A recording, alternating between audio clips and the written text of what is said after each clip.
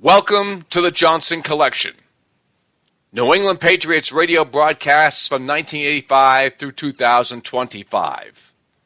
This broadcast is the 2001 AFC Divisional Playoff Game, the Oakland Raiders at the New England Patriots. Played on January 19th, 2002 at Foxboro Stadium, the very last game played at Foxboro Stadium. Here is the legendary broadcast team of Gil Santos and Gino Cappelletti. 970 WZAN is the home of New England Patriots football. Patriots football on 970 WZAN is brought to you by Bleachers Sports Pub and Restaurant, Bill Dodge Auto Park, Palmer Spring Company, Time Warner Roadrunner High Speed Online, Richards Restaurant, Street Cycles, Route 1 Falmouth, Paul G. White Tile and Carpet Company, Century Tire and Service Centers, Rhino Linings of Maine, and Rice Glass. Imus, Don and Mike, and New England Patriots football. If you're a guy and you don't listen to this station, you've got serious issues. 970 WZAN. Good evening, everyone. From the winter wonderland that is Foxboro Stadium, this is Gil Santos along with Gino Cappelletti tonight.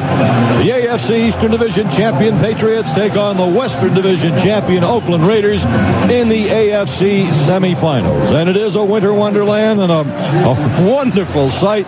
If you like football, if you love football, if you love football to be played in the cold weather and the elements, this is your night. It is snowing, moderate to heavy right now here in Foxboro. The field is covered with snow. Right now, hundreds of New England and New York City firefighters and police officers are leaving the field. They unfurled a gigantic American flag and different ribbons in the pregame ceremony for our national anthem, and it is a festive atmosphere. It's a playoff atmosphere, but the snow and the cold, temperatures in the 20s, adding to the overall festive atmosphere that we have here this evening. And it's a big football game. If the Patriots win, they move on to the AFC championship game next Sunday. If the Oakland Raiders win, they go to the championship game. And Gino Cappelletti, much has been made all week long about people talking about, well, if it's cold Saturday night, it's going to affect the Oakland Raiders, and we knew it would be relatively cold anyway. But the storm, the snowstorm, came up later in the week when we found out there was a chance of snow, and now we are having a snowstorm. And how does this affect the Oakland Raiders? Will it affect the Oakland Raiders more than the Patriots, even though both teams are playing in the same conditions? Well, once again, we're going to go right down to the line of scrimmage where this game is going to be decided anyway, I believe, Gil, but more so under these conditions.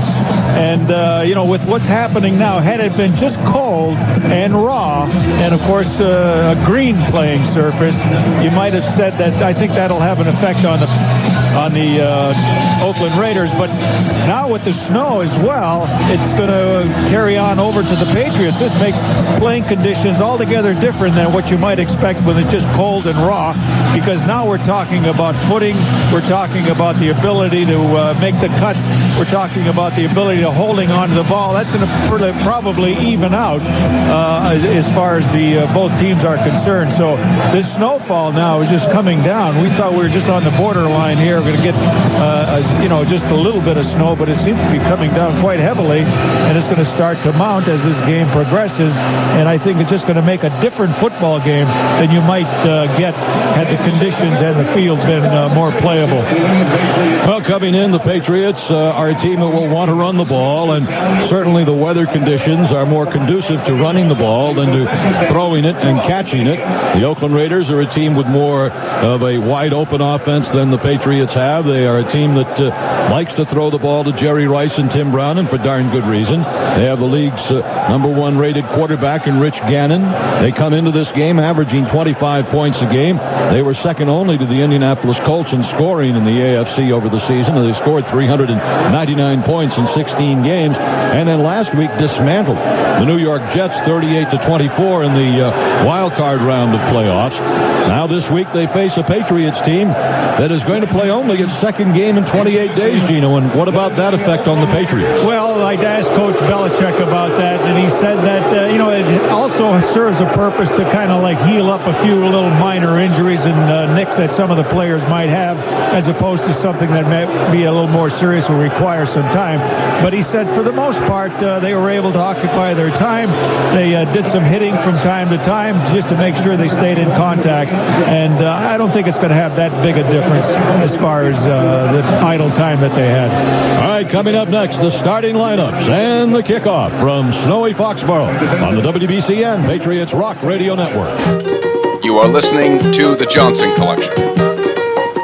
Beale Street Barbecue and Grill. 215 Water Street back. 90 Waterman Drive, South Portland. I think they got some of the best barbecue in the universe. Well, I tell you, it's damn good. And they got more than just barbecue, too.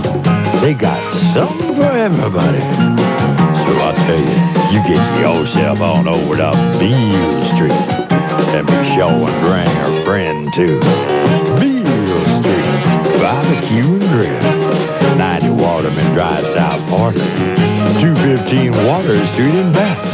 Because I've been telling you, it's a long, long, long way to Memphis.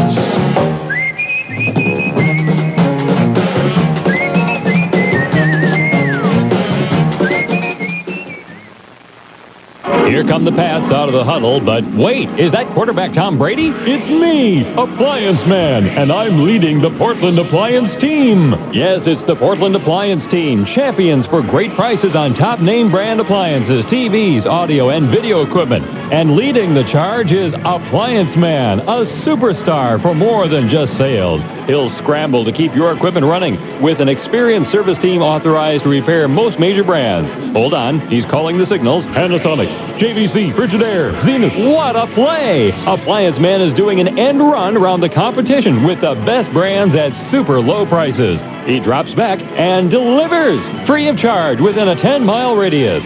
The New England Pats are one thing, but around here, PAT stands for Portland Appliance Team. Portland Street, next to the main branch of the Portland Post Office, where you'll score great prices and always the best service. Take it from me, Appliance Man. At Century Tire, we've been keeping an eye on your family's safety for 75 years. That's how we've become Maine and New England's oldest tire dealer. And now we want to make sure your vehicle is fully prepared for the harsh winter driving conditions ahead. Here at Century Tire, we not only offer up to 7 different brands of safety-proven tires, we'll check your existing tires for proper inflation, which not only means a safer drive, it means better mileage and at least 25% more tread life. And at no cost or obligation, there's no reason to wait. But remember, we're more than just tires. We're a complete auto service center with the best diagnostic equipment and professional technicians trained to keep your vehicle in top-running conditions. That's why Century Tire has been around for 75 years. We're in Portland at 185 Kennebec Street, 82 St. John Street, and the Pine Tree Shopping Center, and on Route 302 in North Windham. We look forward to serving you for many years to come. At Century Tire and Auto Service Centers, where your safety is our business. When they're in a good mood, we call it Doctor. Imus in the morning, Don and Mike in the afternoon. This is 970 WZAN Portland. Everything works better when everything works together. Sybase, e-business software. Starting defensively for both teams that were introduced. For the Oakland Raiders, at defensive end, Reagan Upshaw. Rod Coleman's a defensive tackle along with Grady Jackson, the other defensive end, Tony Bryant. The linebackers, William Thomas, Greg Beekert, Elijah Alexander. The cornerbacks, Charles Woodson, Eric Allen. Strong safety, Johnny Harris. The free safety, Anthony Dorsett. They also introduced the Patriots defense. Let's give it to you. Bobby Hamilton at left end, Brandon Mitchell, Richard Seymour at the defensive tackles, Anthony Pleasant, the other defensive end. The linebackers, Mike Vrabel, Teddy Bruschi, and Roman Pfeiffer. Cornerbacks, Ty Law and Otis Smith, and Lawyer Malloy and Tabucky Jones are your safeties. Let's pause 10 seconds for station identification on the WBCN Patriots Rock Radio Network. Jim Rome has moved up to the big leagues. He's only on 970 WZAN, 970 970 WZAN, Portland.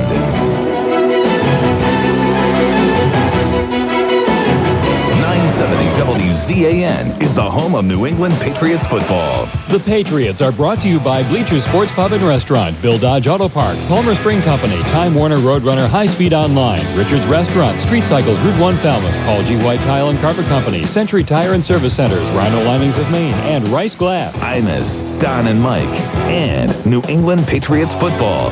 If you're a guy and you don't listen to this station, you've got serious issues. 970 WZAN.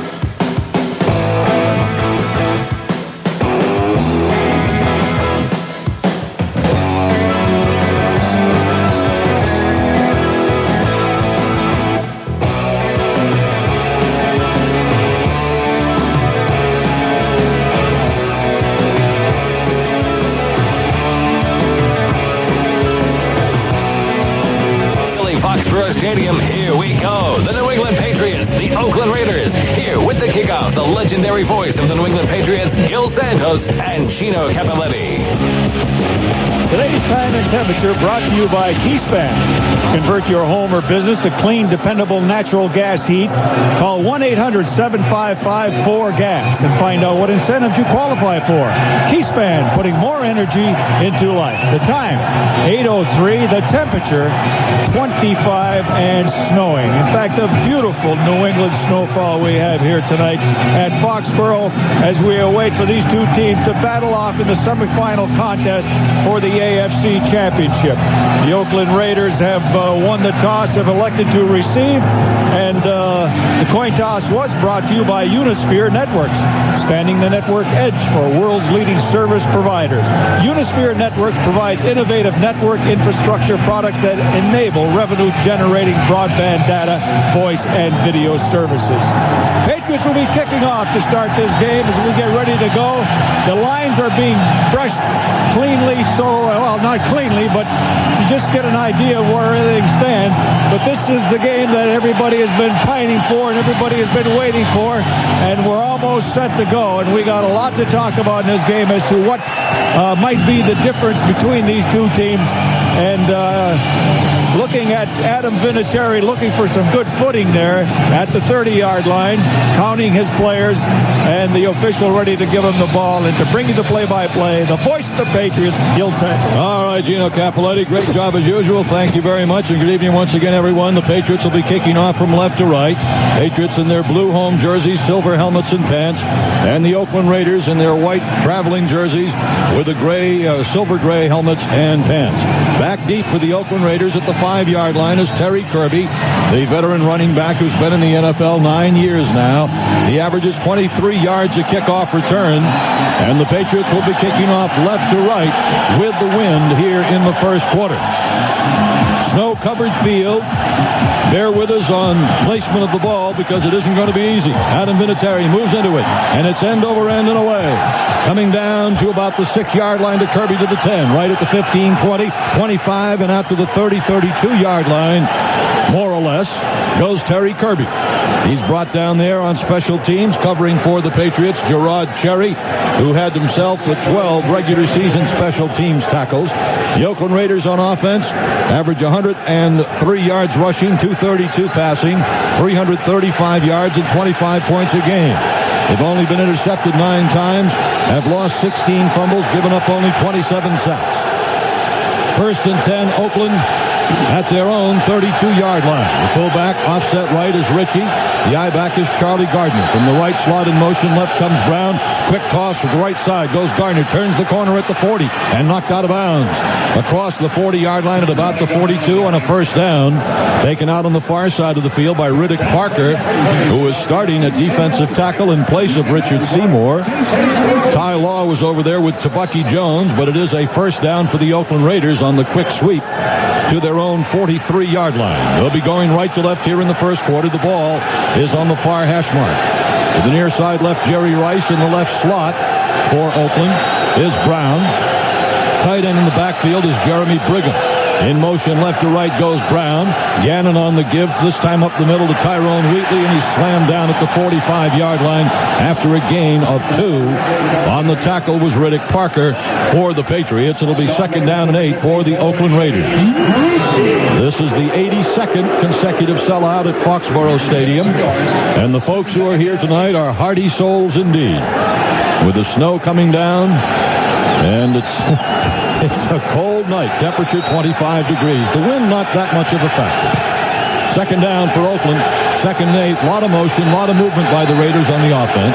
They line up on the tight end of the left wing. Coming into the backfield is Tim Brown. The handoff to the left side to Charlie Garner, and he bangs it up to about midfield, where he is brought down. On the tackle for the Patriots was Mike Grable, Lawyer Malloy, there along with Bobby Hamilton. It's third down, and we'll call it the 3 for the Oakland Raiders from midfield. Well, both teams know, Gil, that the ability to run the football here tonight is going to be so important. Raiders have come out and have run quite effectively so far. Interesting to see what they go to here and trying to pick up this third down. Garner is the lone running back this time, with 3 receivers to the far side right for Gannon. Third down and 3. Gannon is back to throw. Stands in the pocket. Now being chased. Now goes to the right and throws to the right, where it is complete to Tim Brown for, I believe, a first down at about the Patriot 47-yard line. They may have to bring the sticks out to measure. You know, Tim Brown really going to be a little bit short. He's upset with the spot that he got. He figured he was beyond the first down marker when Gannon threw on the sidelines. Gannon had a lot of time. There was no pressure whatsoever, and he was just trying to pick somebody out to throw the ball. And the Patriots did stop him in a crucial play as the Raiders are sending out their punt team. Yep, the ball is at the 48-yard line, a yard shy of a first down. Shane Leckler averaging 46 yards a punt. The Raiders give up an average of 15 yards per punt return, and Troy Brown is second in the NFL, averaging 14 yards a return. So the Patriots, I believe, might be able to break a play in the special teams punt return tonight. Now the stoppage in play, and I'm wondering if we're going to get a challenge from the Oakland Raiders. Can they challenge the spot? Do I see a red hanky out there or something? I don't know how they could challenge the spot with the snow. Oakland is challenging the forward progress spot on the field. Walt Coleman is our referee, and right off the bat, John Gruden challenging the spotting of the ball. But I'll tell you what, Gino, on a snow-covered field, it's going to be awfully difficult, I think, to really be able to determine where Tim Brown went out of bounds. I would think. Well, maybe they're going to start looking for footsteps over. Well, there's going to be a lot of them. Yeah. But it's going to be a difficult job for the officials as well as the players in trying to do what they do. And, you know, when you got the sidelines obliterated with the snow, as you can see, and it's hard to keep that line visible for the officials, it's going to be a difficult task for them to get the accurate spot. So now whether they're able to do this with the replay and make it, you know, conclusive, that they can see that an error was being made, I don't know. It's going to be difficult for them as well. So overall, these conditions are going to present a lot of problems in tonight's game, but you got to believe that they're going to even out some way along the line. What it appeared to me to be was that Brown jumped in the air to catch the pass, and when his feet came down, they came down to about the 48-yard line, which is about a yard shy of the first down. So he goes up in the air to catch the pass, and then when his feet come down, it's shy of the first down. But we'll wait for Walt Coleman to make that judgment, because he's the one that has to make it. And I guess you can understand why John Gruden would challenge it, because every little thing is going to, you never know what is the one thing that's going to just loom so large as determining determining the outcome of the game. And so you just got to take a shot here in hopes that maybe they will overturn this and you maintain possession of the ball, because that's really going to be the key of the ball game, Gil. The ability to control the ball, control the clock, win the battle in the pits, and that means along the line of scrimmage. Whoever takes over control of the line of scrimmage, I think will ultimately win this game. So, that being said, you look for the teams to do that by running the football as the Raiders did with that particular series in which they started this game on. But we're still waiting. What I'm wondering about, Gino, is why the coach, John Gruden, is wearing a visor rather than a hat. It's snowing over his head. Play, we will re-spot the ball and then measure to see if it is a first down. They said they're going to re-spot the ball. And then they'll do a measure. Well, that's... Now, they're respotting it by what they saw on the monitor. The replay, yeah. And, the view we had, there was no way that you could say exactly where he went out of bounds because you can't see the line. All right, they're bringing the chains across the field. 9 times out of 10, when they make a measurement on the sidelines, the chains are on the other side of the field. All right, here come the chains. And they're going to stretch him out, and we'll let you know. The crowd will tell you. No, he did not make it.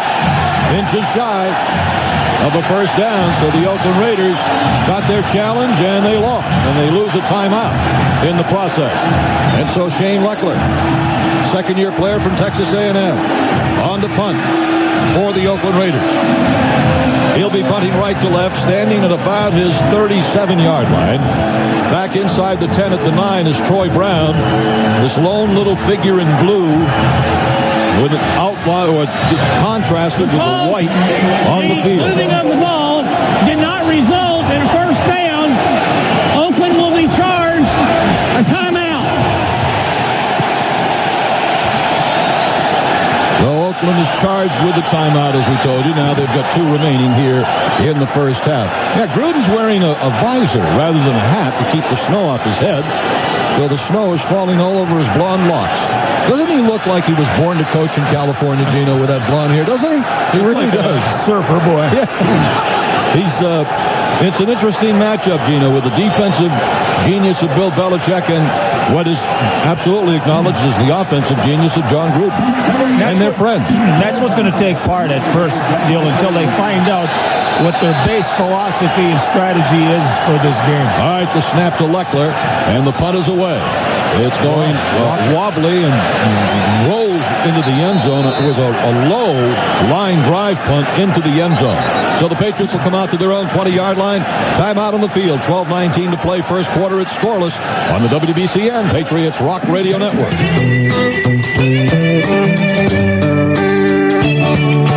Big green combine, Angie at the wheel, under a big sky, working in the field. From the brewery crew to the lager and man, get a team fast and fresh as they can. This is from the people working hard every day, talking about the folks who get this buzz my way. This buzz for you, and you, and you, and you. This buzz for you. Anheuser-Busch, St. Louis, Missouri. Have you seen the new gel ink ion pen from Cross? It's like no other pen you've ever written with. Palm-sized, torpedo-shaped, almost looks like a football. Ion telescopes open for writing and retracts for easy carrying. Measuring just 3.5 inches, it fits easily in your pocket, purse, backpack, just about anywhere. Test ride an ion pen at Staples or Brownfield Pen, or visit Cross.com, the complete online Cross Pen shop. Cross Pens, official scorekeeper of the New England Patriots Rock Radio Network. Welcome, sports fans. Today we're covering pro wrestler Dan Tuff at a beach party. He's making a big entrance, Chris, wearing Hawaiian shorts and a baseball cap. Oh, it's inspired, Bob, but let's see how he flirts. All right, he's making eye contact now, working those dimples. Yes, but wait, he's taking off his cap. Oh, bad move. That haircut is not playing well. The girls are retreating. You know, if only he'd stopped at Supercuts, he'd be looking good right now with hair by a trained stylist. That's right. Well, that's it till next time. Supercuts, as hip as you want to be. Only Jeep gives you a 7-year, 100,000-mile powertrain pledge to keep you on the trail. See your New England Jeep dealer for details. Whether you're riding a quarterback, you know, good grip is key. See the adjustable grip more Penn at Cross.com or your local Penn retailer. Cross Penn, official scorekeeper of the New England Patriots Rock Radio Network. And I'll tell you that they write very nicely in the cold and snow, too, I might add. Well, Patriots' first possession of the game as the snow continues heavy here in Foxboro. The Patriots are at their own 20-yard line after the Oakland punt. First and 10, Pats from their own 20. Coming to the near side right is fullback Mark Edwards. Look at this, an empty backfield for the Patriots on first down. Now they shift. And coming into the backfield, Edwards lines up in a split with Antoine Smith on first and 10 from their own 20. Brady back to throw on first down. Pump fakes left, comes back to the right, completes the pass to Edwards. Across the 20-25, puts his head down and pounds it out close to the 28-29-yard line. And an 8-yard gain on first down. Yeah, it's Tom Brady doing that pirouette where he fakes a screen or a toss to the left side, continues to continue around, and then rolls out to the right, throwing it off to Mark Edwards. Nicely set up, well executed. It gains 8 yards, and it's second down and 2 Patriots at their own 28. Patrick pass goes to the far side left. It's a slot to the near side right. Smith is the lone running back behind Tom Brady on second down and 2 for the Patriots at their own 28. In motion to the left goes Wiggins. Back to throw is Brady. Flips it to the left. It is complete to J.R. Redmond. First down 30, 35, 40. Left across midfield to the 47-yard line. Just short of midfield. Sorry. He's at the Patriot 47. All the yard markers are obliterated, but I'm pretty sure this is the 50 I'm looking at here, and that ball is marked at about the 48 and a first down on the completion to J.R. Redmond. Looked like a close call for a possible face mask as well, but didn't get the call. Nonetheless, 2 successive plays and good plays by the Patriots. Now Brady operates out of a shotgun formation. Empty backfield, 3 receivers to the near side right. Brady takes the shotgun snap, fires to the left. It's the quick screen there. Complete across the 45-yard line of the Oakland Raiders to about the 44 goes Kevin Falk. And Tom Brady is 3 for 3. And talk about crossing up a team on strategy, Gino. The Patriots have come out throwing the football. Right. You got to feel like you got the run defense in there. They start this series for the Oakland Raiders, and the Patriots really crossing them up, throwing them on 3 successive plays. Probably want to get a score early and then see if they can milk it. That's huge. That's huge, Gil. Gets the first score. Second down and 2 for the Patriots at the Oakland 44. Brady calling signals. The deep back is Smith. The handoff to Antoine. He's got a first down. Pounds it across the 40 to about the Oakland 39-yard line. Slides a little bit further, but I'm going to guess the line of scrimmage is going to be marked at about the 39. The tackle made by Tony Bryant of the Oakland Raiders, and the ball is marked at the Raider 39-yard line. First and 10 Patriots going left to right. Snow coming down. Well, it's a winter wonderland. It's really coming down heavily. Yes, it is. And big flakes. To the far side left for the Patriots goes David Patton. Troy Brown is to the near side right. It's Edwards and Smith in an I. First and 10, Oakland 39-yard line. Hand off to Nolan. Pitch to left to Smith. Avoids the first tackle, but he gets nailed at the 39-yard line for no gain. We got Oakland offside, though. All right, tackle was made by their leading tackler, middle linebacker Greg Beekert, 9-year veteran from Colorado. If Oakland was offside, that'll give the Patriots 5 free yards to the Raider 34-yard line. Walt Coleman is our referee. That's what I saw, a guy jump on the left side of the defense for the Raiders. No signal yet. Tom Brady is telling Bill Belichick as he jogs over to the sidelines it's going to be against Oakland. Here comes Walt Coleman with the call. Oh, offside and a face mask against Oakland. At least that's what it appeared to be through the snowflakes. Look at that field, totally covered in snow. Offside, 94, defense. That penalty needs to fly. Incidental face mask, 57, defense. That penalty will be accepted. 5 yards. So it is a first and 5 for the Patriots in the vicinity of the Oakland 34-yard line. All the hash marks, all the yard markers are covered in snow. Patriots break the huddle. Troy Brown to the far side left. 3 receivers bunched up to the near side right. Smith, the lone running back, quick toss to Smith. Plows to the right, gets hit as he gets up to about the 33-yard line and driven back by linebacker William Thomas, the former Philadelphia Eagle. He got it to about the 33-yard line, which was a gain of a yard, and it'll bring up a 2nd down and 4 for the Patriots at the Oakland 33-yard line. Patriots have to get to the Raider 29 for a first down. That's trying to move left to right. Just under 9 minutes to play in the first quarter of this semifinal battle. Far side left is Troy Brown, Patton into the left slot. Jermaine Wiggins on the right wing. Antoine Smith, the lone running back. Brady calling signals. Set tight on the line of scrimmage to the right is Rutledge. The give is to Antoine to the left. He gets hit as he gets to about the 30-yard line. There to make the tackle for the Oakland Raiders was defensive end Reagan Upshaw and middle linebacker Greg Beekert.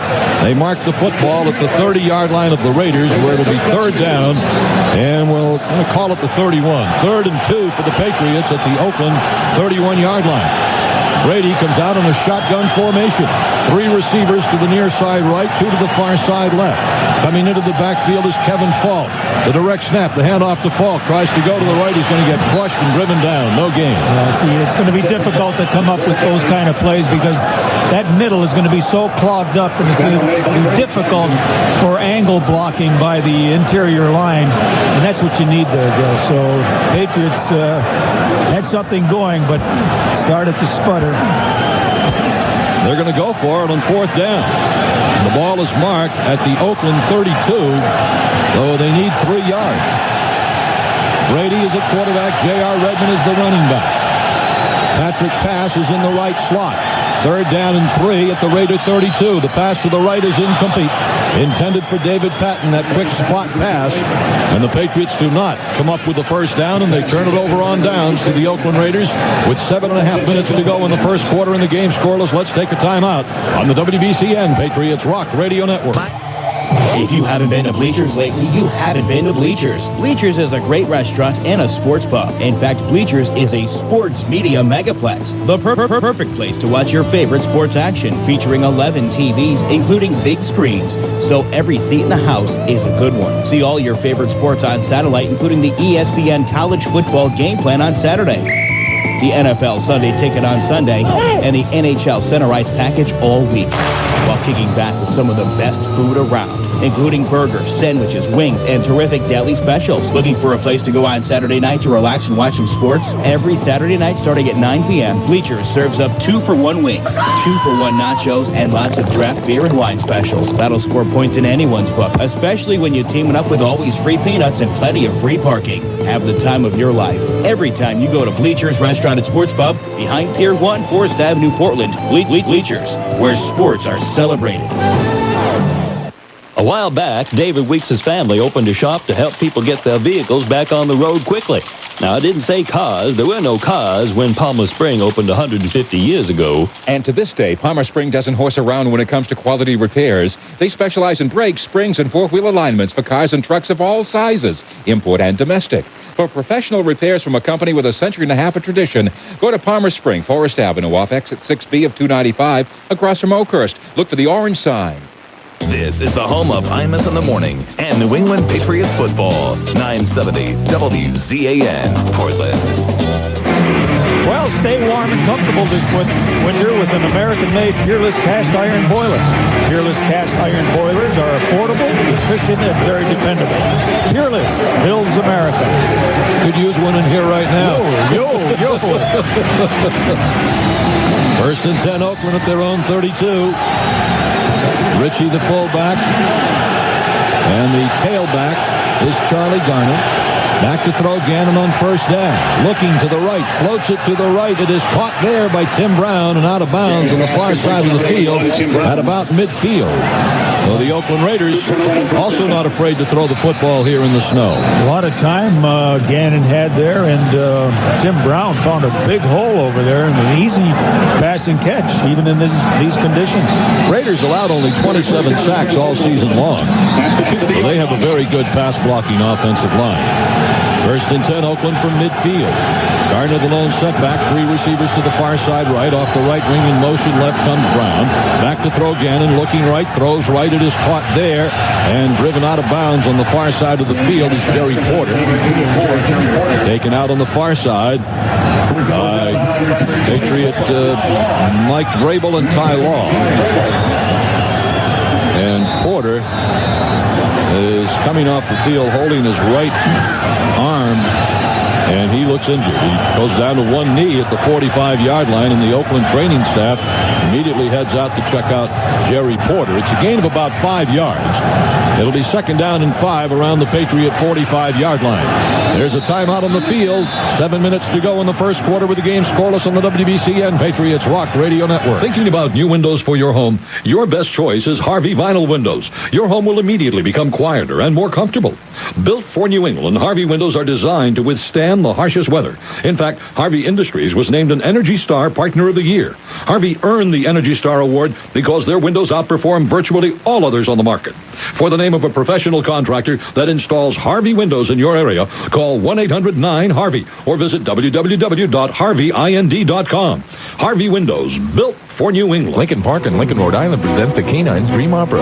Someday I'll make the mark, race down at Lincoln Park, break away from the pack, sprint and fly round the track. The best live greyhound racing, simulcast horse racing, non-smoking, great food. Patrons win $8 million per week. Open 7 days a week at 10 a.m. Now it's 1,700 slot machines where the maximum payout is $25,000.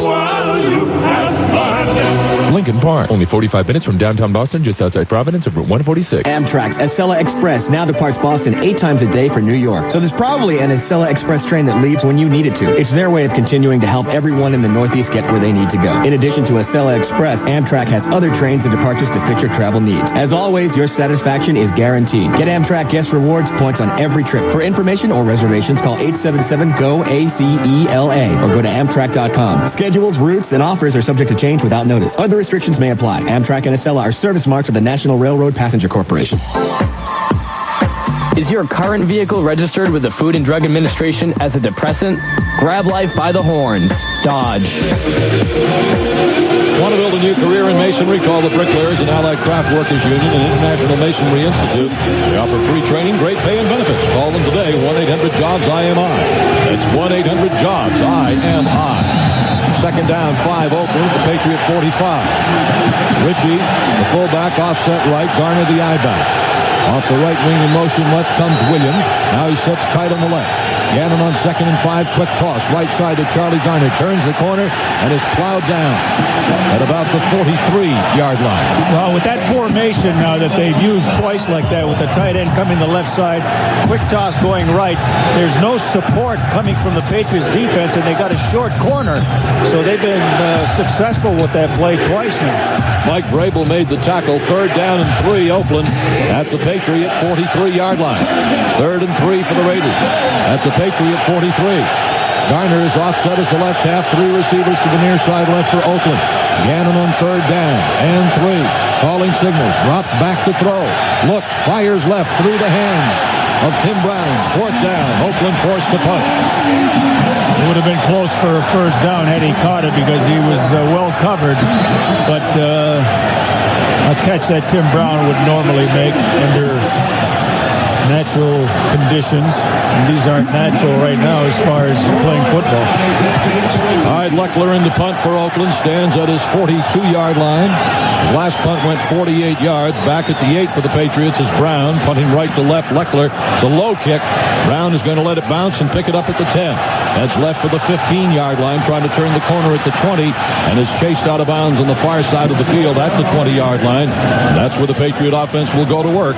1st and 10 at their own 20. 6 minutes to go. First quarter with the game scoreless. Let's take a timeout on the WBCN Patriots Rock Radio Network. This is the home of Imus in the Morning. 970 WZAN. WZAN. Mr. Bush was checked out by doctors very quickly and declared in good health, but he does have, as I said, the scrape on the cheekbone, bruise on the lower lip after he fell on his face. Oh, all right. What? Highness. He's back on the juice. He's back. He's back on the job. He's not letting us interfere. He's back on the juice. 970 WZAN. Dr. Rosenfeld explains what could have triggered the fainting spell. It's possible that he swallowed a large piece of pretzel, which activated some nerves in the back of his throat, which just slowed the heart and dropped the blood pressure. There you go. It's also possible he swallowed about a half a bottle of Smirnoff.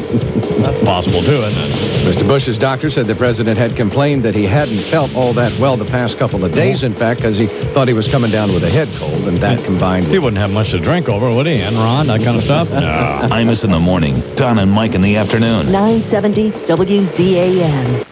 For fine German and American cuisine, it's Richard's Restaurant, 115 Main Street in Brunswick. Here's Chef Richard discussing some of his delicious luncheon items. From soup sampler, we have a choice of 3 different soups: the Reuben, Königin Pastetchen, Bratwurst, Bauernwurst, Main Street salad, cheesecake with hot fudge walnuts. For fine German and American cuisine, it's Richard's Restaurant. Call 729-9673. Richard's Restaurant, 115 Main Street in Brunswick. Jim Rome has moved up to the big leagues. He's only on 970 WZAN. 970 WZAN, Portland.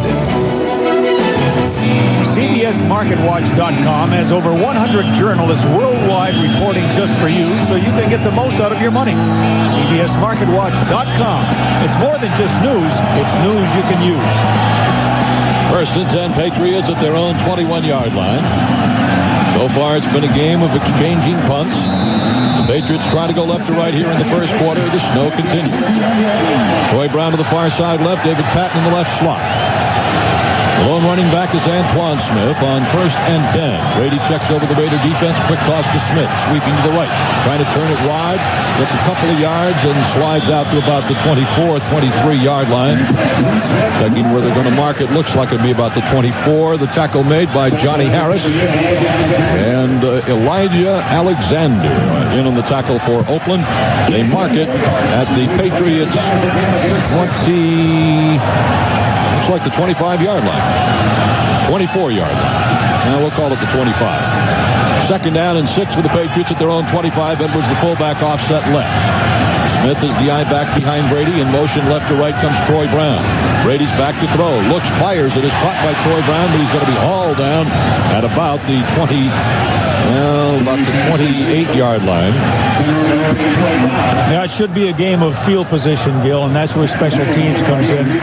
And I think we'll see very few penalties called as the officials will try to let these guys just play the game the best that they can at this point.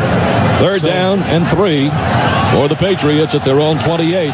Brady out of a shotgun and 4 receivers to the near side right this time. That's a formation we've never seen. The Raiders are calling timeout because of it. And they started to send J.R. Redmond in motion, and the Raiders called timeout. So the Patriots had put 4 wide receivers to the near side right, a formation we had never seen before, and obviously if we hadn't seen it, neither had the Oakland Raiders, and so they called a timeout. Interesting lineup, Gino. I think, they're playing a little chess game, playing a little cat and mouse game early, and then they'll kind of get an idea as to what are the strategies, as far as the base strategies that each team is going to use in the game, and then they'll know how to, counterattack it and do all the things that I think you heard Coach Belichick talking about is, they got to make some adjustments, and in making some adjustments, then they got to make some readjustments as to what the opposition keeps doing. So this is the kind of game I think we can expect early until they decide that this is what they're doing offensively, this is what they're doing defensively, or how they prepared for this game, and then here's how we got to go. So I would expect the second half we'll see more football than we're seeing here in the first half. As the timeout was taken, we've got 1, 2, 3, 4, 5 people, 6 people with leaf blowers blowing the snow away from the yard markers. The Patriots come out of the huddle, again with 4 receivers to the near side right. The lone receiver to the far side left is David Patton. Brady out of a shotgun. Third down and about 4 for the Patriots from their own 26. The snap to Brady, steps up into the pocket, starts to run, turns to the left. He's going to be hit, and he falls down at about the 31, and a fumble on the play. The ball is going to be ruled down by contact. Fourth down, and the Patriots are forced to punt. Yeah, it's going to be a game of field position and a game of turnovers. Absolutely. Back deep for the Oakland Raiders comes Tim Brown to return the punt, averaging 13.5 yards per punt return this season. Returned only 6 when their punt return man got injured late in the season. Ken Walter, averaging 40 yards a punt, is in there for the Patriots, standing at his 16-yard line to punt left to right. Walter awaiting the snap. Back at about the 30-yard line is Brown. Walter gets the kick away. Brown signals for a fair catch, then backs away. The ball rolls across the Oakland Raider 30-yard line and goes out of bounds at around the 29. And that's where Oakland will put it in play. A 41-yard punt, 3:48 to go, first quarter. Time out on the field with the game scoreless on the WBCN Patriots Rock Radio Network. Our family back in Germany, they have no M life. It is very hard on them. Not easy. To not have M life in your life. But they have other things that enrich their lives, like sausage. And big mountains. To climb and conquer. And beer in steins. Which is like a glass, only enormous. But no M life. So sometimes they are sad. So sometimes we are sad for them. To be frank, not that sad. Because we have M life. And we are keeping it. What is M life? I don't, well, I'm not what you call good with expressing myself, with communication-wise, I mean. And so to get better with that, I'm getting M life to be more good with communication, better expressive. M life. I'm looking into it. What is M life?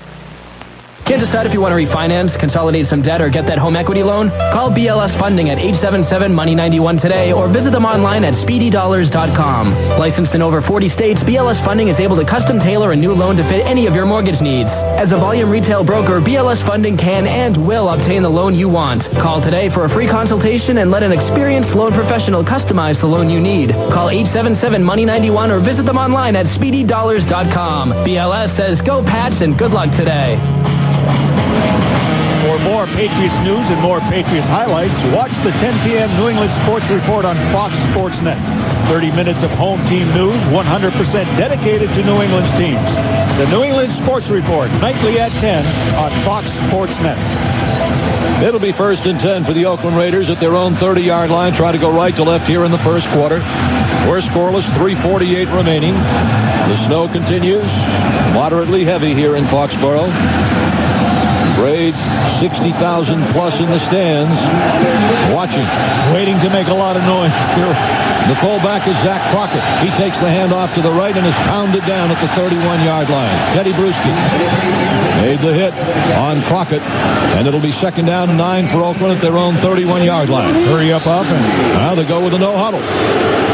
Now Crockett lines up as the lone running back and 3 receivers to the far side right for Rich Gannon on 2nd down and 9, and the Oakland offensive line moves.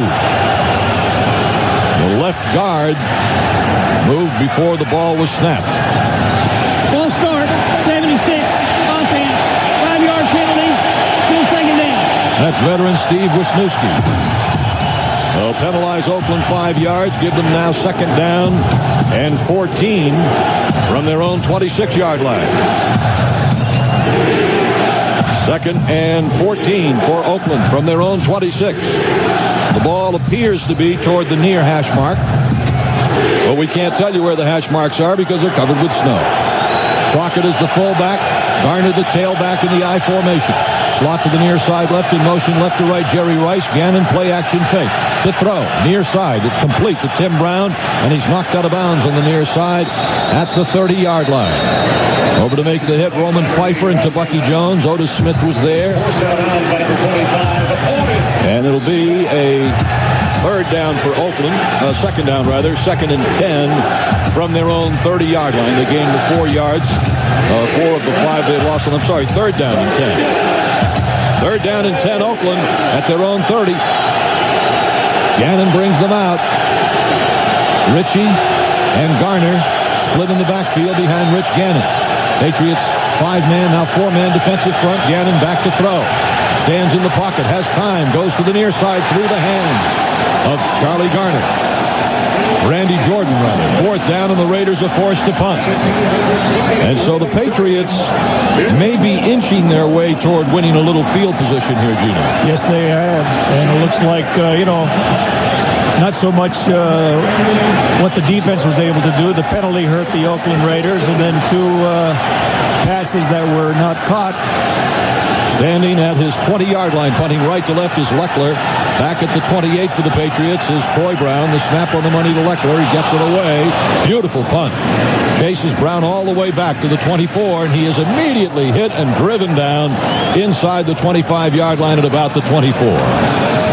Terrific punt by Leckler, and excellent coverage by the Oakland Raiders. Careening downfield to make the tackle, Marquise Pope.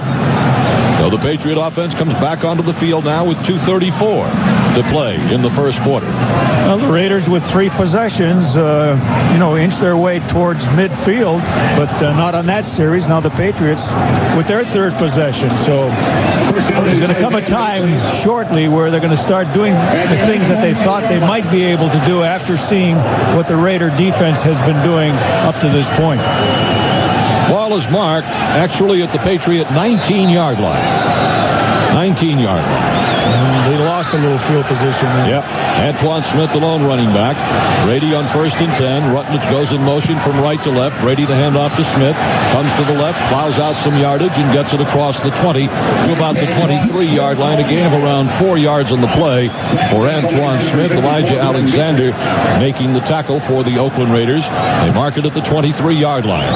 Patriots trying to go left to right here in the first quarter. Antoine Smith on the season rushed for 1,157 yards and 12 touchdowns on the ground. Rutledge lines up as a fullback, offset left. Smith is the I-back behind Brady on 2nd down and 6. Now in motion, Rutledge from left to right. Brady to give to Smith again, comes to the right side, and it's driven down at about the 25-yard line, a gain of only a couple of yards, and it'll bring up 3rd down and a long 4 for the Patriots from their own 25-yard line. Tackle made by Tony Bryant of the Oakland Raiders. The ball marked in the vicinity of the 25-yard line. See, 3rd down. 1st down is going to be so important in this game as well, Gil. Getting into a 2nd and short, 3rd and short, as opposed to 3rd and long. J.R. Redmond is in the backfield with Brady out of a shotgun. 3 receivers to the far side left. 3rd down and about 4 for the Patriots. Direct snap to Brady. Stands in there, fires it over the middle. It's batted down. Yeah, in fact, what you might have expected from Rich Gannon, he throws a little on the sidearm style and throwing over the middle. I thought perhaps Patriots might have a pretty good day of knocking down passes. Here's Tom Brady trying to get one over the middle as well, and that one being knocked down by the Raiders. Standing at his 10-yard line to punt left to right is Ken Walter. Back deep at the 32-yard line for Oakland is Charles Woodson. He is a terrific punt return man, averaging 12 yards of punt return in the few times that he's done it, but he was great in college. Snap goes on the money to Walter, gets it high in the air. Woodson, fair catch signal, lets it bounce, goes by and it hit a Raider, and the ball is down inside the 30-yard line, about the 25 by the Raiders.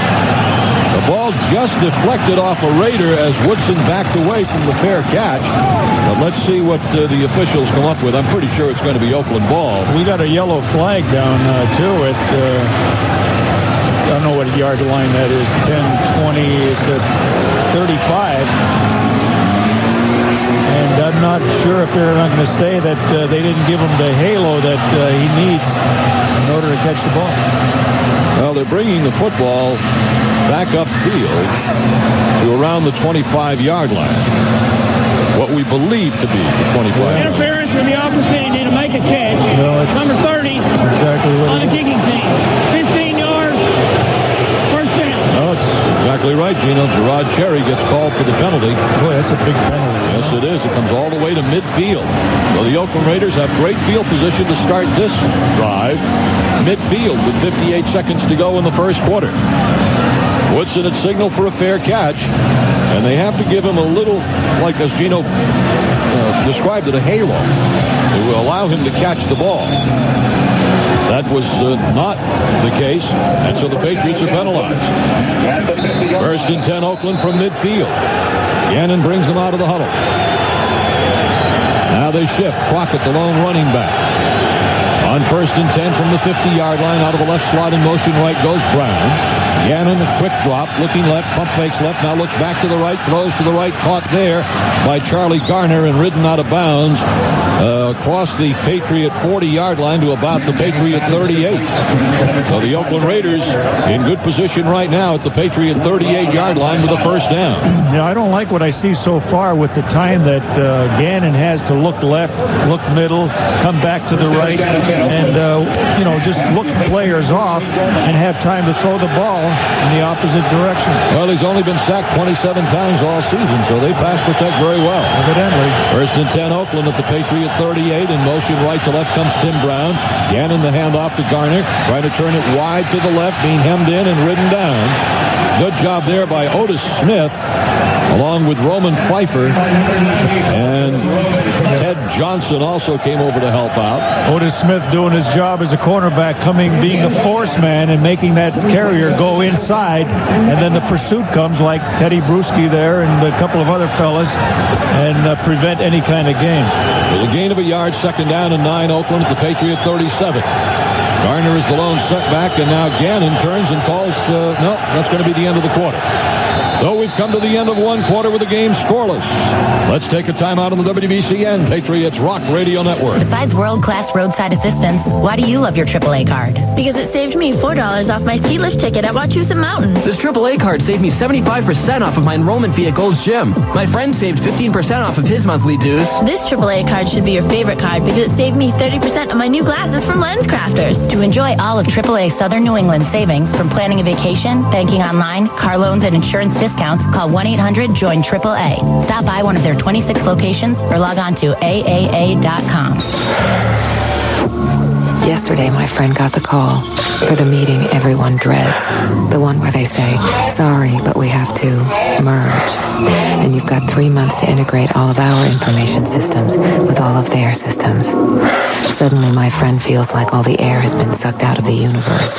So I told him about an e-business platform that makes everything work together. And he started to breathe again.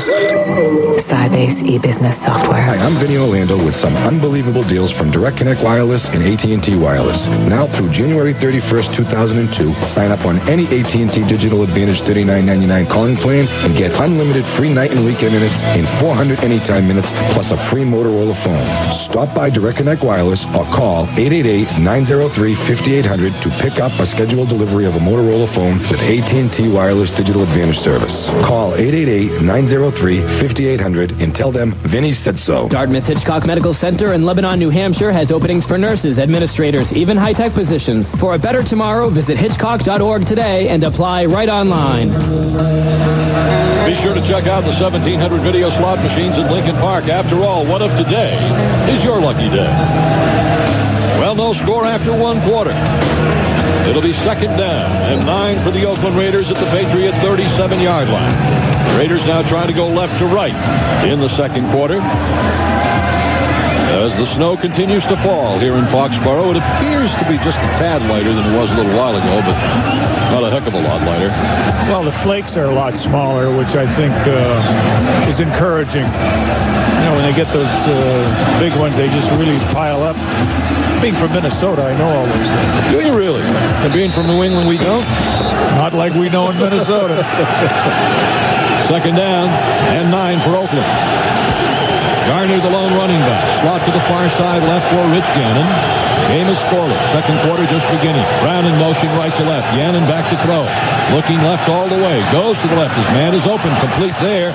Spinning off a couple of hits and then driven down at around the Patriot 27-yard line was Jeremy Brigham. At around the Patriots 27-yard line, Ty Law made the stop, but that's a first down for the Oakland Raiders, and this is the first real offensive threat of the game for either team. The Patriots got close to this area on their first possession, but couldn't get it on fourth down. Now Oakland is 1st and 10 at the Patriot 27.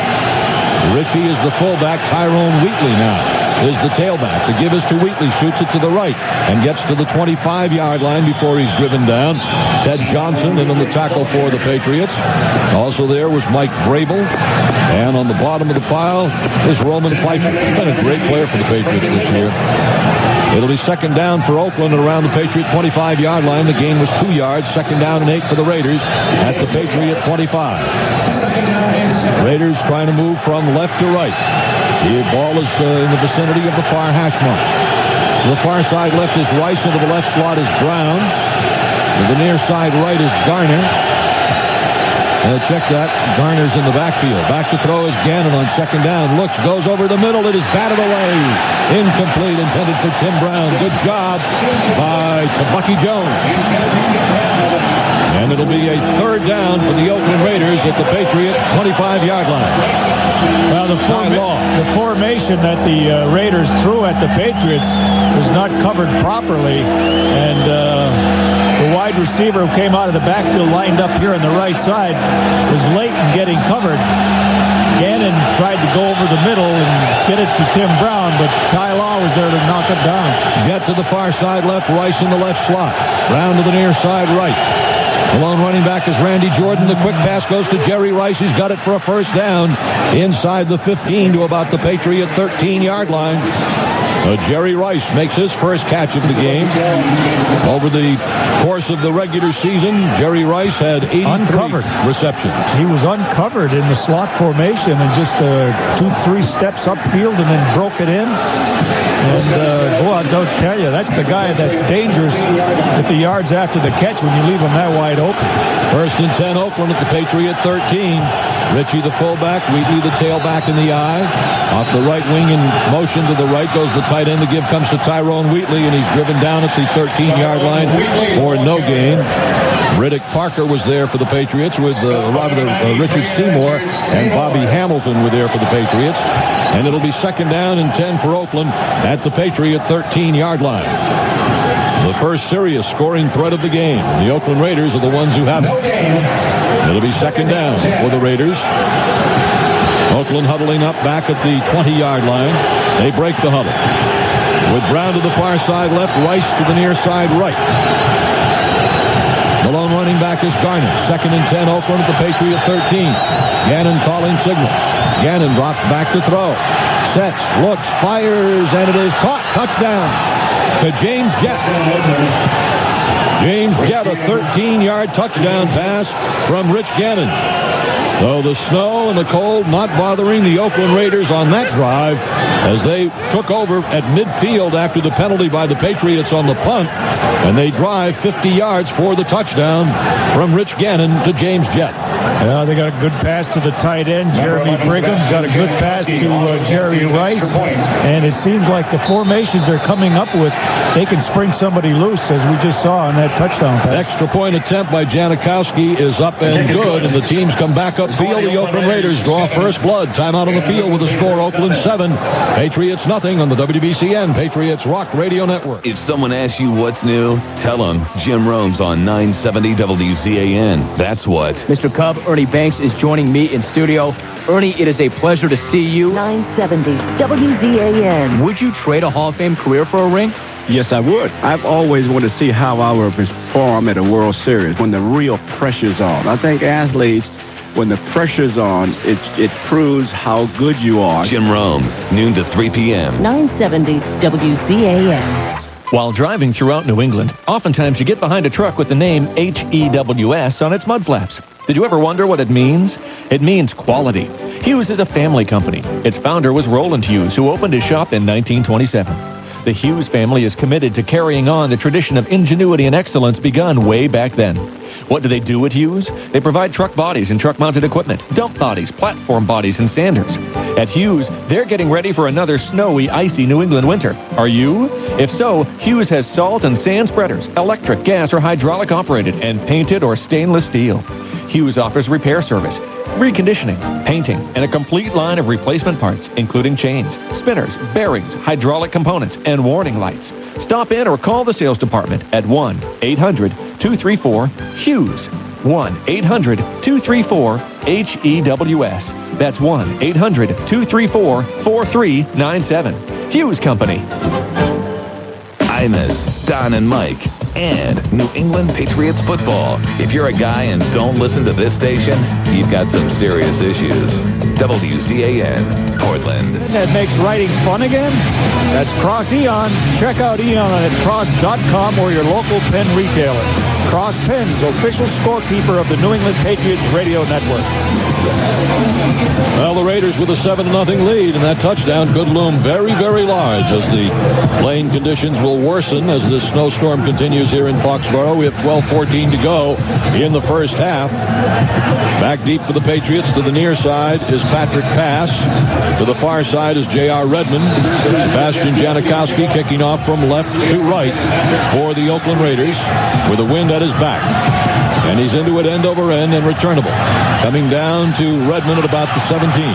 Across the 20-yard line and nailed at the 24-yard line. It was Eric Barton down covering for the Oakland Raiders to make the tackle on J.R. Redmond. 1st and 10 Patriots from their own 24-yard line.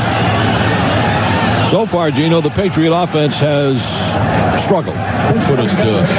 Well, if you had to give a side to who's playing the best football at this point, you got to give it to the Raiders. I like their pass patterns are getting somebody open, and Rich Gannon has so much time to throw the ball, and I haven't seen that with the Patriots at this point. 1st and 10 Patriots at their own 24. Smith is the I-back. Edwards the fullback, offset left. Brady calling signals. Edwards goes in motion to the right. Back to throw is Brady, looking to the right. Now steps up into the pocket, goes over the middle, and it's incomplete. Intended for Antoine Smith and broken up by Johnny Harris. Well, you see there was somebody in his face, though, just that he had to sidestep him. A little different than what Rich Gannon is looking at upfield. The Raiders have 41 defensive sacks on the season. The Patriots have allowed 46 over the course of the season. 2nd down and 10 for the Patriots at their own 25-yard line. Now Brady operates out of a shotgun with 3 receivers to the near side left and 2 to the far side right. 2nd down and 10 Patriots at their own 25. Brady awaiting the snap from Mike Compton. It's on the money. Pump fakes, now looks, now goes deep down the middle and is intercepted. Picked off by Johnny Harris. He's at the 40-yard line to the 35-yard line of the Patriots. Goes Harris and make it the 41-yard line of the Patriots. So Brady is intercepted. Well, intended for Troy Brown, but I don't know if the pass was thrown behind him or what, but he seemed to be looking for the ball. Well, they're not going to be able to see the ball all that well, which is why that surprises me that the Patriots are throwing the ball so much this evening. Oakland has it at the Patriot 41-yard line, I believe. Kind of hard to tell, but let's see, 10, 20, 30. That's the 41-yard line of the Patriots. Oakland with a lead at 7-0. Backs now split out of the backfield. It's an empty backfield for Gannon. 3 receivers to the near side right, 2 to the far side left.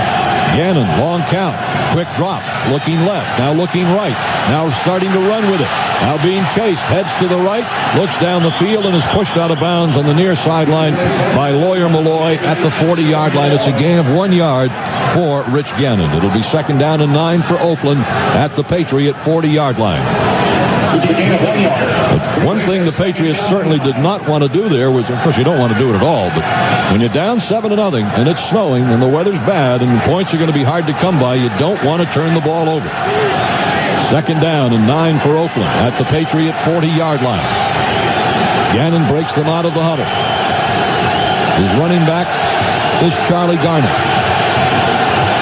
Swat to the far side left for Oakland. That's Tim Brown.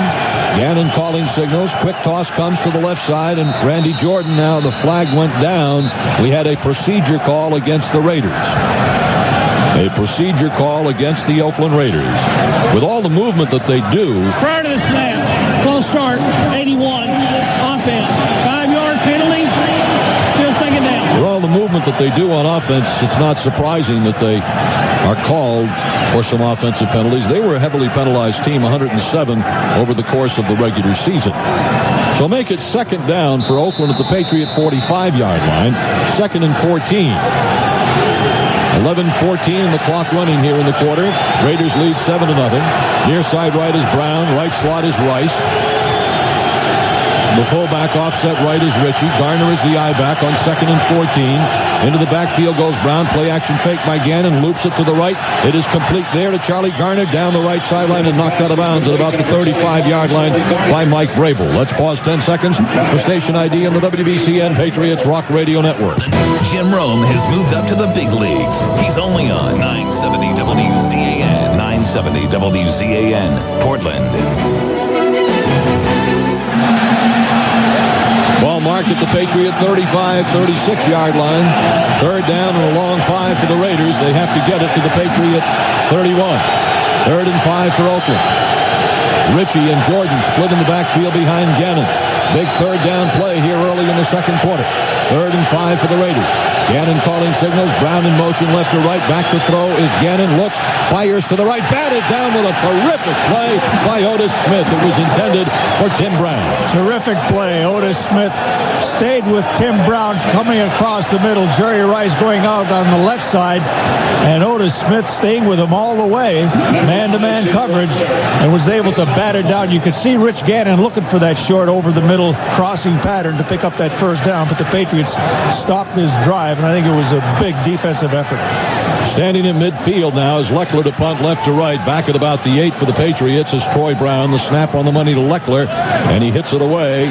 Brown is going to let the ball bounce across the 5-yard line in the Oakland. Oh, it goes into the end zone. It went into the end zone. The player who knocked it back was in the end zone, and the Patriots will have it out at their own 20-yard line. He wasn't lucky break. He wasn't paying attention. Really, I mean, that was a big, huge mistake. And wouldn't you know, it was a rookie, Derek Gibson, who's in that nickel package. With the score still 7-0 Oakland, let's take a time out of the WBCN Patriots Rock Radio Network. No place holds more memories than your home.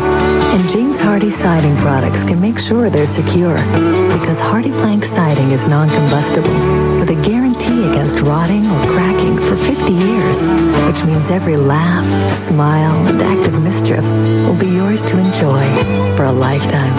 To find a James Hardie preferred remodeler, call 1-877-6-HARDIE. That's 1-877-6-HARDIE. The year was 1954. The Detroit Red Wings skated off with the Stanley Cup, and Jeep helped smooth the way. That's when Frank Zamboni delivered his amazing new ice resurfacer built on a Jeep 4x4. Today, you can get traction on slippery surfaces in a 2002 Grand Cherokee. Just see your Jeep dealer. Zamboni is a registered trademark of Frank J. Zamboni and Company, Inc. Jeep, there's only one, and it's a registered trademark of Daimler Chrysler.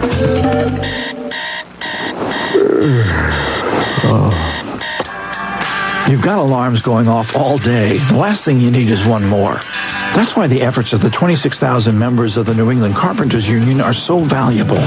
Thanks to top-notch training, their craftsmanship assures quality to contractors and developers. For more information, call 1-800-275-6200. The New England Carpenters Union. It's working. Convert your home or business to clean, dependable natural gas heat. Call 1-800-755-4GAS and find out what incentives you qualify for. Keyspan, putting more energy into life.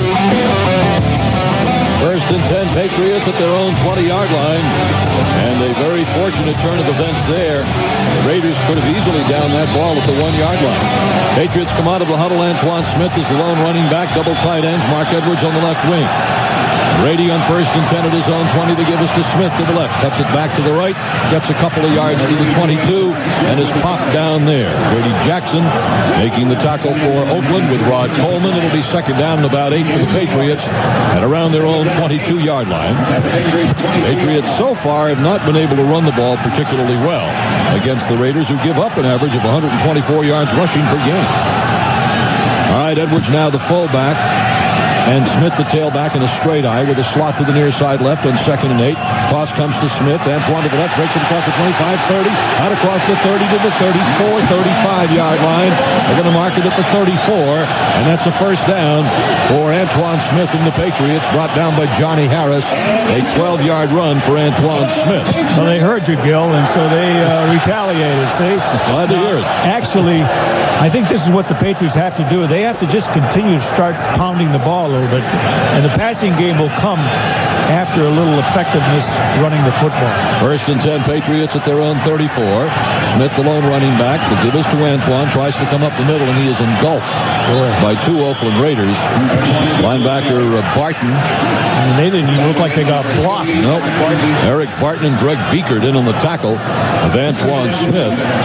And a loss of a yard, actually, on the play to the 33-yard line. So it's 2nd and 11 for the Patriots from their own 33.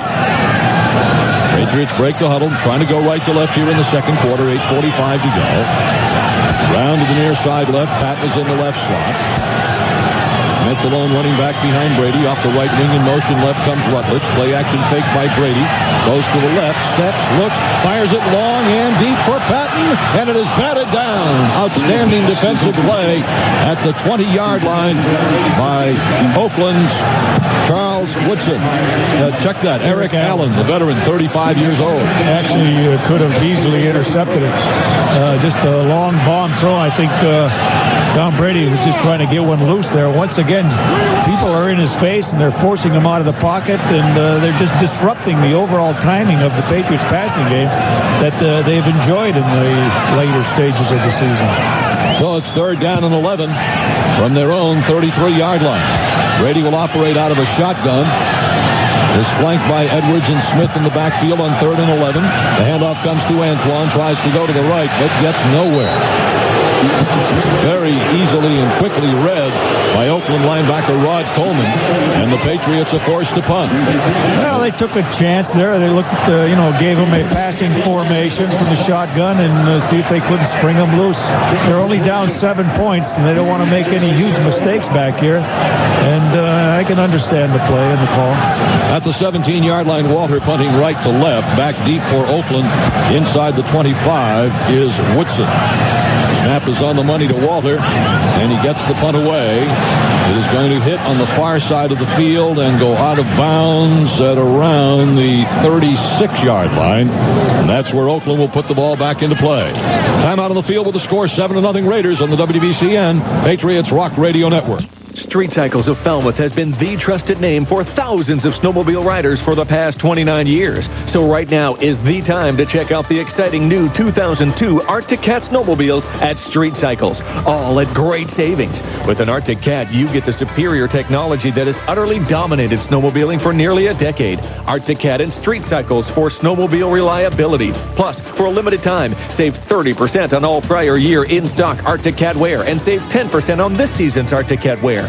Street Cycles. Call 781-4763 or stop in today on Route 1 Falmouth, just 1.5 miles north of the shops at Falmouth Village. Open Tuesday through Saturday. Whether you're a novice or a hardened rider, Arctic Cat snowmobiles are the industry standard, and where else but at the one trusted place for the past 29 years for complete snowmobile sales, service, and parts and accessories.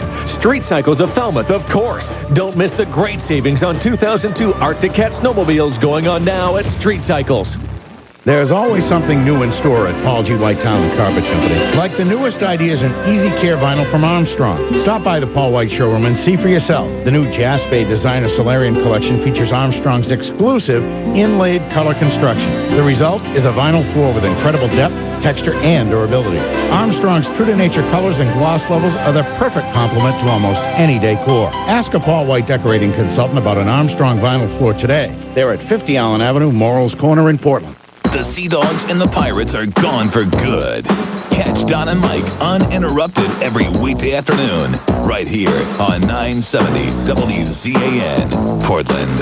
Amtrak's Acela Express now leaves Boston 9 times a day for New York, so there's probably an Acela Express train that leaves when you need it to. For information or reservations, call 1-877-GO-ACELA or go to Amtrak.com. First and 10, Oakland Raiders at their own 35-yard line. 7:48 to play. 7:48 to go, second quarter. Oakland leads 7-0. Ritchie, the fullback, Garner, the tailback in the eye. Near side right is Rice. Brown far side left. Gannon calling signals. The Patriots jump offside. Well, somebody must have moved because when you got 3 defensive people going. Yep, you're right. 3 Patriot defenders immediately jumped offside. However, it was paused. False start, 65. Offense. 5-yard penalty. Well, the Patriots got to get a hold of themselves, I think, Gil. They're reeling a little bit defensively and offensively. They just can't find any kind of offensive rhythm. And the Oakland Raiders are just picking up confidence with each series if they continue to move the football and continue to stop the Patriots. First down. Quick toss comes to the right to Garner trying to turn it wide. He's hemmed in and cut down at the 31-yard line. A gain of just 1 yard. Richard Seymour was there for the Patriots, along with Bobby Hamilton and Lawyer Malloy. It's a gain of 1 yard. It'll be second down and 14 for Oakland from their own 31. The snow now getting heavier again. Oakland trying to move left to right. Lakes are getting bigger, aren't they, Gino? That's what I was about to say. Gannon brings them out. Randy Jordan now, the lone running back. Second down and 14 in motion. Right to left goes Brown. Back to throw is Gannon. Pump fakes. He's going to be sacked. Leaping in the air was Teddy Ruschi. All right. Sacking Rich Gannon back at about the 25-yard line.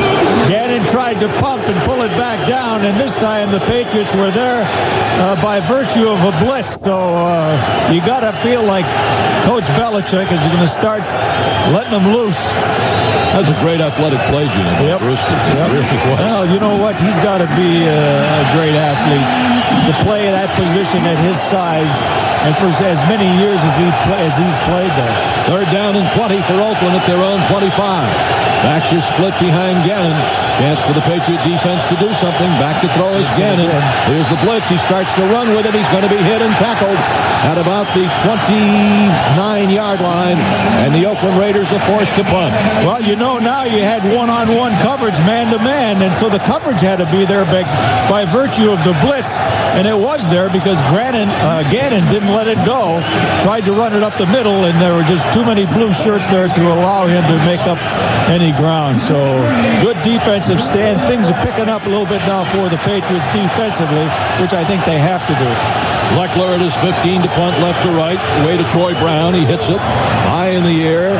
Brown coming under it, and it's on the far side. It's knocked down and out of bounds on the far side of the field at about the, I believe, 30-yard line. Anyone else would have just taken that out of bounds. Old Troy just fighting for an extra yard. All right, 5:58 to go. First half with a score, 7-0 Oakland. Let's take a timeout on the WBCN Patriots Rock Radio Network. Buy a new Dodge now and you'll get the Dodge 7100 Powertrain Pledge, a protection package that covers you for 7 years or 100,000 miles. It's way more than you'll get from GM, Ford, Honda, or Toyota. Plus, right now, you'll also get a $1,500 to $2,000 cash allowance on most models, or low financing for qualified buyers. Grab life by the horns. See your Dodge dealer, where you can also see a copy of the limited warranty. Non-transferable, a deductible applies. Warranty extended through 3/31/02. Cash allowance depending on model. Excludes Viper, Neon S, and Caravan EC, EL, EX, and select Ram models. The New England Patriots are in the playoffs. Does it get any better than that? Well, if you're a pizza fan, it does. All you have to do is get a hot, delicious Papa Gino's pizza delivered to your door, and you've got yourself a game to remember. Made with the freshest ingredients like homemade dough, vine-ripened tomato sauce, and Papa Gino's 3-cheese blend, there's no better way to watch the game than with the official pizza of the New England Patriots. Choose between traditional thin crust and crunchy Parmesan thick crust. And be sure to ask about Papa Gino's playoff tailgate deals. It's the only way to watch the game. Papa Gino's, pizza at its best. All across America, fans and players pay tribute to our armed forces. God Bless America has become the new anthem of professional sports. Famous athletes, accustomed to cheers, pause to tip their hats to America's real heroes, those who risk their lives to protect our basic freedom. Members of the United Association of Plumbers, Pipe Fitters, Sprinkler Fitters, and Steam Fitters are proud to salute our armed forces serving overseas. God bless America. Only Jeep gives you a 7-year, 100,000-mile powertrain pledge to keep you on the trail. See your New England Jeep dealer for details. The snow continues to come down at Foxboro. First and 10, Patriots at their own 29-yard line. 5:58 to go in the half. Oakland leading 7-0. Touchdowns will be very hard to come by tonight in the Oakland 13-yard touchdown pass from Gannon to Jet, the only score so far. Brady with Edwards the fullback, Smith the tailback in the eye. First and 10, pitch comes to Smith. Heading to the left, cuts it back to the right, gets to the 25, stays on his feet and fights for yardage out to about across the 30, about the 33-yard line. As you would imagine, the field is completely covered in snow, so our estimates of where the ball is are estimates. Second down and 5 for the Patriots at their own 33. Brady now with Smith as the eye back and Rutledge in the backfield. He comes out of the backfield in motion to the right. Brady the handoff to Antoine to the right side, stays on his feet and gets it up to about the 38-yard line. It'll bring up third down and a yard. Over to make the tackle, Greg Beekert, very active middle linebacker. He was a 7th-round pick in '93. He's been a very good football player for the Raiders. Solid. Antoine did a nice job shaking off the tackle of William Thomas, the linebacker who fired in, got across the line of scrimmage in the backfield, shook that off and picked up that 3 yards. Patriots 0 for 4 in third down conversions. They're 3rd and 1 right now at their own 37. In motion to the right goes tight end Rutledge. Handoff comes to Antoine, to J.R. Redmond. He breaks the tackle and tries to fight for yardage, but he isn't going to get the first down. They're getting too much penetration from the defense. Yes, you're right. The defensive line is getting into the backfield of the Patriots, so offensive line having a difficult time for the Patriots tonight. In to punt is Ken Walter once again. Back deep for the Oakland Raiders is Charles Woodson. Down to 4:20 to play in the first half. That's 7 points looming larger as the snow continues and the field conditions continue to deteriorate. Standing inside the 30 at the 28 is Walter, awaiting the snap from Lonnie Paxton. Back at about the 20 is Woodson. Walter handles the snap, gets it high in the air. Woodson, fair catch, takes it in at about his own 32-yard line. Let's see, is that the 27? It's going to be 10, 20. It's going to be the 27. It'll be the 27-yard line. Well, you're doing a great job, Mike, picking those lines up. This is impossible. All right, Patriots offense, Gino, has been running in cement in this first half.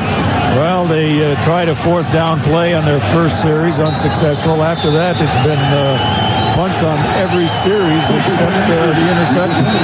First and 10, Oakland at their own 27. Gannon calling signals. Ritchie, the fullback.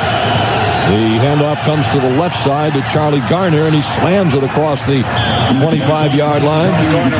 Bounces it out for, I believe, first down yardage. Yes, first down yardage out to the 39-yard line. First and 10, Oakland at their own 39. Ball on the far hash mark. 3.5 minutes to go in the half. Ritchie lines up as the fullback. Garner the tailback in a straight eye behind Gannon. They lead 7-0. From wide right in motion left goes Brown. The handoff comes to Garner. He is hit in the backfield, breaks away, and only gets it out across the 40-yard line to about the 43, where Matt Stevens and Roman Pfeiffer combined to bring him down. Ball will be marked back a couple of yards from his forward progress because he slid across the ice to the 43-yard line. Snow-covered field now turning icy.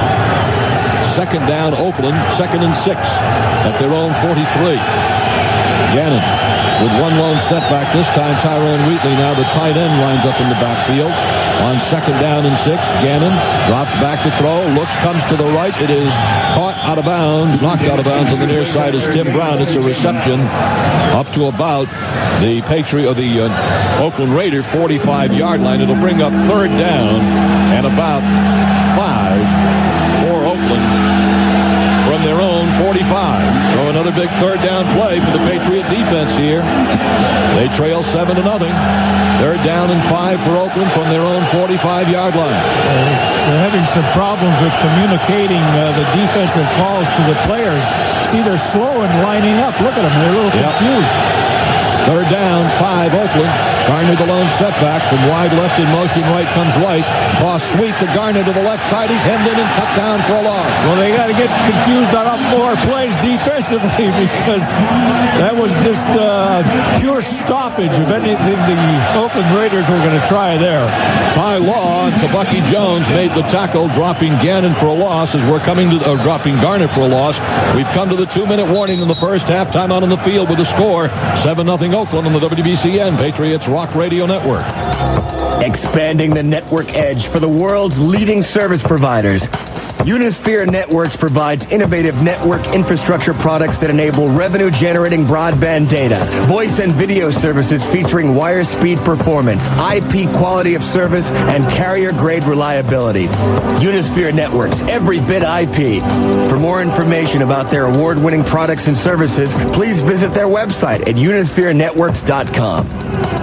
Decathlon USA Sports Megastore, the worldwide leader in sports equipment and retail, is currently looking for full and part-time workers within their 20 locations throughout New England. Formerly MVP Sports, Decathlon is looking for dynamic department managers and sales and customer service associates. If you have the energy and desire to make a name for yourself in the sporting goods industry, contact Paula Santos today at 978-657-0100 extension 236 or email your resume to psantos@mvp-sports.com. Don't miss this chance to advance your career. Contact Decathlon USA Sports Megastore today. The year was 1954.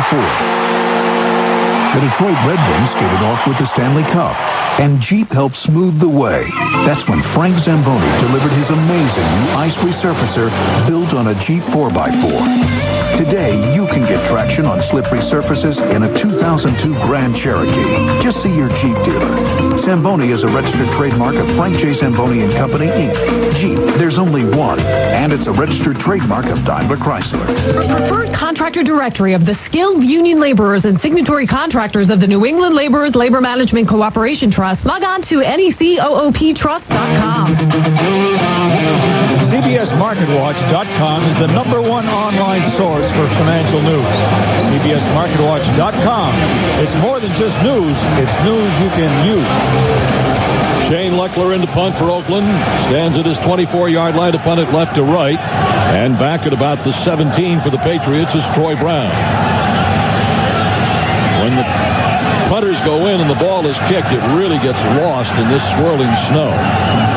We've got to more or less watch the return now to see where in the world the ball is. Leckler's had a very good night punting so far. Averaged 46 yards in the regular season. Snap was on the money to Leckler. He hits it high-low, and it's going to bounce and bite. And bite right into the snow is right. Exactly right. It bit right in. At about the 10, 20, 27-yard line. Bill Abbott will update you on all of the highlights of this game coming up on our halftime show. Earlier today, the Philadelphia Eagles advanced to the NFC Championship game by beating the Chicago Bears in Chicago. The one road team has won today, and the Oakland Raiders are trying to become the second road team to win today. Ball is marked at around the Patriot 27-yard line. First and 10 from their own 27, trailing 7-0. J.R. Redmond, the lone running back, is offset as the left half. Three receivers bunched up tight to the right. Now in motion left comes Jermaine Wiggins. Brady, play action. Back to throw. Looks, fires, caught over the middle by Troy Brown. He's across the 50. He's in Oakland territory at the 45 and fighting for yardage, driven down at about the Raider 44-yard line. Yeah, that could have been a penalty. First big play of the game for the Patriot offense. Well, nice little play action, and he found Troy over the middle. Got to get it going. I'll tell you what, the Patriots have been very successful in last-ditch drives before the half this year. First and 10 Patriots at the Oakland 44. Now Brady out of a shotgun, has three receivers to the far side right. Direct snap to Brady. Pump fakes, fires it, is caught by Jermaine Wiggins. And the big man bounces it down to about the Oakland 35-yard line.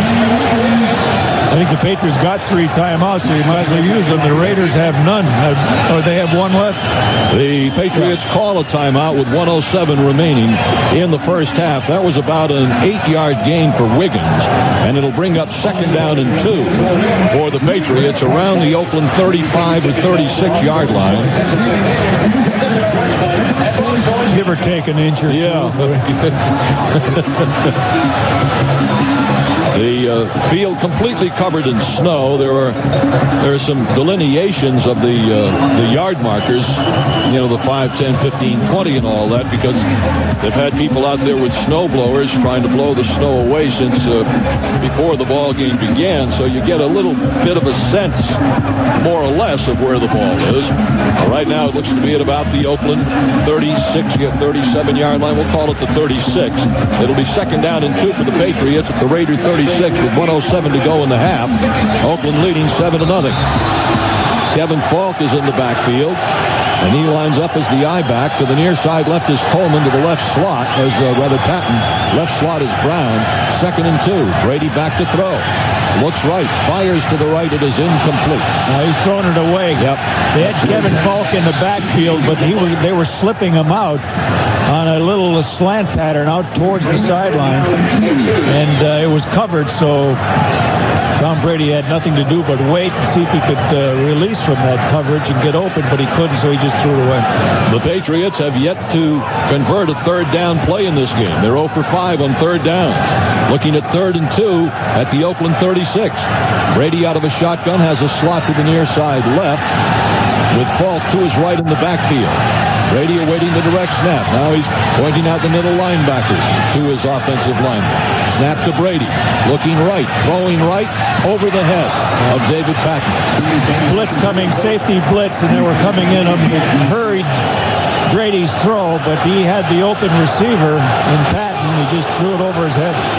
And the Patriots will not go for it on 4th down at this point in the field, at this point in the game, with 59 seconds remaining in the half, trailing 7-0. Ken Walter is in to punt, and Charles Woodson is back deep for the Raiders at his 15-yard line. Walter awaiting the snap. Well, the Patriots got to the Oakland 36, but no further. Snap is there to Walter, and he hits it high in the air.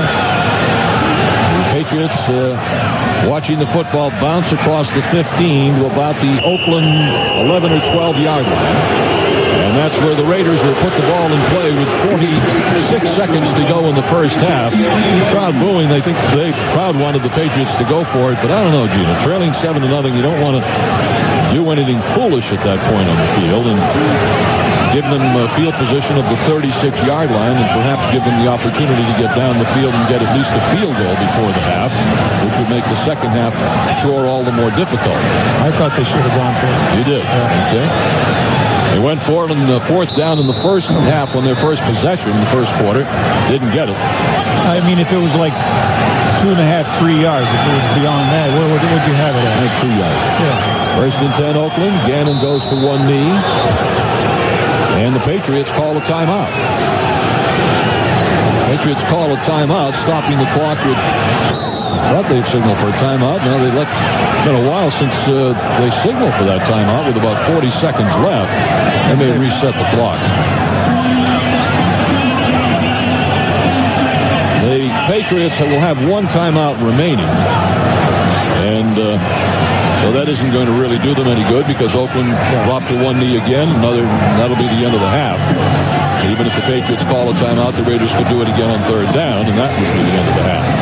Yeah, the 37-yard line, it's a long journey with some 40 seconds left for the Raiders. And I thought their defense was starting to pick it up and play a little more physical and was playing better. And I don't know, I kind of thought they would go for it. In fact, when they sent out a punt team, I thought it was probably a chance for a fake punt of some sort. Well, that's what I was thinking when I saw the punt team come out. But I thought they should have tried to pick up that 1st down myself.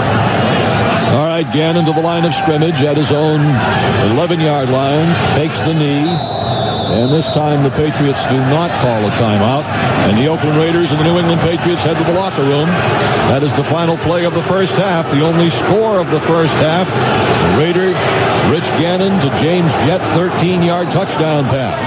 So with a score at halftime, the Oakland Raiders 7, the New England Patriots nothing. Bill Abbott will update you on this afternoon's NFC game between Philadelphia and Chicago, along with highlights on the halftime show coming up next on the WBCN Patriots Rock Radio Network. Buy a new Dodge now and you'll get the Dodge 7100 Powertrain Pledge, a protection package that covers you for 7 years or 100,000 miles. It's way more than you'll get from GM, Ford, Honda, or Toyota. Plus, right now, you'll also get a $1,500 to $2,000 cash allowance on most models, or low financing for qualified buyers. Grab life by the horns. See your Dodge dealer, where you can also see a copy of the limited warranty. Non-transferable, a deductible applies. Warranty extended through 3/31/02. Cash allowance depending on model. Excludes Viper, Neon S, and Caravan EC, EL, EX, and select brands. You are listening to the Johnson Collection. I'll put the 14 here and makes the 2 and the 3 there. Oh, looking good. Painting by numbers. One of the few things as easy as parking at TF Green Airport in Providence. With your seat in the upright position, take the right belt, insert it into the left buckle, and adjust by pulling the tab securely. Fastening your seatbelt.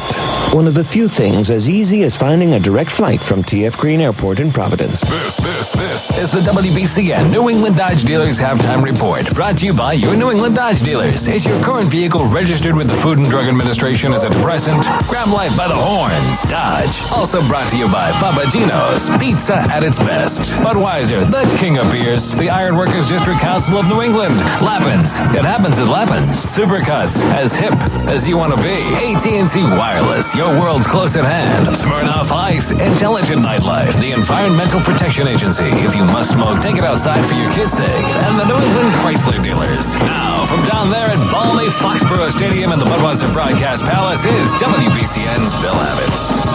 I'll tell you, I've never seen anything like it. The snow is continuing to come down fast and furious here at Foxboro Stadium as the Raiders lead the Patriots 7-0 on the only score of the game as Gannon throws one to James Chad. With Brown to the far side left, Rice to the near side right. The lone running back is Garner. 2nd and 10, Oakland at the Patriot 13. Gannon calling signals. Gannon drops back to throw. Sets, looks, fires, and it is caught. Touchdown to James Jetson.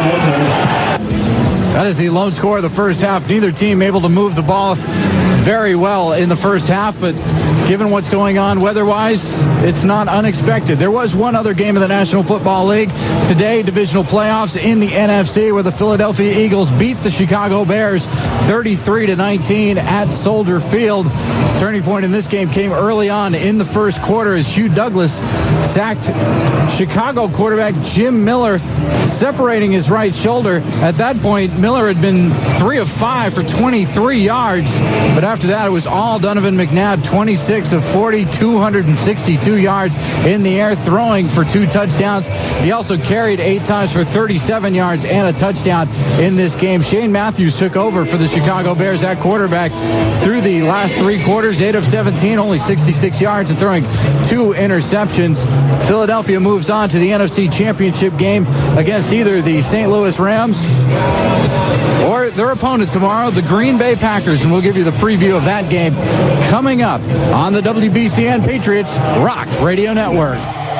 If you haven't been to Bleachers lately, you haven't been to Bleachers. Bleachers is a great restaurant and a sports pub. In fact, Bleachers is a sports media megaplex. The perfect place to watch your favorite sports action, featuring 11 TVs, including big screens. So every seat in the house is a good one. See all your favorite sports on satellite, including the ESPN College Football Game Plan on Saturday, the NFL Sunday Ticket on Sunday, and the NHL Center Ice Package all week, while kicking back with some of the best food around, including burgers, sandwiches, wings, and terrific deli specials. Looking for a place to go on Saturday night to relax and watch some sports? Every Saturday night starting at 9 p.m., Bleachers serves up 2-for-1 wings, 2-for-1 nachos, and lots of draft beer and wine specials. That'll score points in anyone's book, especially when you team it up with always free peanuts and plenty of free parking. Have the time of your life every time you go to Bleachers Restaurant and Sports Pub behind Pier 1, Forest Avenue, Portland. Bleachers, where sports are celebrated. Here come the Pats out of the huddle, but wait, is that quarterback Tom Brady? It's me, Appliance Man, and I'm leading the Portland Appliance team. Yes, it's the Portland Appliance team, champions for great prices on top name brand appliances, TVs, audio, and video equipment. And leading the charge is Appliance Man, a superstar for more than just sales. He'll scramble to keep your equipment running with an experienced service team authorized to repair most major brands. Hold on, he's calling the signals. Panasonic, JVC, Frigidaire, Zenith. What a play! Appliance Man is doing an end run around the competition with the best brands at super low prices. He drops back and delivers free of charge within a 10-mile radius. The New England Pats are one thing, but around here, PAT stands for Portland Appliance Team. Portland Street, next to the main branch of the Portland Post Office, where you'll score great prices and always the best service. Take it from me, Appliance Man.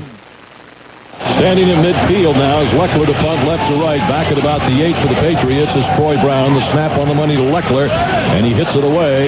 Brown is going to let the ball bounce across the 5-yard line in the Oakland. Oh, it goes into the end zone.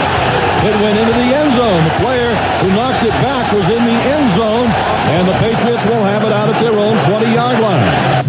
That is a great example of how the weather is just a big focal point in today's game, where the receiver there on the punt for the Oakland Raiders had no idea where he was on the field, was actually standing in the end zone with the with the goal line right in front of him, but didn't know his location on the field because there is so much snow here at Foxboro Stadium as the Raiders lead the Patriots 7-0 at the half. 2 games tomorrow, divisional playoffs in the AFC. Baltimore will be playing at Pittsburgh at Heinz Field. The game getting underway at 12:30 tomorrow afternoon. Round 3 of the bitter Central Division rivalry between the Baltimore Ravens and the Pittsburgh Steelers. Defending Super Bowl champions Ravens, 5-0 in the postseason under Brian Billick, flexing their muscles last week. A dominant 20-3 victory over the Miami Dolphins. Baltimore rushing for 226 yards, forcing 3 turnovers, holding Miami to only 151 total yards on the ground. This will be Cordell Stewart's first playoff game in quite some time, having passed for a career-high 333 yards and 2 touchdowns against the vaunted defense of the Ravens in their last meeting. The other big game happening in St. Louis, the Dome at America Center, a 4 o'clock start for the Green Bay Packers and the St. Louis Rams. Rams won the Super Bowl 2 years ago under former coach Dick Vermeil. A great matchup of quarterbacks in this game, with Brett Favre, who dominated at the quarterback position through the 90s, and Kurt Warner, dominant quarterback the last few years and reigning MVP in the National Football League. It'll be a great shootout at the Dome at America Center. Kickoff at 4 o'clock tomorrow in St. Louis. 7-0. Raiders lead the Patriots here on the WBCN Patriots Rock Radio Network. It's halftime. Thinking about your money? From CBS MarketWatch.com, this is a personal finance report. Financial resolutions for the new year. Set goals and plan. Retirement, a new home, save regularly. Compounding interest literally pays off. And if you're thinking about retiring, columnist Paul Farrell says plan to retire early several times. Nobody really retires anymore. We go into new careers. Plan several. This personal finance report brought to you by CBS MarketWatch.com. It's more than just news. It's news you can use. Hi, I'm Vinny Orlando with some unbelievable deals from Direct Connect Wireless and AT&T Wireless. Now through January 31st, 2002, sign up on any AT&T Digital Advantage $39.99 calling plan and get unlimited free night and weekend minutes and 400 anytime minutes plus a free Motorola phone. Stop by Direct Connect Wireless or call 888-903-5800 to pick up a scheduled delivery of a Motorola phone with AT&T Wireless Digital Advantage service. Call 888-903-5800 and tell them Vinny said so. Here was 1954. The Detroit Red Wings gave it off with the Stanley Cup, and Jeep helped smooth the way. That's when Frank Zamboni delivered his amazing new ice resurfacer built on a Jeep 4x4. Today, you can get traction on slippery surfaces in a 2002 Grand Cherokee. Just see your Jeep dealer. Zamboni is a registered trademark of Frank J. Zamboni & Company, Inc. Jeep, there's only one, and it's a registered trademark of Daimler Chrysler. Raiders lead the Patriots 7-0 at the half. Some official numbers for you. Antoine Smith, 13 carries, 43 carries. Tom Brady is 6 of 13 for 74 yards and 1 interception. Rich Gannon, 10 of 14, 87 yards and a touchdown in this game. The lone score in the entire game as the Raiders lead the Patriots 7-0. Coming up after the game, live coverage of Bill Belichick and Tom Brady's post-game press conferences, as well as live locker room reaction, stats and analysis of today's game with Peter Brock and Tim Fox. Plus, we'll be taking your phone calls after the first 2 quarters of play. Patriots trail the Raiders 7-0. Gil Santos and Gino Cappelletti have the call of the second half coming up on the WBCN Patriots Rock Radio Network. If you want to lecture in the afternoon, go back to college. If you want to laugh, listen to Don and Mike from 3 to 7 p.m. on 970 WZAN. Hello, Mary. Don and Mike show. Hello, Mary. I'm a youngster myself, but I'm all about the Prozac. I take it every day. Well, it makes me feel like $1 million. Well, wonderful. I'm so happy for you. Don and Mike in the afternoon. Honey, how old are you? 19 years old. Oh, you're too young to be on the Prozac, huh? I know. It was time, but you know what? I feel like a totally different person. Well, God bless you. It's done wonders. That's God bless you, too. Okay, goodbye. Oh, that poor girl. 19's too young to be on the Prozac, I think. A different world now. Yes, it is. Okay, all right. We have to write my diagnosis for her as well. Okay, Dr. Geronimo is now writing down another script. 970 WZAN. Listen, honey, you got problems. I want to tell you. 19, here's how you handle them. It's called alcohol. That's old school. Drink heavily. Imus in the morning. Don and Mike in the afternoon. 970 WZAN. For fine German and American cuisine, it's Richard's Restaurant, 115 Main Street in Brunswick. Here's Chef Richard discussing some of his delicious dinner items. Traditional German Sauerbraten, Wiener Schnitzel, Holstein Kalbsgeschnetzeltes, filet mignon, top sirloin, New York sirloin, all certified black Angus. You just come in and enjoy your dinner. For fine German and American cuisine, it's Richard's Restaurant. Call 729-9673. Richard's Restaurant, 115 Main Street in Brunswick. Jim Rome has moved up to the big leagues. He's only on 970 WZAN. 970 WZAN, Portland. Hey, Pats fans. Supercuts has them. You want them. Patriots home game tickets. And while you're there, get a haircut. Supercuts, as hip as you want to be. It's time. This is the second half of New England Patriots football, live and in stereo on the WBCN Patriots Rock Radio Network. Now here from the stadium with the kickoff, Gino Cappelletti and Gil Santos. Halftime in snowy Foxboro at the Foxboro Stadium here. The game between the Oakland Raiders and the New England Patriots. The semifinal game for the American Football League Championship, and the Raiders hold the lead 7-0 at the half. Well, just looking at what has taken place, first quarter, it was an exchange of 3 punts each. In the second quarter, the Oakland Raiders were able to get great field position at the 50-yard line. They took full advantage of it. They hit their tight end for a good gain, and then also Jerry Rice on a quick lookie brought it down to the 13-yard line, and that's where James Jett was on the receiving end of a Rich Gannon 13-yard pass at 12:14 to go in the first half, and that gave them their 7-0 lead. And after that, once again, an exchange of punts by both teams. An interception did take place by John Harris, but the Raiders weren't able to capitalize on it. But the Patriots 0 for 6 on third down conversions, and the Oakland Raiders, on the other hand, only 1 of 7. So both teams having difficulty converting third downs. Almost ready for second half action. Here's Gil. All right, Gino, the second half kickoff brought to you by Lincoln Park. Be sure to check out the 1,700 video slot machines at Lincoln Park in Lincoln, Rhode Island. After all, one of today is your lucky day. The team struggled for yardage in the first half, understandably because of the snow. Oakland 120 yards, the Patriots 118 total.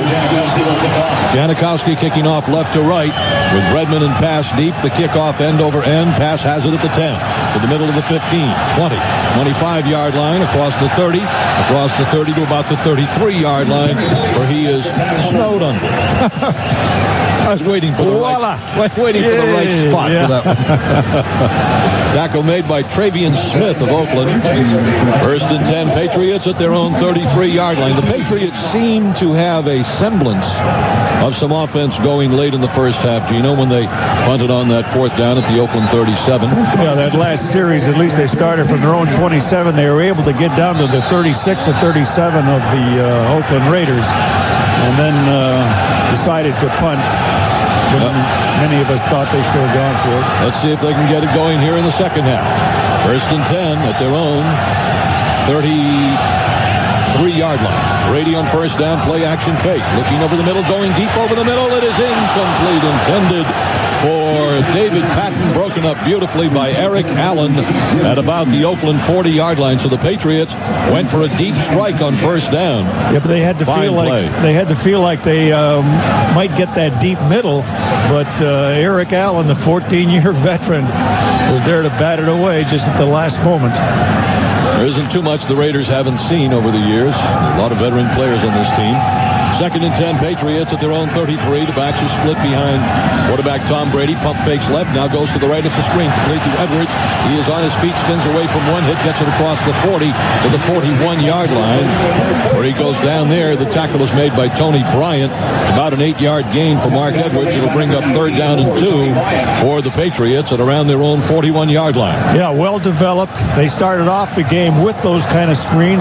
This time, the big guy was able to take it upfield and shook off the tackle of John Harris and came close to picking up the 1st down. So right away, faced with a 3rd and short, and I think the Patriots got to start converting these 3rd downs. They haven't converted one yet. 3rd down and 2 for the Patriots at their own 41-yard line. Brady on the give to no one. Play action. Rolls to the right. Dumps it to the right. Edwards has it 1st down.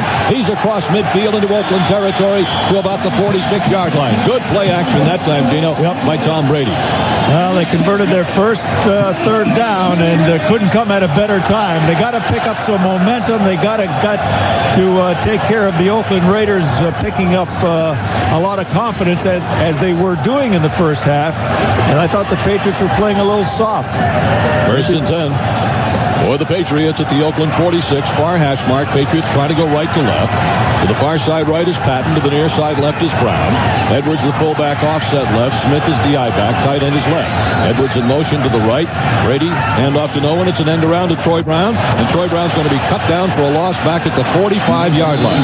Boy, that didn't fool anybody. Well, that one backfired on him. But it was excellent play action from Tom Brady. But the Oakland Raiders, as you pointed out, they didn't bite on it at all. Reagan Upshaw making the tackle back at the Patriot 45-yard line, so the play loses 9 yards. Brings up 2nd down and 19 from their own 45. Patriots going into the wind here in the 3rd quarter, trailing 7-0. Far side right is Coleman. Near side left is Patton with Brown in the left slot. One lone running back, and Brady calling signals on 2nd down and 19. Brady, play action fake to throw. Looks, goes down the field to the left. It's complete to Patton. 1st down at the 30-yard line of the Oakland Raiders. Tom Brady to David Patton. 1st down, Pats at the Oakland 30. Well, the Patriots evidently decided that they're going to come out and start throwing the football. They've had difficulty in running it, and now they've opened up some receivers. They get some openings. They've found a little hole in the Oakland defense. It looks like the pass protection's a little better, but we're getting it all through play action, and Tom Brady finding the receivers open and a little easier throwing. Double tight end offense. Edwards is on the left wing. Smith the lone running back. Far side right is Brown. Brady may be checking off at the line of scrimmage. 1st and 10 at the Oakland 30. Quick toss comes to Smith to the left. He's across the 30-yard line, plowing down to the Oakland 25. He's driven back from there, but he's got forward progress to the Raider 25-yard line. Greg Beekert. Martin is in on the tackle now. One of the Patriots jumps in and starts to take some swings. That was Matt Light going after Rod Coleman, who was involved in trying to drill Smith down at about the 25-yard line. And they're going to mark it at the 26-yard line. So it's a gain of 4. 2nd down and 6 for the Patriots at the Oakland 26. Ball appears to be on the near hash mark. They come out of the huddle to the near side left, Patton, with pass in the left slot to the near side. Brown to the far side right. Redmond the lone running back on 2nd down and 6. Hand off to J.R. Redmond. Hit in the backfield and dropped for a loss. Terrific play by linebacker Elijah Alexander. Yeah, he was blitzing all the way. He drops J.R. Redmond for a loss back at about the 28-yard line. That'll bring up 3rd down and 8 for the Patriots at the Oakland 28. So this drive started back at the Patriot 33. Now in danger of petering out at the Raider 28-yard line. To the far side right is Coleman. To the near side left is Patton. In the left slot is Brown. Out of a shotgun formation, Brady has Redmond to his right in the backfield. 3rd down and 8. Brady takes the shotgun snap. Stands in the pocket. Stands in there. Now delivers downfield. Caught inside the 10-yard line. 1st and goal to go. David Patton. Oh, boy, the Patriots are getting what they needed from their offensive line now. That was very close for Brady to get hit from behind, but he got rid of it just in time. And great pass reception. Knocking at the door, the Patriots are. 1st and goal to go. Patriots at the Oakland 9-yard line. This has been the best offensive thrust of this snowy night in Foxboro for the Patriots. Troy Brown to the far side right. Tight right is Rutledge. Tight left is Wiggins. On the left wing is Edwards. Smith, the lone running back behind Brady on 1st and goal at the Raider 9. Brady, the handoff to Antoine Smith. Pounds it down to the 5-yard line. The gain of 4. It'll be 2nd and goal to go. Making the tackle for the Oakland Raiders coming up out of the secondary is Anthony Dorsett for the Raiders.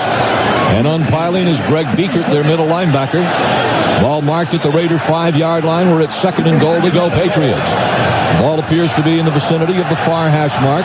Field covered in snow. They were able to blow some of the snow away from the yard markers at halftime.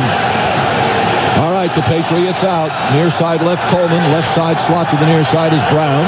2nd and goal at the Oakland 5. In motion left to right goes Troy Brown. It's Antoine Smith. Play action. Brady fires end zone. It's incomplete. Over the head of the intended receiver, David Patton. It'll be a 3rd down and goal for the Patriots at the Oakland 5-yard line. Patton was breaking free, and he just had to squeeze that ball in over the defenders and also dropping it before the end line, and Patton could have made that catch, but just overthrown. Touch pass. 3rd down and goal to go at the Oakland 5. Edwards, the fullback, is offset right. Smith is the I-back. Troy Brown wide to the far side right. 3rd and goal at the Raider 5. Brown is in motion right to left. Brady, play action to throw. Looking, fires, overthrown, intended for Rob Rutledge at the back line of the end zone. He had the man open. Yeah, he missed him. He missed 2 passes in a row. I thought he could have dropped that one into Patton on the previous play, and here he had Rutledge running the baseline in the back of the end zone, and just led him too far and also too high. So the field goal attempt by Adam Vinatieri will come from around the 13-yard line. It'll be a 23-yard attempt with Ken Walter to hold. The angle is to the left for Adam Vinatieri, and of course the footing is tricky. Vinatieri was practicing a much shorter run-up to the ball prior to the game. 23-yard field goal attempt for Vinatieri. Snap, ball down. The kick is up, and the kick is good. 33-yard field goal for Adam Vinatieri. The Patriots get on the board with a score, 7-3 Oakland. Let's take a time out of the WBCN Patriots Rock Radio Network. Our family back in Germany, they have no M-Life. It is very hard on them Not easy, to not have M-Life in your life. but they have other things that enrich their lives, like sausage, And big mountains, to climb and conquer, and beer in steins, which is like a glass, only enormous. but no M-Life. So sometimes they are sad. So sometimes we are sad for them. To be frank, not that sad. Because we have M-Life. And we are keeping it. What is M-Life? I don't, well, I'm not what you call good with expressing myself, with communication-wise, and so to get better with that, I'm getting M-Life to be more good with them, communication, better expressive. M-Life, I'm looking into it. What is M-Life? Are you an iron worker working in the New England construction industry? Are you receiving pay and benefits that parallel your hard work? The New England District Council of Iron Workers and their affiliated contractors from the Building Trades Employers Association are looking for experienced iron workers for projects throughout New England. Don't accept less than your market value. Pensions, health insurance, decent wages, and plentiful work opportunities are a call away by contacting Charlie Wright at 1-800-730-IRON. That's 1-800-730-4766. The Iron Workers, a proud member of the Massachusetts Building Trades Council. This week at Blockbuster, rent the gear-grinding thriller, The Fast and the Furious. Guaranteed to be there on DVD. Rent it tonight at Blockbuster, bringing entertainment home. See participating stores. Whether you're writing or quarterbacking, a good grip is key. See the adjustable grip Morph Pen at Cross.com on your local pen retailer. Cross Pen, the official scorekeeper of the New England Patriots Rock Radio Network. So the Patriots are on the board at 7-3. They trail. Adam Vinatieri will kick it off right to left. Back deep for the Oakland Raiders. Randy Jordan, along with the return man, Terry Kirby. Kirby is at the 5. Kickoff away by Vinatieri, end over end. Kirby will field it. Takes one hop. He picks it up at the 15 to the 20. 25 at the middle of the field to the 30-yard line, and out to about the 32 comes Terry Kirby. Maybe mark it up at the 37. That's going to be the 37-yard line. Timeout on the field with a score 7-3 Oakland on the WBCN Patriots Rock Radio Network. Beale Street Barbecue and Grill. 215 Water Street Bath. 90 Waterman Drive, South Portland. I think they got some of the best barbecue in the universe. Well, I'll tell you, it's damn good. And they got more than just barbecue, too. They got something for everybody. So I'll tell you, you get yourself on over to Beale Street. And be sure and bring a friend, too. Beale Street Barbecue and Grill. 90 Waterman Drive, South Portland. 215 Water Street in Bath. Because I've been telling you, it's a long, long, long way to Memphis.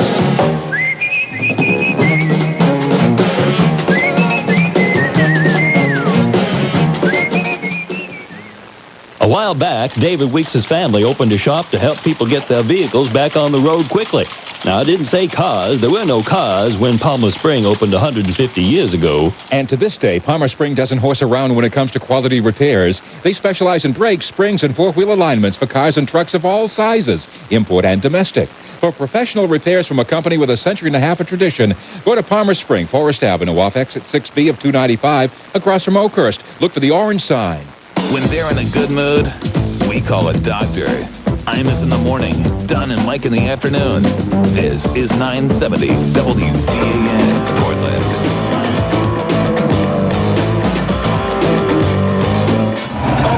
First and 10, Oakland Raiders at their own 37-yard line. They lead 7-3.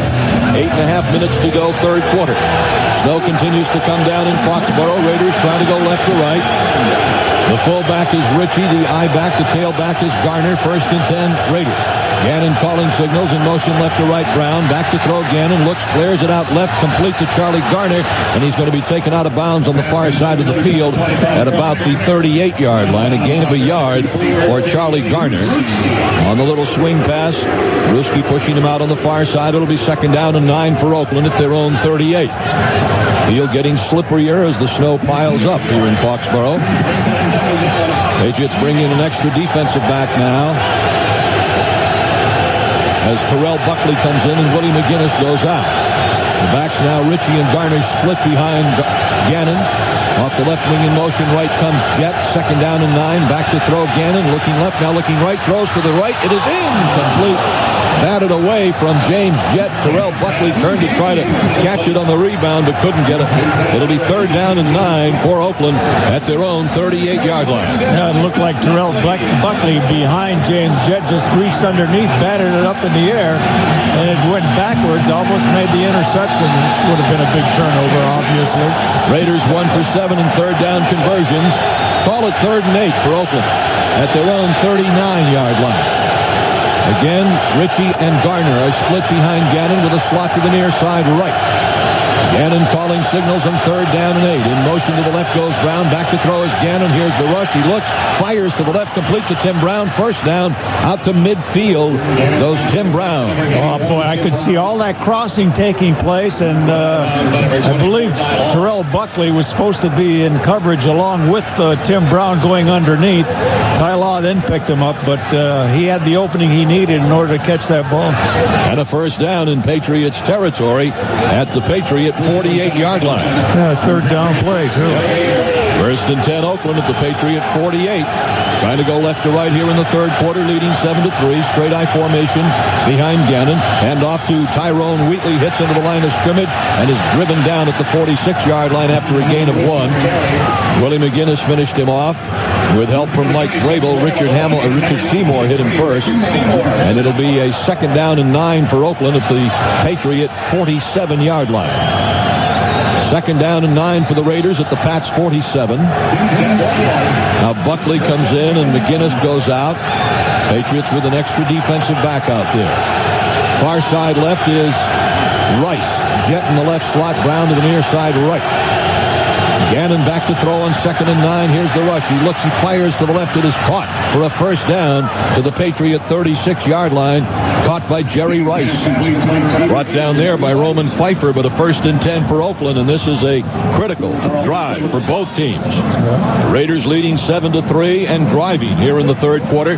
6:40 to go. The snow continues heavy here in Foxboro. Patriots employed a safety blitz that time. Oakland out of the huddle. Far side left is Rice. Near side right is Brown. Garner the lone running back. Jet in the left slot. Gannon on first down. Back to throw. Here's a blitz. He is hit. Spins away. Gets rid of the football. It's complete inside the 30 to the Patriot 27-yard line. The James Jet. Otis Smith blitzing from his corner spot. He had him nailed, and Gannon just stepped up in front. And Otis couldn't make the hit behind the line of scrimmage. That is a big play. That is a very big play. It's a first down for Oakland now at the Patriot 26-yard line. They already lead 7-3. Scoring is at a premium here tonight. Far side left is Rice. Near side right is Brown.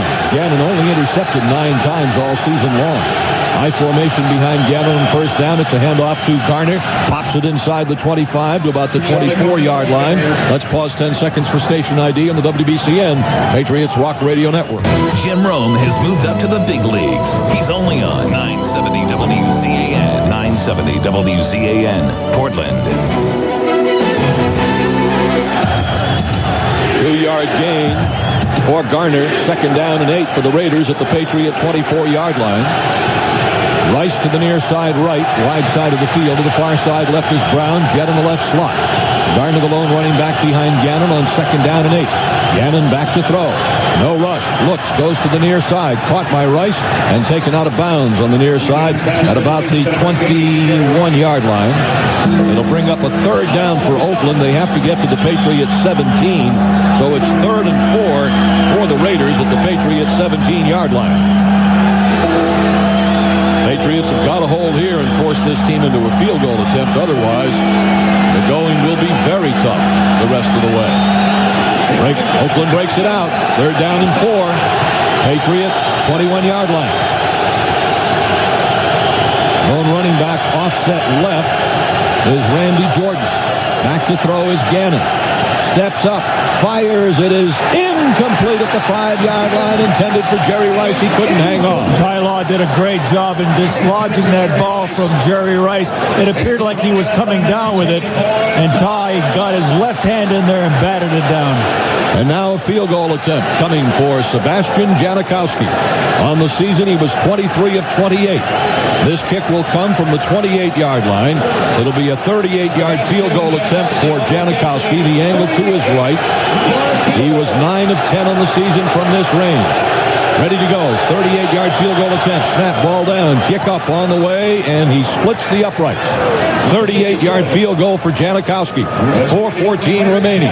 Third quarter with a score now. Oakland 10. Patriots 3. Let's take a timeout on the WBCN Patriots Rock Radio Network.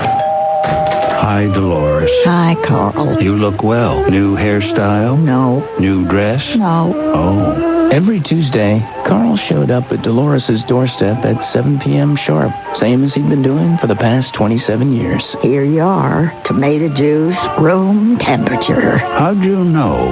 Things were getting a bit stale, to say the least. Do you have a 7? Go fish. Then one Tuesday, things changed. Pass. passion fruit cocktail, Carl. Dolores? I'm a little chilly. Would you mind turning on the fire? Okay. Now, isn't that cozy? And very realistic. How about some music? Aren't you gonna ask me to dance? This doesn't sound like a foxtrot. Need more energy in your life? You can rely on Keyspan to bring you gas, electricity, and other ways to heat things up. Keyspan, putting more energy into life. The year was 1954. The Detroit Red Wings skated off with the Stanley Cup, and Jeep helped smooth the way. That's when Frank Zamboni delivered his amazing new ice resurfacer built on a Jeep 4x4. Today, you can get traction on slippery surfaces in a 2002 Grand Cherokee. Just see your Jeep dealer. Zamboni is a registered trademark of Frank J. Zamboni and Company, Inc. Jeep, there's only one, and it's a registered trademark of Daimler Chrysler. Dartmouth Hitchcock Medical Center in Lebanon, New Hampshire has openings for nurses, administrators, even high-tech positions. For a better tomorrow, visit hitchcock.org today and apply right online. Well, stop by Dunkin' Donuts this season and get 2 pounds of coffee in any variety for just $8.99. Get other coffee deals at DunkinDonuts.com plus applicable taxes. Participating U.S. shops only. Offer ends December 31st, 2002. Well, the Oakland Raiders get the 3 points back on the Janikowski field goal, and once again, Oakland leads by a touchdown at 10-3 with 4:14 to go in the third quarter. Heavy snow continues in Foxboro. Field conditions continue to deteriorate and get worse, and it'll be tougher and tougher to score a touchdown as this one goes along. Well, I was going to say the snow is going from left to right, so the Patriots will have a little wind at their back in the fourth quarter. Kickoff by Janikowski is away to Patrick Pass at the 10-yard line on the near side to the 15, to the 20-yard line, and trying to just mincing steps there to the 21, and that's where the Patriots will take over time out on the field with a score 10-3 Oakland on the WBCN Patriots Rock Radio Network. Winter driving is tough enough without peering through a cracked windshield. Call Rice Glass, 800-805-8100. Rice Glass provides fast and reliable windshield repair or replacement.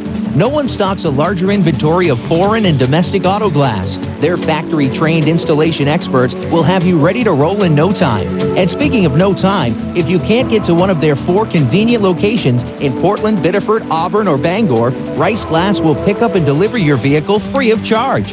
Best of all, Rice Glass is pre-approved by most insurance companies, so no insurance hassles. Just give them a call, toll-free at 800-805-8100. Clip their coupon from the yellow pages and your new windshield could be just as free as the phone call. Remember the name, Rice Glass, your full-service auto, home, and commercial glass replacement experts. Riverside Street in Portland, Alfred Road in Biddeford, Auburn, and Bangor, too. 800-805-8100. For fine German and American cuisine, it's Richard's Restaurant, 115 Main Street in Brunswick. Here's Chef Richard discussing some of his delicious luncheon items. From soup sampler, you have a choice of 3 different soups: the Ruben, Königin Pastetchen, Bratwurst, Bauernwurst, Main Street salad, cheesecake with hot fudge walnuts. For fine German and American cuisine, it's Richard's Restaurant. Call 729-9673. Richard's Restaurant, 115 Main Street in Brunswick. This is the home of Imus in the Morning and New England Patriots football. 970 WZAN, Portland. If you want to call the right play, you need to have the right information. Winning teams know everything works better when everything works together. Sybase e-business software. Patriots 78 yards away from the Oakland end zone. 1st and 10 at their own 22-yard line. Ball on the near hash mark. Patriots going right to left. 4:04 to go, third quarter. Smith, the lone running back, slot to the far side right. For quarterback Tom Brady on 1st and 10 at his own 22. Oakland leads 10-3. Brady on 1st down. Drops back to throw. Steps up, has the ball knocked out of his hands. And it's going to be ruled, I believe, an incompleted pass. I believe his arm was going forward. Or did he recover the fumble himself at the 15-yard line? And that's what they're going to call it. They're going to call it a fumble that he recovered at the 15-yard line. So it's a 7-yard loss. His arm wasn't going forward on the replay that I looked at. So it is a 2nd and 17 for the Patriots at their own 15. Digging a very deep hole. 3 receivers to the far side right. In motion left comes Wiggin. Back to throw Brady. It's a screen to the left. Completes it to Jermaine Wiggins, and he drops the football. And now the cold is coming into play here, Gino. The hands are cold. Players are cold. And the scoring could be over for the evening the way this one is going. Well, you'd think the Oakland players would be colder. They're catching it. Jermaine should have caught that ball. He knows it. I think he was looking too fast to turn with it. And Brady just had the ball knocked out of his hands, and that's why he dropped it. So out of a shotgun this time, Tom Brady with the J.R. Redmond to his left, 3 receivers to the right. Direct snap to Brady. Steps up, pump fakes. Now comes to the near side left and is incomplete. Intended on the near side for Fred Coleman. 4th down, and the Patriots are forced to punt. A very bad series for the Patriots. Fumble on 1st down. Drop pass on 2nd down. And a bad throw on 3rd down. Ken Walter to punt for the Patriots from right to left. He'll be kicking from the goal line. Back deep for Oakland is Charles Woodson. And he is up at the Raider 45-yard line.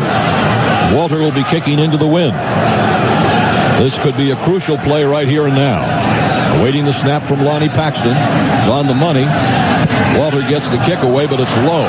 Bouncing to the Patriot 48, where Woodson is hit and spun down back at about midfield. So that's where the Raiders will take over with terrific field position, and the score 10-3 Oakland. Let's take a timeout on the WBCN Patriots Rock Radio Network. Are you thinking about trying to correct your vision? Are you thinking about laser surgery? Before you choose some random place out of the yellow pages, think about this. Eye surgery is not like buying a car or shopping for clothes. You need to go to a place where you know they'll do it right. So call the Laser Vision Correction Center at the Mass Eye and Ear Infirmary. Their highly trained staff will make you feel safe and secure from the first phone call to the final follow-up visit. After all, this is a Harvard hospital that's been around for 177 years. So call the Laser Vision Correction Center at the Mass Eye and Ear Infirmary. For a free brochure, call 617-573-3234. That's 617-573-3234. Or visit their website at meeilaser.com. Your eyes are too important to let just anyone operate on them. So call the Massachusetts Eye and Ear Infirmary for a free brochure today.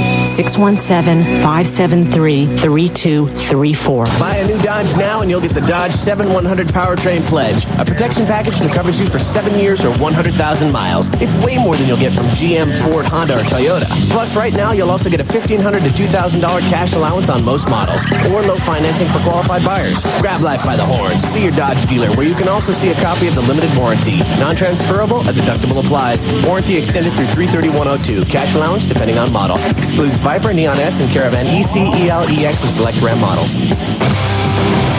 For more Patriots news and more Patriots highlights, watch the 10 p.m. New England Sports Report on Fox Sports Net. 30 minutes of home team news, 100% dedicated to New England's team. The New England Sports Report, nightly at 10 on Fox Sports Net. Well, Oakland has it in great field position. 1st and 10 at their own 49-yard line. 3:19 remaining, 3rd quarter. Raiders lead 10-3.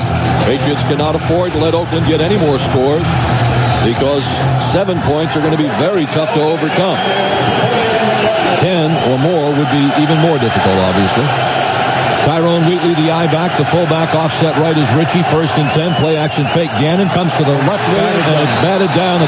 He tried to go to the right to tight end Roland Williams, knocked down by Bobby Hamilton. And it'll be a 2nd down and 10 for Oakland at their own 49-yard line. Good job by Hamilton that time, getting across the line of scrimmage and into the passing lane. Well, you know, Gannon does fling them from the side a little bit, and you got a chance and get those arms up, and you happen to be in the lane.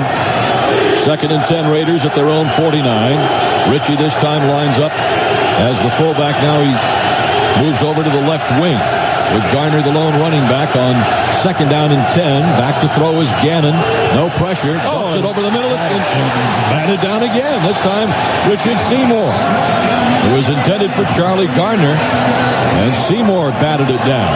Well, see, with the Oakland Raiders going underneath now and trying to throw short passes, they're able to do that, and they're getting their hands up, because if you can't get penetration, then just get up in the air. Now, Gannon, 75% of his passes this year were thrown for 10 yards or less, so that's been his bread and butter. Third down and 10, Oakland at their own 49. Gannon has a split backfield this time. Ritchie and Jordan on 3rd and 10 from his own 49. The snow continues to come down. Back to throw is Gannon.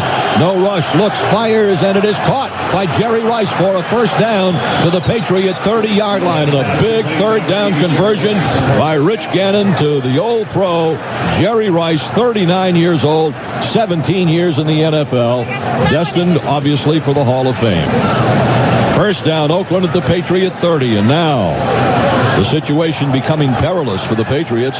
2:45 to go, third quarter. They trail 10-3. The Raiders are on the march at the Patriot 30-yard line. Gannon has Ritchie as his fullback and Garner as his tailback in an I formation. Near side right is Brown. Double tight end offense for the Raiders. On first down, the carry comes to Garner to the left, and he gets 2 or 3 yards to about the Patriot 27-yard line, where the tackle is made by Brandon Mitchell and by Teddy Bruschi. Also in on the stop, Bobby Hamilton. But a 3-yard gain for Garner, and it'll be second down and 7 for the Raiders at the Patriot 27-yard line. 2 minutes on the clock running. Third quarter. Oakland leads 10-3. To the near side right is Tim Brown. Into the near side slot comes Jerry Rice. Ritchie, the fullback, is offset right. Garner, the I back. Second down and 7. Gannon rolls to his right. Still rolling. Bean Chase gets rid of the ball and is incomplete. Intended for Tim Brown. And it'll bring up a third down and 7 for the Oakland Raiders at the Patriot 27-yard line. Third down and 7 for the Raiders. 1:49 and the clock stopped on that incompleted pass. A couple of the Raider players thought that Richard Seymour's taking Gannon down from behind might have been a cause for a penalty, but here we go. Third down, 7, Oakland at the Patriot 27. Offset right is Randy Jordan. Gannon, quick drop, looking right, fires to the right. It is incomplete, intended for Tim Brown. Fourth down, and Sebastian Janikowski will come on to attempt another field goal. The line of scrimmage is the 27-yard line. This will be about a 45-yard attempt for Janikowski with the wind at his back. And the angle will be to his right. Well, all the players looking for penalties on a lot of this stuff, but the officials just aren't calling them. They're letting them go on both sides. All right, Sebastian Janikowski will attempt a 45-yard field goal. The angle to his left. Make it. Ready to go. The snap, the ball down, the kick is up. It is on the way, and it is good from 45 yards for Sebastian Janikowski. And now the chore becomes a little tougher for the Patriots. Janikowski hitting his second field goal of the third quarter, and it is now a 13-3 Oakland Raiders lead. And Gino, the way the Patriot offense has been having its difficulties in this football, both offenses having difficulties really, but the Patriots on their last series went absolutely nowhere, and this does not look good for the lads at this point in time after that field goal makes it a 10-point Oakland lead. No, they haven't been that efficient offensively, and of course coming out in the second half here, they took the first series starting at their 33, and they were able to punch it down to the 4-yard line, and unfortunately had to settle for a field goal.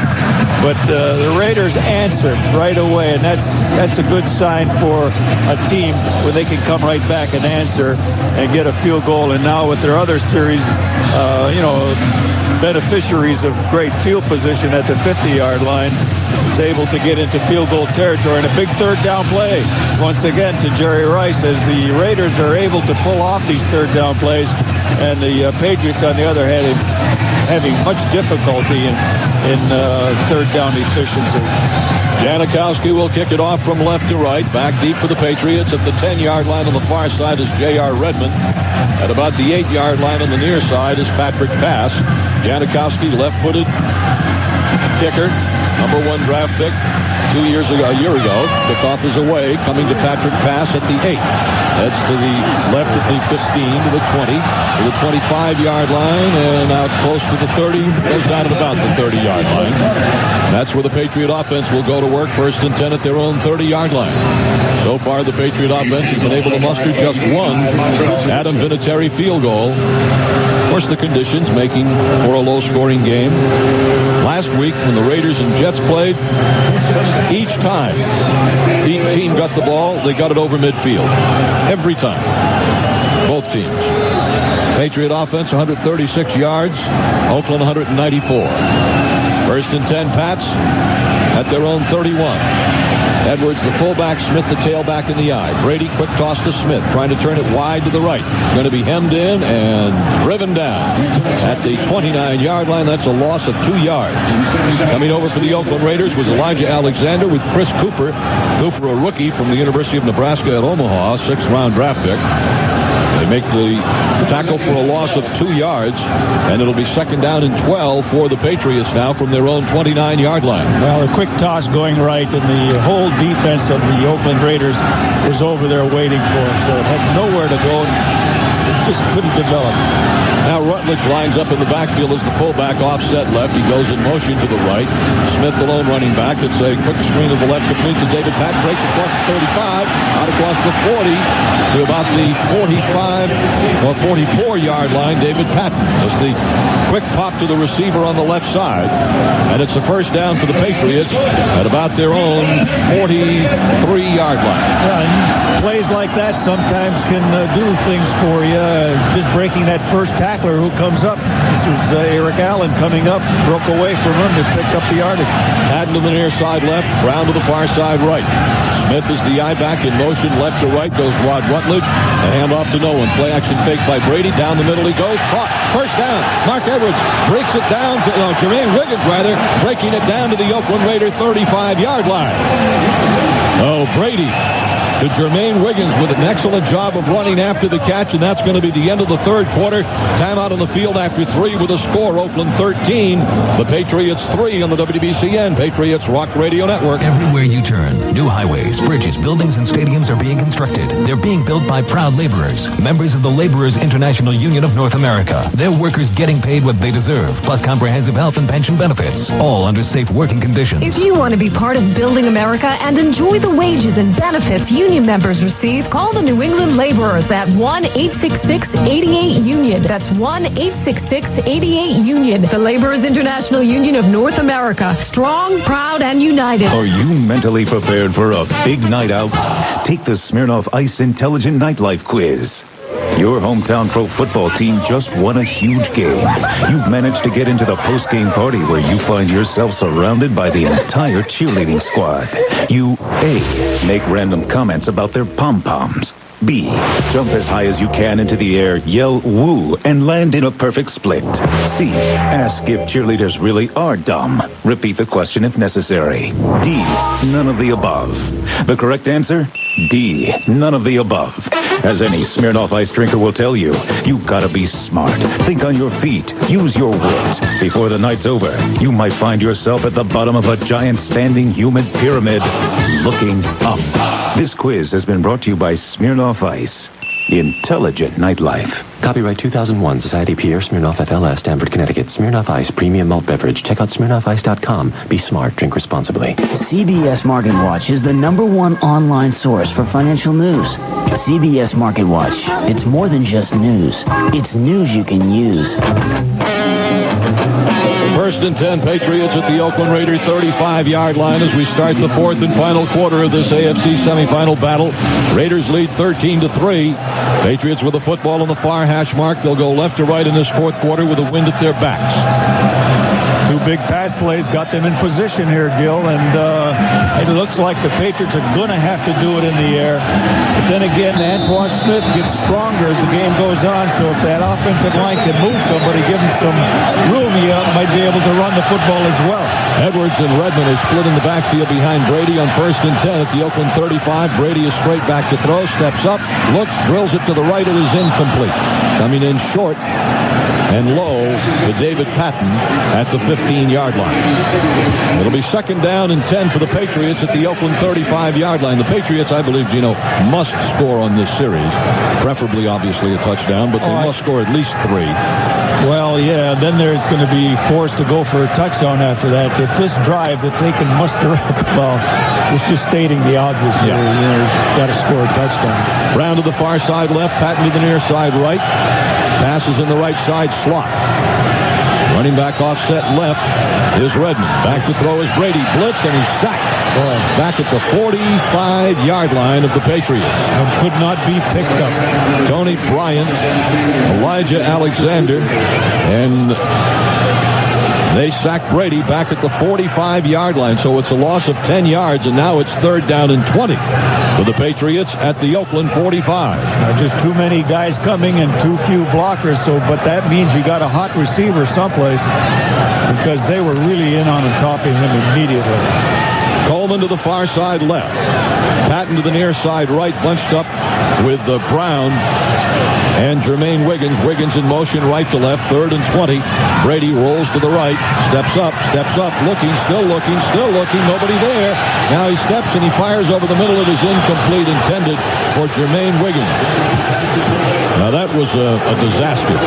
They got it to the Oakland 35 on 1st down. Incompleted pass, 2nd down, a sack, 3rd down, nobody open at all. And now the Patriots are forced to punt. And with the clock winding to 14:20, the job is getting tougher. Back deep for the Oakland Raiders is Tim Brown. Inside his 15-yard line. Ken Walter stands at his 43, punting left to right. Got the wind at his back. Snap is on the money, and he gets the punt away high in the air. This one's going to go in the end zone. And it'll come out to the 20-yard line. So the Patriots unable to do anything on offense. And now time becomes of the essence. 14-12 to go with a score. Oakland 13, the Patriots 3.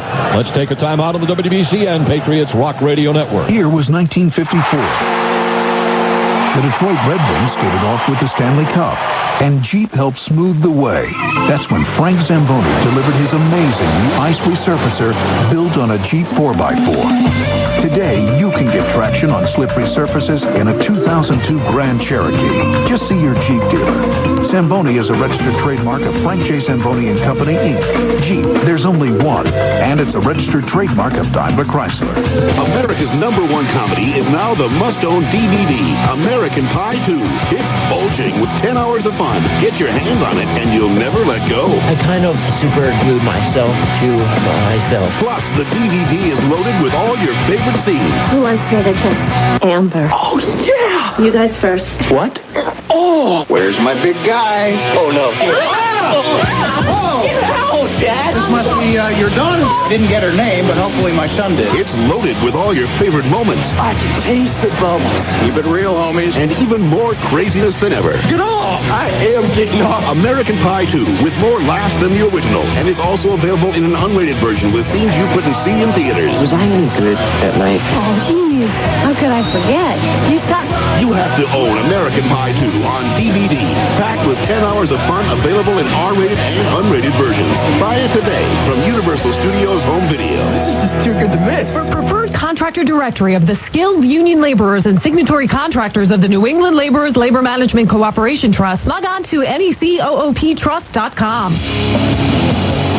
1st and 10 for the Oakland Raiders at their own 20-yard line. 14 minutes and 12 seconds left in the football game, and perhaps the season for the Patriots. In this AFC semifinal, they trail by 10 points. Raiders with the football on the far hash mark, trying to go right to left. Charlie Garner, the lone running back, now shifting off the right wing into the backfield as the fullback offset right is Ritchie. Slot to the near side left for Gannon. He's checking off. The back shift into a split. Behind Gannon on 1st and 10. He's quickly back to throw. Here's the rush. He flares it left. It is complete to Garner at the 25. And out to about the 30-yard line, close to a first down goes Gannon, finally brought down, or rather Garner, finally brought down by Law, and Otis Smith and Teddy Bruschi, but not before Charlie Garner gets a first down. Well, the Patriots were showing blitz, and Gannon checked off, and sure enough, the blitz came, and he found Garner out on a swing pass to the left side, all alone and wide open. So, the Raiders are doing everything right so far. At their own 30-yard line, 1st and 10, Oakland. Ritchie, the fullback, Garner, the tailback in the eye on first down, Oakland. Now they change the play again. Gannon the handoff to Garner to the left. He's going to be swarmed under at the line of scrimmage. No gain. Richard Seymour, Teddy Bruschi, Roman Pfeiffer all in the tackle.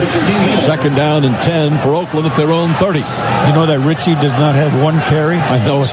Didn't carry the ball one time from the line of scrimmage. John Ritchie played at Stanford. He caught 19 passes and scored 2 touchdowns receiving. But never handled the ball once on a rush from the line of scrimmage. Whole season. 2nd down and 10 for Oakland from their own 30. Ritchie offset right. The eye back behind Gannon is Garner. Gannon rolls to his right, looks up the field, throws, and it is incomplete, coming in behind Jerry Rice. And that pass there looked as though, to me, Gino, as though Gannon's hands are very cold. And I'm sure they are. The quarterbacks are not throwing the ball with very much efficiency here in the second half. That one just was like a knuckleball coming off his hand. 3rd down and 10 for Oakland. 12:43 to go in the game. A huge 3rd down play for the Patriot defense, obviously, trailing 13-3. Randy Jordan is the lone running back, offset right. We've got Jett in the right slot to the far side, and Rice wide to the far side right. Brown to the near side left, and Gannon calls a timeout. Gannon checked over the Patriot defense and called the timeout. So the clock is stopped at 12:43, as it had been stopped in the incompleted pass. The Oakland Raiders over the regular season turned the ball over only 25 times and had 24 takeaways, so they were a -1. In the turnover takeaway department, the Patriots were a +7 at 28 turnovers and 35 takeaways. But the Raiders have played a very good football game tonight, Gene. Yeah, Gil, everybody's going to be looking as to, what happened to the Patriots, because they just don't look that sharp. Their timing seems to be off. And I guess I'm not going to be the first, nor will I be the last to say that maybe that layoff, really has taken something away from this team. Playing one game since December 23rd, because they just don't look like the same efficient offense that we saw, and also defensively. 3rd down and 10, Oakland. Jordan, the lone running back, is offset right.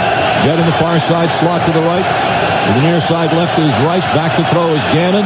He looks, he steps, he fires. It is incomplete through the hands of the intended receiver, Jerry Rice. And the Oakland Raiders are forced to punt. They all want defensive interference. The Raiders are jumping up and down. The coach is on the sideline, but it's happening on both sides.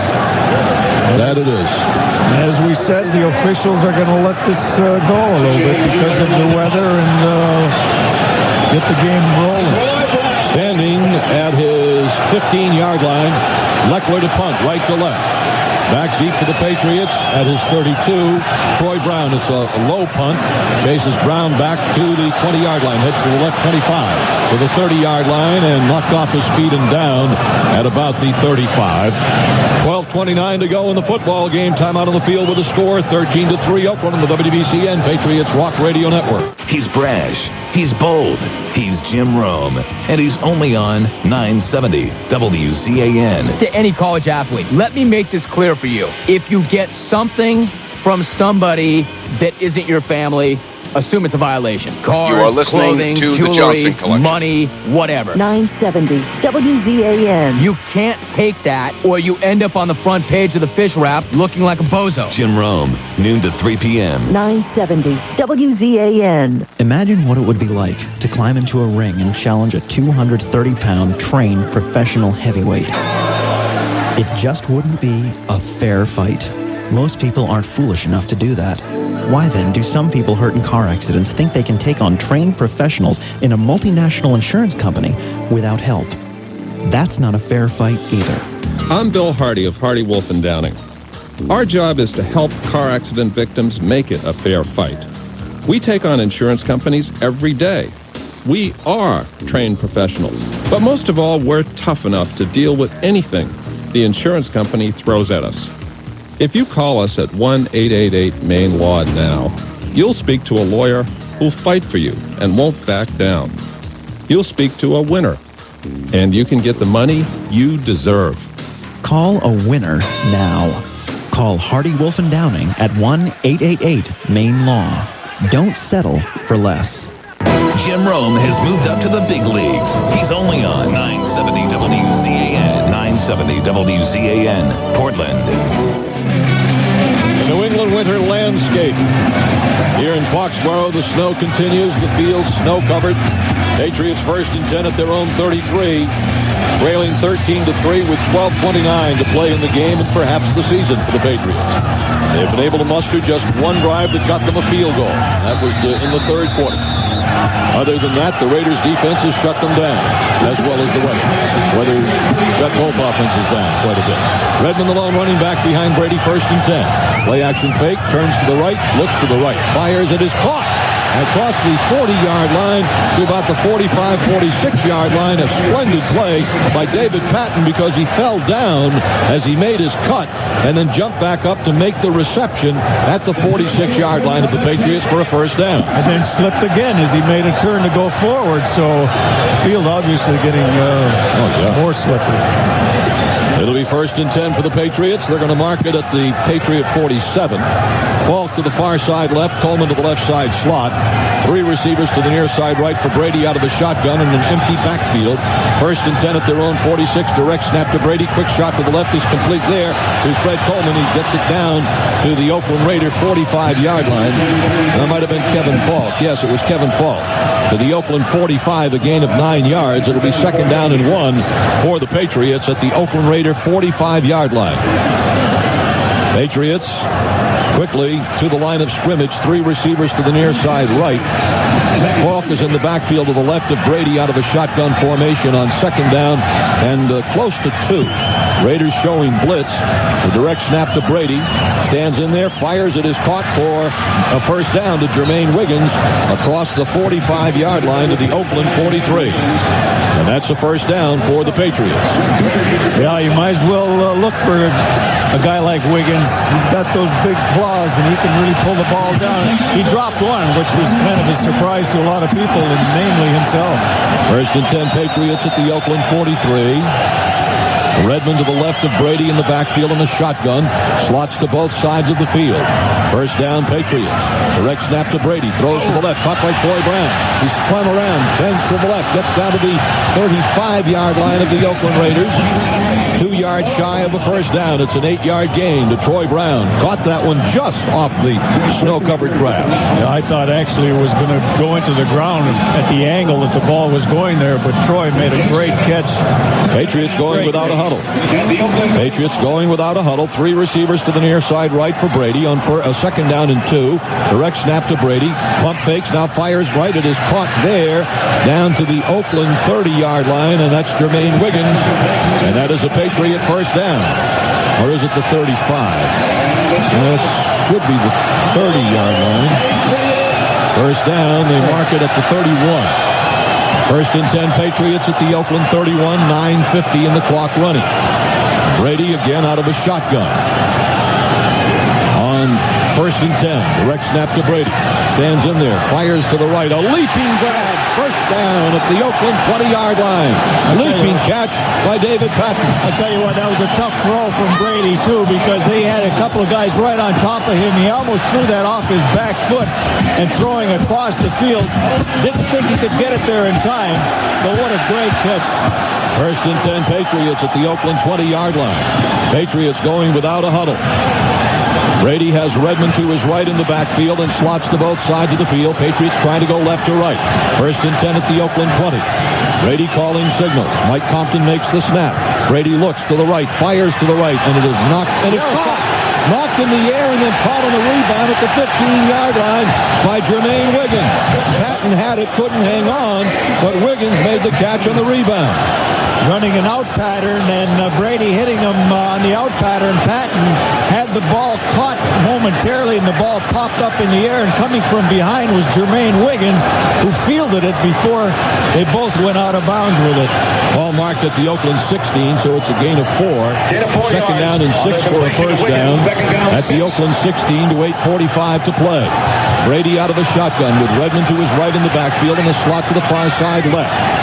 Second down, the big 6 for the Patriots at the Raiders 16. Snap to Brady. Stands in, looks to the right, throws to the right, caught down at the Oakland 10-yard line by David Patton. And that should be a first down at the Raider 10-yard line. The snow continues to come down. Didn't you know the chains are on the other side of the field? They gave it. Yeah, he was right on the 10, and they had been right on the 20. First down. That is 6 catches for Patton for 90 yards. First and goal to go at the Oakland 10. Coleman to the far side left. 3 receivers to the near side right. Patton, Brown, and Wiggins. Brady in a shotgun. Direct snap over the middle it goes. Caught by Jermaine Wiggins to about the Oakland 6-yard line before he's driven back and driven down by Grady Jackson. It'll be a second and goal to go for the Patriots at the Oakland Raiders 6. Patriots going again without a huddle. Slots to both sides of the field. To the right of Brady in the backfield is J.R. Redmond. Second and goal to go with the Raiders 6. The snap to Brady. Looks, stands, starts to run with it. He is down to the 5, and he's in! Touchdown! Tom Brady runs in for a touchdown with 7:52 to play in the football game. The Patriots are back in it. What a great drive, starting at the 33-yard line. Tom Brady engineered this drive, hitting Patton on 3 passes, Jermaine Wiggins on 3 passes, and back to pass once again with the hurry-up offense. They recognize the sense of urgency. Time is of big essence here on these conditions. 7:52, it was imperative that I thought they get a touchdown on this drive and not settle for a field goal. So now they're within field goal range, providing Adam can convert this point after. The extra point attempt coming from Vinatieri. Walter to hold. The snap the ball down. The kick is up, and the kick is good. And with 7:52 to play in the football game and the score, Oakland 13, the Patriots 10. Let's take a timeout on the WBCN Patriots Rock Radio Network.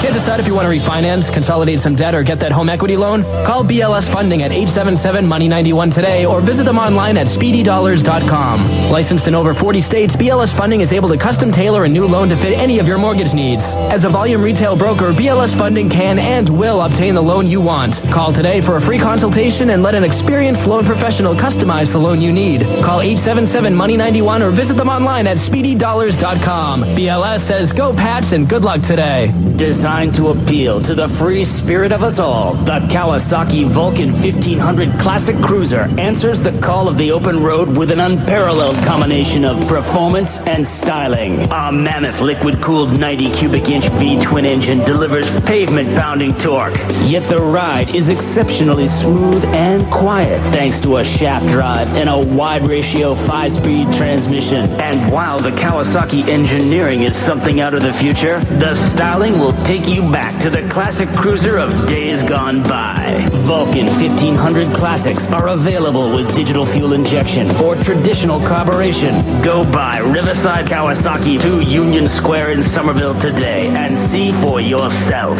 You just won't find a better combination of features or more motorcycle for your money than the Kawasaki Vulcan 1500 Classic Cruiser. See them at Riverside Kawasaki to Union Square, Somerville today.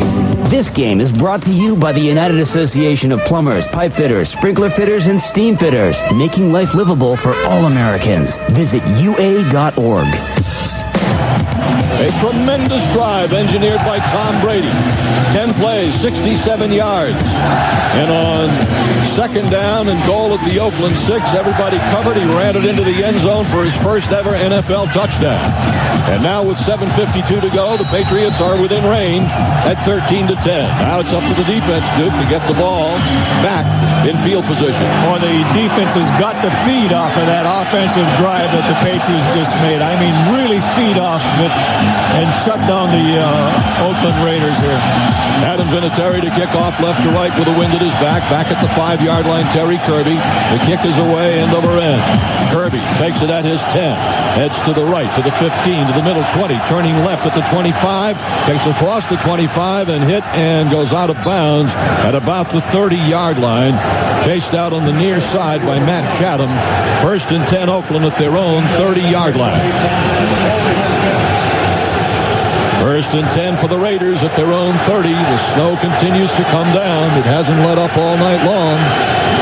Tom Brady's first ever NFL touchdown has brought the crowd back to life here at frosty Foxboro. 1st and 10 Raiders.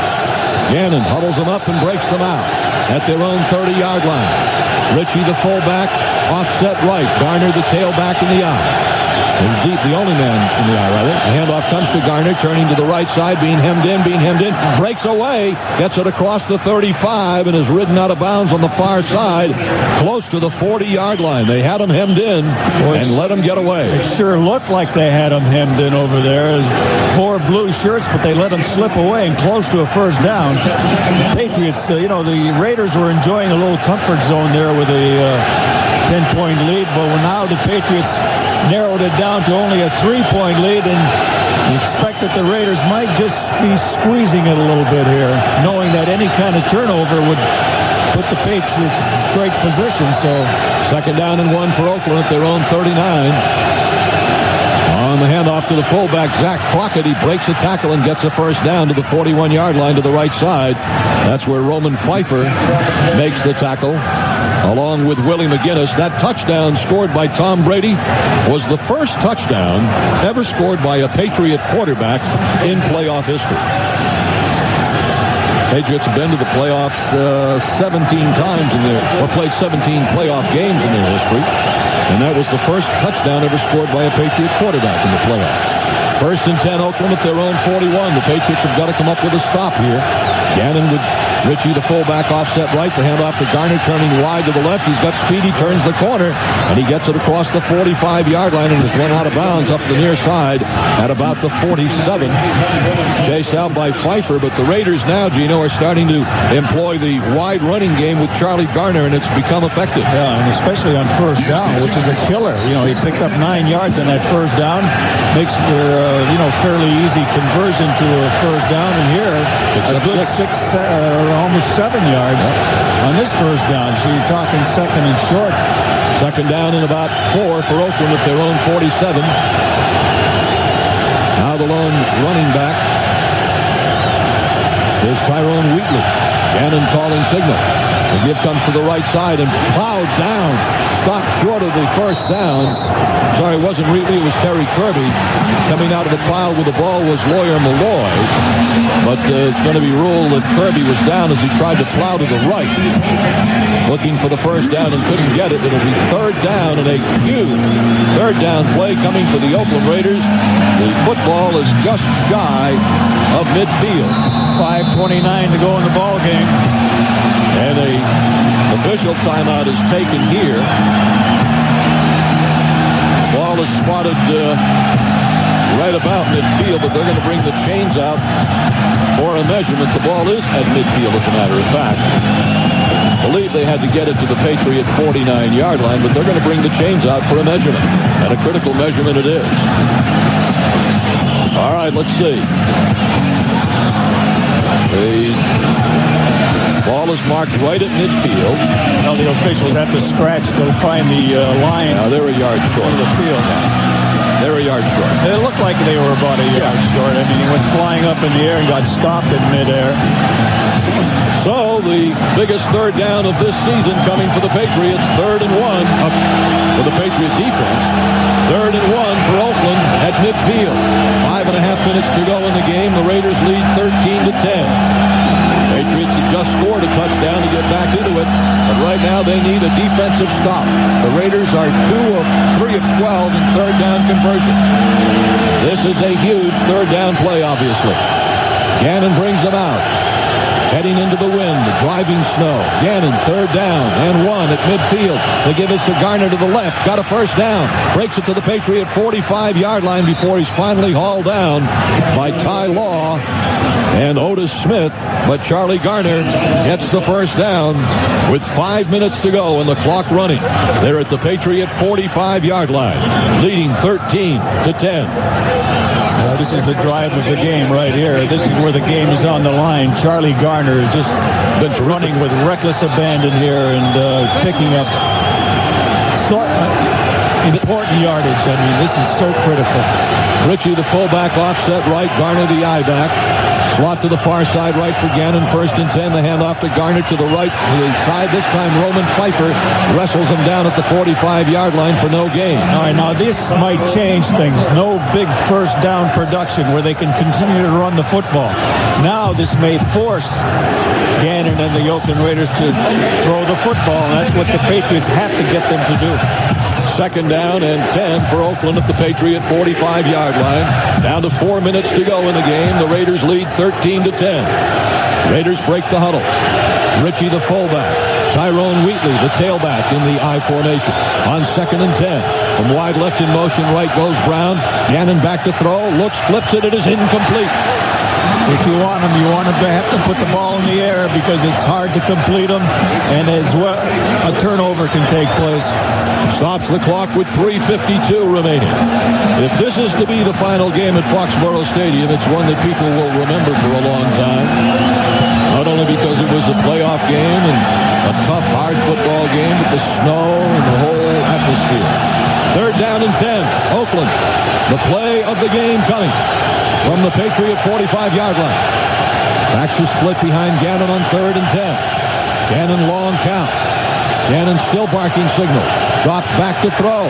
Being chased. Looks. Fires incomplete. 4th down. Good. Raiders forced to punt with 3:48 to play. That's what that first down stoppage did, Gil. Yep. That's what it did. That's what they had to have. Put the ball in the air. Stops the clock as well on 2 passes that they had to throw into the ground. Patriots have all 3 timeouts remaining. Shane Leckler is in to punt for Oakland. He's done a heck of a job punting tonight. This time he's kicking into the wind. Troy Brown back at his 12-yard line for the Patriots. Leckler will punt from right to left. Leckler awaiting the snap. Crowd on edge. The snap to Leckler. He gets it away. Nearly blocked, but not. Ball bounces across the 20-yard line and will be down by the Oakland Raiders at about the 20. So the Patriots are 80 yards away from being able to either go ahead or get a field goal to tie it with 3:35 to go. Timeout on the field with a score: Oakland 13, the Patriots 10 on the WBCN Patriots Rock Radio Network. At Century Tire, we've been keeping an eye on your family's safety for 75 years. That's how we've become Maine and New England's oldest tire dealer. And now we want to make sure your vehicle is fully prepared for the harsh winter driving conditions ahead. Here at Century Tire, we not only offer up to 7 different brands of safety-proven tires, we'll check your existing tires for proper inflation, which not only means a safer drive, it means better mileage and at least 25% more tread life. And at no cost or obligation, there's no reason to wait. Remember, we're more than just tires. We're a complete auto service center with the best diagnostic equipment and professional technicians trained to keep your vehicle in top-running condition. That's why Century Tire has been around for 75 years. We're in Portland at 185 Kennebec Street, 82 St. John Street, and the Pine Tree Shopping Center, and on Route 302 in North Windham. We look forward to serving you for many years to come. At Century Tire and Auto Service Centers, where your safety is our business. For fine German and American cuisine, it's Richard's Restaurant, 115 Main Street in Brunswick. Here's Chef Richard discussing some of his delicious dinner items. Traditional German Sauerbraten, Wiener Schnitzel, Holstein Geschnetzeltes, filet mignon, top sirloin, New York sirloin, all certified black Angus. You just come in and enjoy your dinner. For fine German and American cuisine, it's Richard's Restaurant. Call 729-9673. Richard's Restaurant, 115 Main Street in Brunswick. Ines, Don, and Mike, and New England Patriots football. If you're a guy and don't listen to this station, you've got some serious issues. WZAN, Portland. In the 4th quarter, Oakland leading 13-10. Patriots with the football at their own 20-yard line, trying to drive left to right. Ball in the far hash mark. The wind at the Patriots back. Fred Coleman to the far side left. Troy Brown into the left side slot. Near side right is Patton. Wiggins into the right side slot. Out of the shotgun formation, Brady with J.R. Redmond to his right in the backfield. Brady takes the direct snap.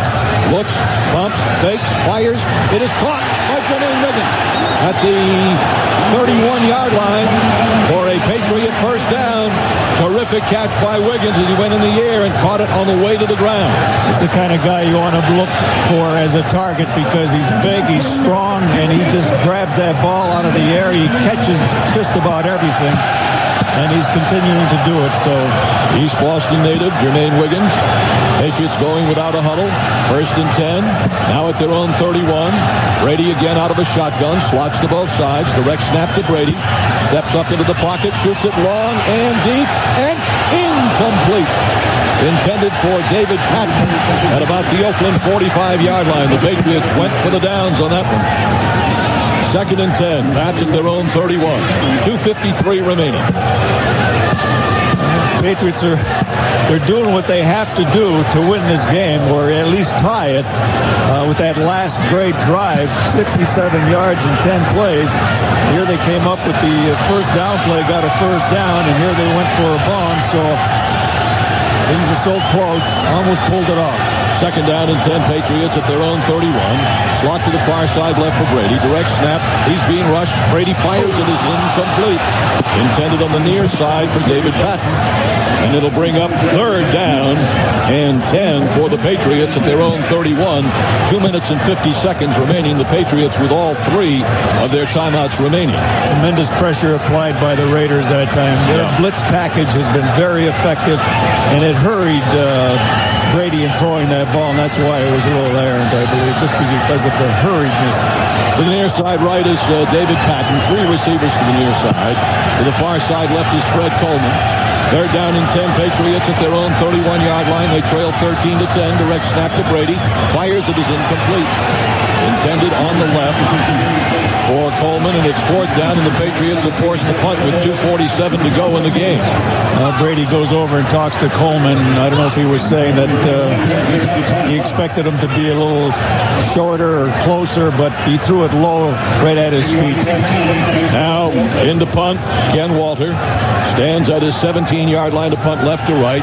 Back at about the 30 is Tim Brown of the Oakland Raiders. Make it the 37-yard line. Walter kicking with the wind at his back, handles the good snap, and gets the kick away. It is coming down to Brown, and he fair catches it at about the Oakland 40-yard line. So they've got good field position with 2:41 to go in the game. Oakland will take over at their own, make it the 35-yard line. Obviously, the whole field obliterated with snow. Trying to zero in as best as possible, but pardon the mistake. First and 10, Oakland at their own 35. Now the Raiders lead 13-10 with 2:41 to go, and the Patriots have 3 timeouts remaining. Well, you got to expect the Raiders to come out and try to run wide once again, as they had done on that previous series. It's pretty productive for them, getting good first down yardage. A straight I formation, Ritchie and Garner for Oakland behind the quarterback Gannon. First and 10 at his own 35. Gannon checks off on first down. The give is to Garner, coming to the left side. Going to be hemmed in. Tries to break it back to the right. He does, and gets it across the 40-yard line to the 41 before Tabucky Jones brings him down. They had him hemmed in for a loss. Oh, boy, did they ever. He ends up gaining yardage. The Patriots stop the clock, calling the first of their 3 timeouts with 2:31 remaining in the game. But Garner ended up getting 7 yards out of that play, Gino, and it looked like he was going to lose 2. And that's exactly what they needed, because then that makes that timeout even more effective. But now, you got to call a timeout, and it's 2nd and 3 or 2nd and 2, long 2.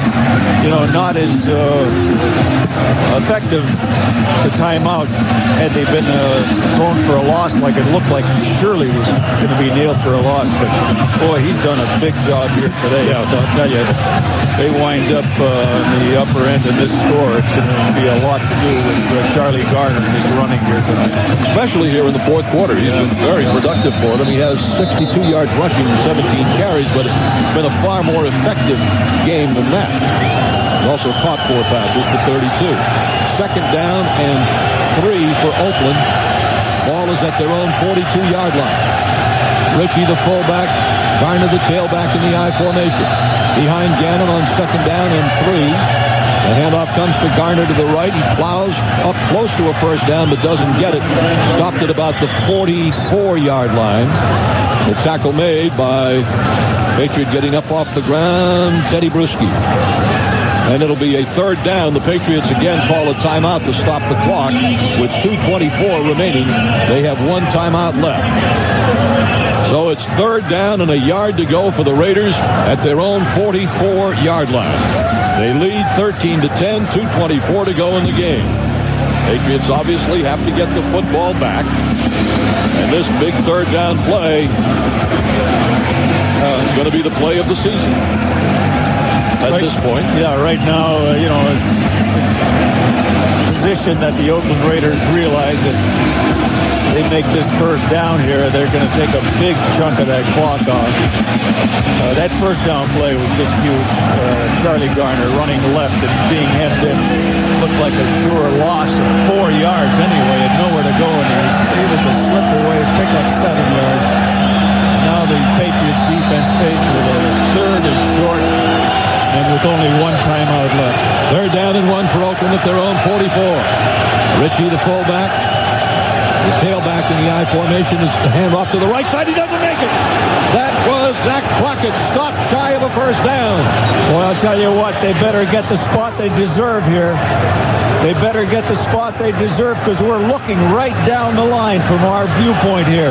No, there's no way that they can give them a first down on this. Well, it's just a question of where they spot the ball. Spotted the ball short of the 45-yard line. They have to get to the 45. It looks like it's going to be a half a football short or something like that.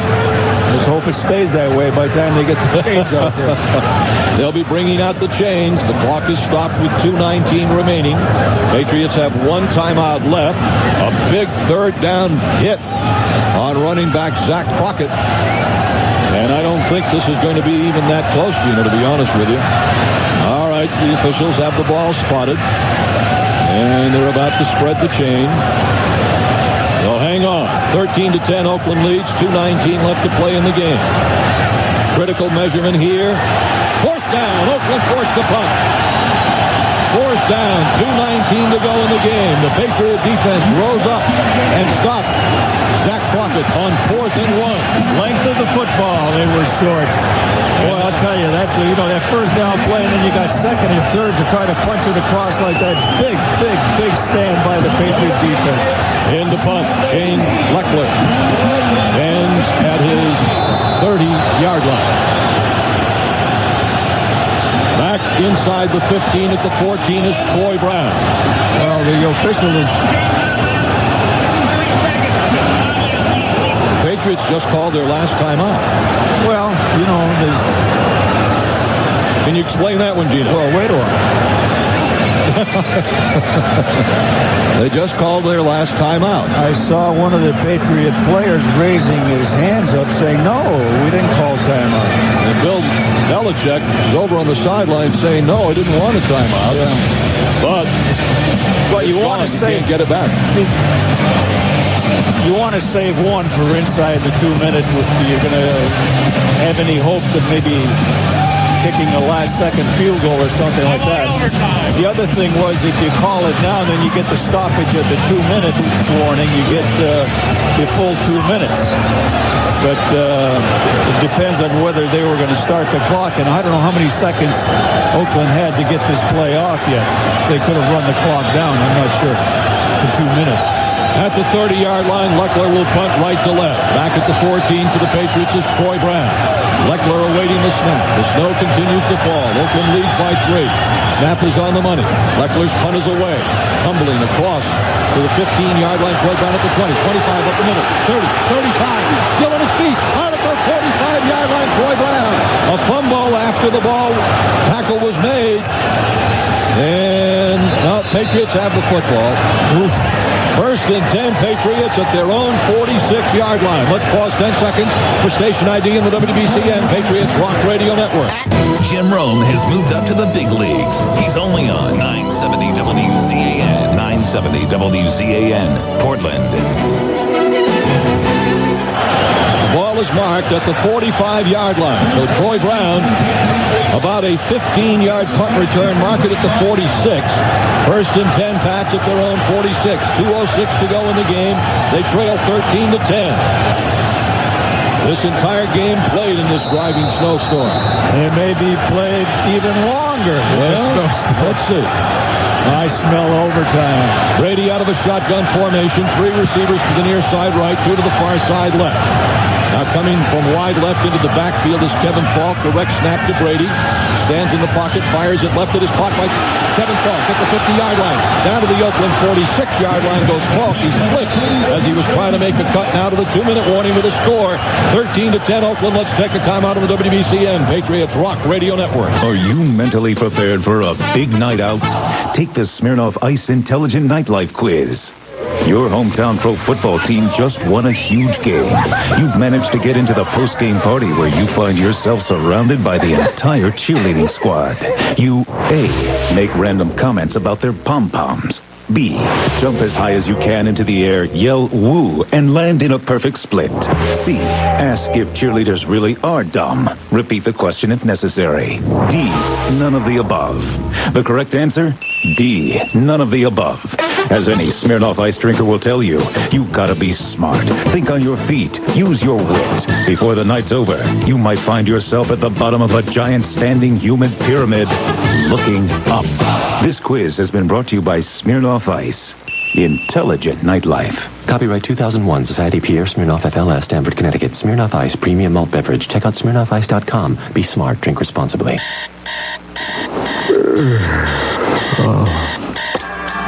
You've got alarms going off all day. The last thing you need is one more. That's why the efforts of the 26,000 members of the New England Carpenters Union are so valuable. Thanks to top-notch training, their craftsmanship assures quality to contractors and developers. For more information, call 1-800-275-6200. The New England Carpenters Union. It's working. Is your current vehicle registered with the Food and Drug Administration as a depressant? Grab life by the horns. Dodge. Second down and 3. Patriots at the Oakland 47. This AFC semifinal boiling down to a very exciting finish. The Raiders lead 13-10.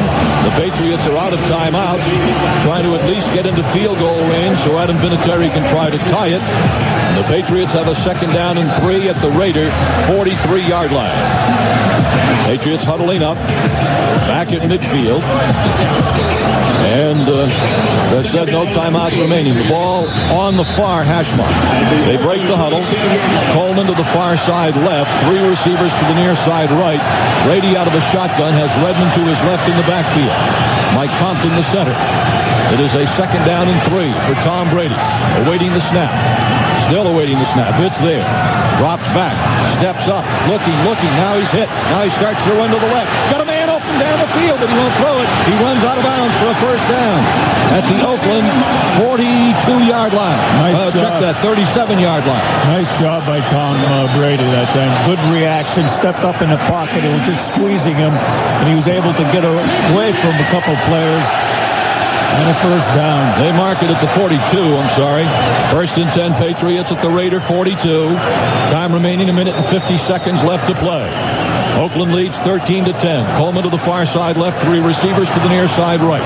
Brady out of a shotgun. Redmond to his left in the backfield. Snow continues to come down. Brady calling signal. The direct snap to Brady.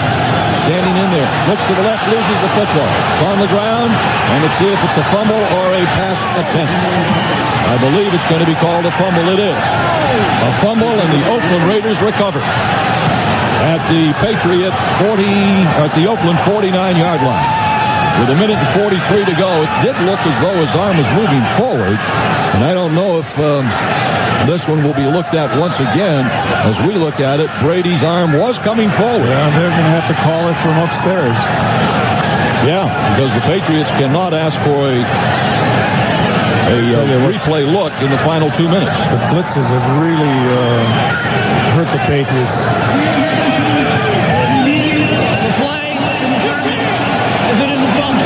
All right. So Walt Coleman, our referee, will review the play, got the call from upstairs, and what they tell him is, they don't say it's a fumble. They say you might want to look at this one again, because the Patriots cannot call for a replay inside the 2-minute warning. Now, it looked, Gino, to us anyway, of course we're biased, that it was a forward pass attempt. It looked like his arm was going forward, and that would be a huge play.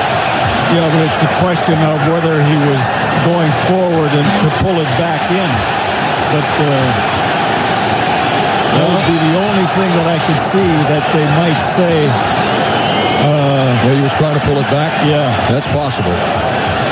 Well, we're waiting for the referee. Walt Coleman is looking at the replay on this. Otherwise, his arm was going forward. But if it was intended to be a pass and not a pull down, well, that's going to be a tough call. Yeah, it is a tough call. It is. The blitzes really bothered the Patriots today. They were unable to pick them up.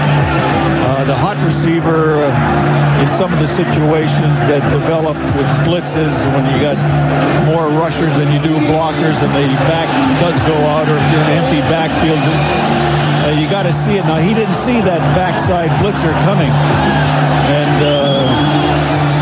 they just have not done a great job today in picking up blitzes from the Raiders.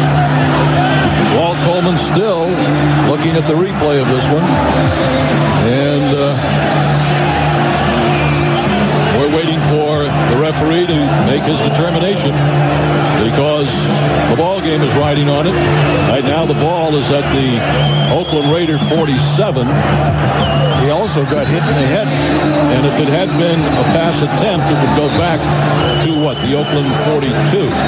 After reviewing the play, the quarterback's arm was going forward. It is an incomplete. All right. Patriots retain the ball. On the 42. First, Patriots take the football back on the review. Well, his arm was going forward, no question about it. I said the only thing that they could possibly pick up would be that he was just pulling it back under. It'll be down to the Oakland Raiders 42-yard line and bring up a third down, or is it a 2nd and 10? Let's see. It's at the 42. I think it's going to be a third down, and I'm not sure now. So long we forgot where everything was. Ball is marked at the Oakland 42-yard line. Yeah, it's 2nd down and 10 for the Patriots at the Oakland 42. So his arm, as we thought, was going forward. Oh, it was. It was. And a huge break for the Patriots. Now if they could capitalize on it, huge. Snow continues to drive down. You've got to give credit to these 60,000-plus hardy Patriots fans who have stayed here throughout this snowstorm. I don't see anybody leaving the place. Tell you what, a tribute to the fans. Give a lot of credit to that team down there, too. They really fought to scratch back into this ball game. I mean, it looked like things just weren't going right, weren't going well. The timing was off. Offense really not doing much. Defense was just playing in spurts. The Raiders, on the other hand, had the upper hand as far as the overall play. Seemed to be better suited for the game and just playing better football. But they didn't pack it in. They didn't pack it in. They came out to start the second half. They drove the field to get a field goal when they were at the 4-yard line, where they looked like they might get a touchdown. And then the Raiders go back out on top. They get a field goal coming back to match that second half field goal of the Patriots, and then also get a 10-point lead. Gino, right now the referee is back over at the replay. Well, he's back over there. You don't suppose that they'll do a reverse reversal of the reversal? A reversal. A double reverse. Well, he's over there listening on the headphones on the far side of the field. And, of course, the replay officials upstairs trying to get something across to him. What it is, I don't know. Well, unless they're saying, you know, well, I can't think of what they could be saying. I know, it's all speculation on our part here. Here comes Coleman now. The only thing is... all right, maybe it's the placement of the ball, Jim. That's what I think it is. Yeah, it could be the placement of the ball. Yeah, because they had the ball down at the 42-yard line, and I think it was... you're right, yeah, you're right. They had the ball up here at the 47. No, you're right, 42. Yeah, I got it on my chart here. Okay. That's what they were looking at. Now I'm more comfortable. So it is a 2nd and 10 for the Patriots at the Oakland 42 with 1:43 to go. The Raiders lead 13-10. The Patriots trying to mount a comeback here in this snowstorm in Foxboro on Saturday night. Wild football game. It's been a heck of a game played between these two teams. Both offenses struggling with the weather conditions and the snow and the bad footing. Well, John Gruden, Gil, has called the referee over to the sidelines, and they're having another dissertation on this. And I don't know if he's saying what I suspected he might be saying. Gruden is about pulling the ball back down. But anyway, it's all moot because it looks like they got the signal Please reset the clock to 147. run the play. 147. Well, the Patriots have an extra 4 seconds added onto the clock. 1:47 remaining. 2nd down and 10. Patriots at the Oakland Raider 42-yard line. The Raiders lead 13-10. The Patriots must get into field goal range at the very least. From this point, they've got about another 15 yards to go to get to within reasonable range. Slot to the far side left for Brady out of a shotgun. He's got Redmond to his right in the backfield. Patton to the near side right. Brady awaiting the snap. It's there.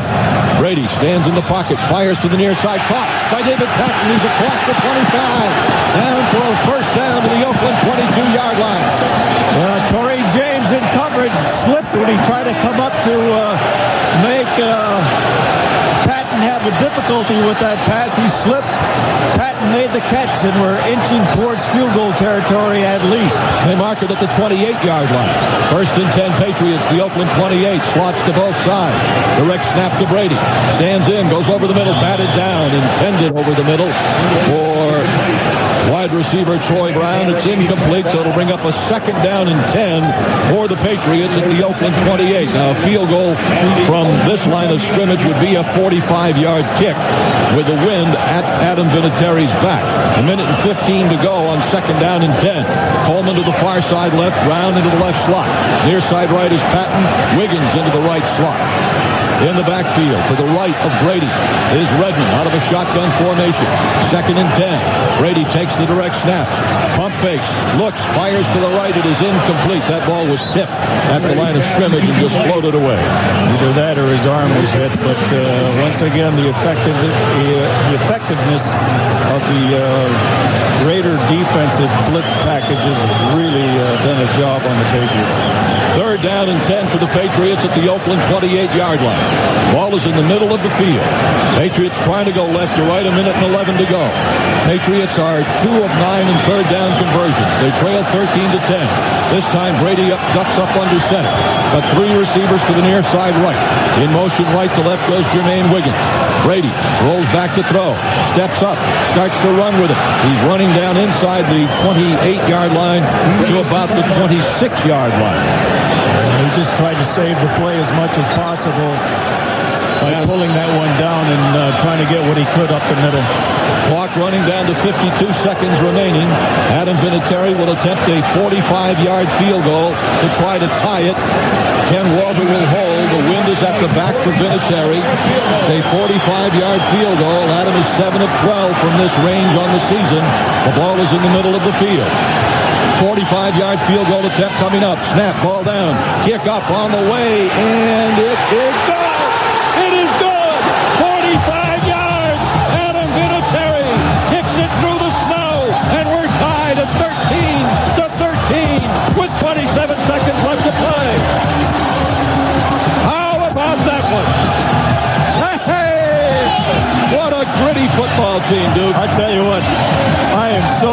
with the way they fought back in this game. The scrappiness of this team when it looked like things were just going to be so bleak. It seemed to have lost their offensive rhythm from what they had in the latter parts of the season. And defensively, as I said before, seemed to be playing in spurts. And the Raiders having the upper hand, but this team has fought back. And Adam Vinatieri just kept all the scrappiness that this team was showing offensively and defensively here in the last maybe 10 to 12 minutes of this ball game. Of the regular, of the fourth quarter. Regular ball, yeah. 10 unanswered fourth quarter points by the Patriots. They tie it with 27 seconds to go. And the crowd is loving it at Foxboro. This is one that they'll remember for a long, long time. Oh, I'll tell you. Great, great, great ending to this stadium and everything that it represented if this is the last game here. Adam Vinatieri will kick it off from left to right. That was a field goal, Gino. That was low. I wasn't sure it was going to make it. I know. I thought, I can't tell by the snow. I don't know if it glanced off the right upright. Did anybody see that? I didn't know. Kicking off, Terry Kirby is deep, end over end. Kirby will take it at his 13. Heads right to the 15, to the 20, 25, and down to the 30-yard line where he's tackled with 22 seconds remaining. Now the Raiders have 2 timeouts remaining. First and 10 at their own, 10, 20, 30. Looks like about the 33-yard line, 35-yard line. Now, will the Raiders try to move down the field into field goal range? Well, will they just regroup and say, let's go to overtime and see what happens? No, they got to. You got to take the shot. You got 2 timeouts here. I just don't know if they're going to try to run and see what they can get good first down production, or if they want to throw for it. They seem to be comfortable in throwing the football. All right, Gannon has them huddled up. First and 10, Oakland at their own 35. Now, they're in a safe formation, but I wouldn't be fooled by it. Gannon takes the snap and drops to one knee, and he's going to let the clock run out, and we're going to go to overtime. How about this? The Patriots down 13 to 10, entering 13 to 3 rather, entering the fourth quarter. They get a 67-yard drive with Tom Brady running in from 6 yards out to make it 13 to 10 with 7:52 left and with 27 seconds left after the Patriots stopped Oakland on third down at their own 45-yard line. The Patriots get a 45-yard field goal through the driving snow here in Foxboro with 27 seconds left to tie it, and we're going to overtime.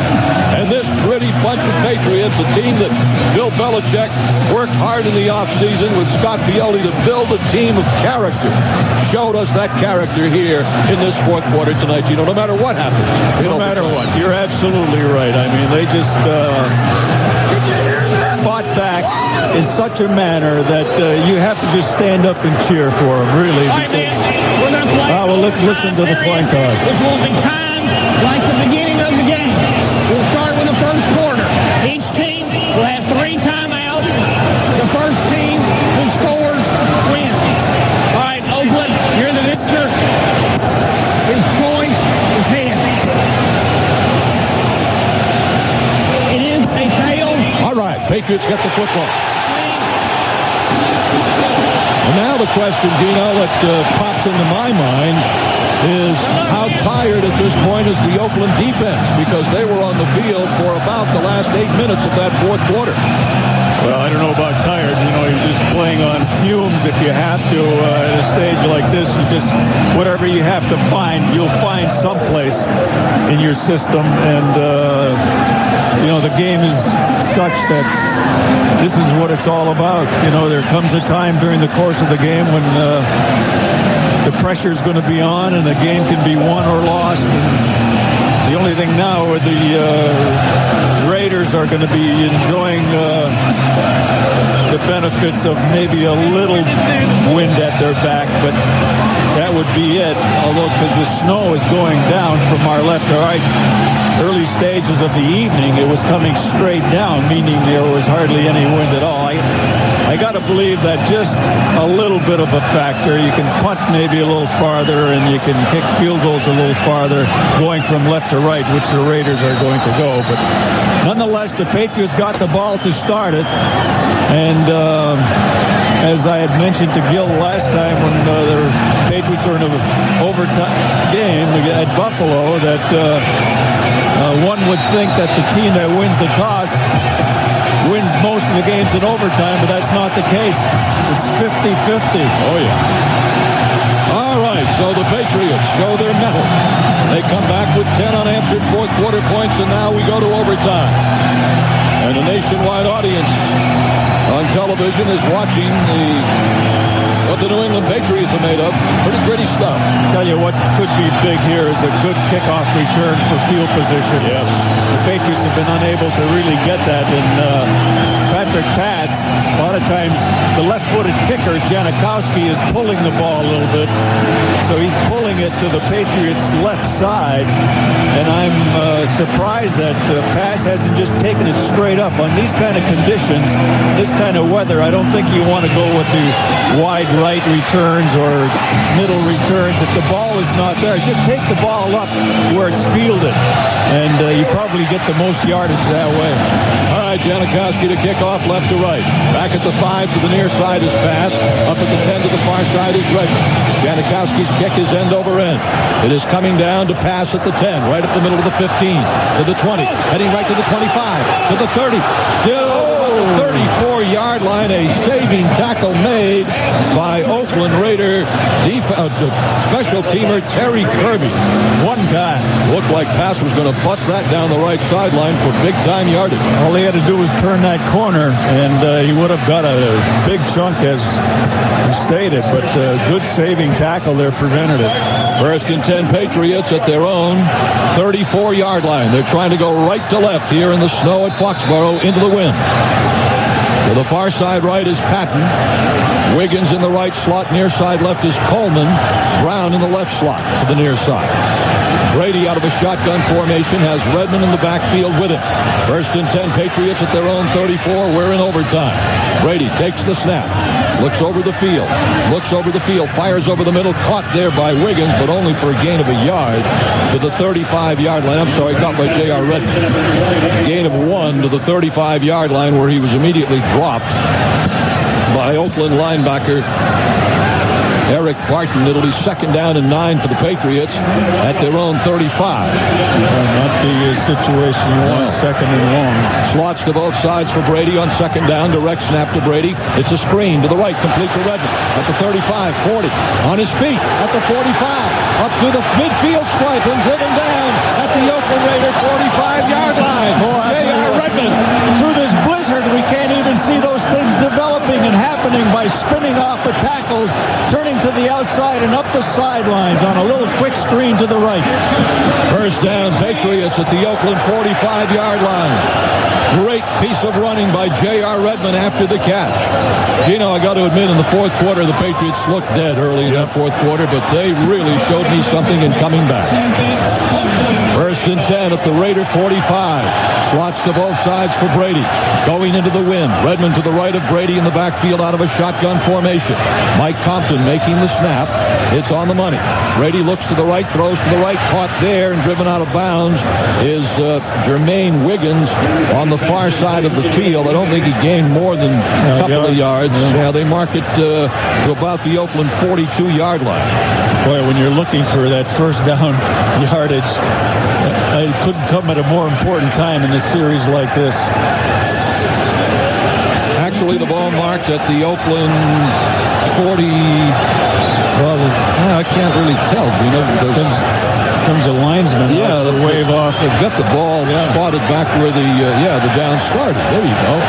Now they move it ahead to the Oakland 42-yard line. Second down and about 7 for the Patriots. Brady out of a shotgun with slots to both sides of the field again. Redmond in the backfield with him. Pump fake by Brady. Looks to the right, throws to the right. Redmond has it on the screen. Breaks one tackle and gets down to the 40-yard line of the Oakland Raiders. Maybe the 39. Where It'll bring up a third down for the Patriots at the Oakland 39-yard line. And they have to get to the Oakland 35. That's going to be a third down and a long 4. Mark it closer to the 40-yard line. They have to get to the 35. Going to make it third down and 5 for the Patriots at the Oakland 45-yard line. That'll be a Wiggins type of play here. 3 receivers to the near side left for Brady out of the shotgun on 3rd and 5 at the rate of 45. Brady takes the direct snap. Over the middle it goes, complete to Wiggins. First down across the 40-yard line to the 38. East Boston's Jermaine Wiggins has been a big player in this football game for the Pack. First down to the Oakland 38-yard line. We're 3 minutes into the overtime period. They mark it at the 33-yard line. Can't really tell because of the snow, but the officials now put up the 33-yard line. Empty backfield for Brady. 3 receivers to the near side left, 2 to the far side right. Brady out of the shotgun, takes the snap, looks over the field, fires over the middle. It is caught there by Jermaine Wiggins again, this time to the 30-yard line. Wiggins to the Oakland 30, and it's second down and 7. Now, if you're thinking field goal, they're too far out right now. It'll be about a 48-yard kick into the wind. Wiggins has 10 receptions for 70 yards. It is a second down and 6 for the Patriots. Make it second and 7 at the Oakland 30-yard line, tied at 13-13 in overtime. This time Redmond lines up as an I-back, and Brady comes up to the line of scrimmage with a slot to the far side right. From wide to near side left in motion right goes Patton. The give comes to J.R. Redmond. He is stacked up right there at the line of scrimmage at the 30-yard line. Oh, gee, a game. Blitzing cornerback coming in to put pressure on Brady. As he was coming in, he saw the handoff and made the tackle practically behind the line of scrimmage. Third down. And about, let's see where they mark it. They mark it at the 31-yard line. So it's third down and 6 for the Patriots at the Oakland 31. Brady out of the shotgun has 3 receivers to the far side right. Redmond to his left in the backfield. Third down and 6. Direct snap to Brady. Looking to the right. Fires to the right. Troy Brown has it and is taken down at about the Oakland 28-yard line. Now it's fourth down at the Oakland 28.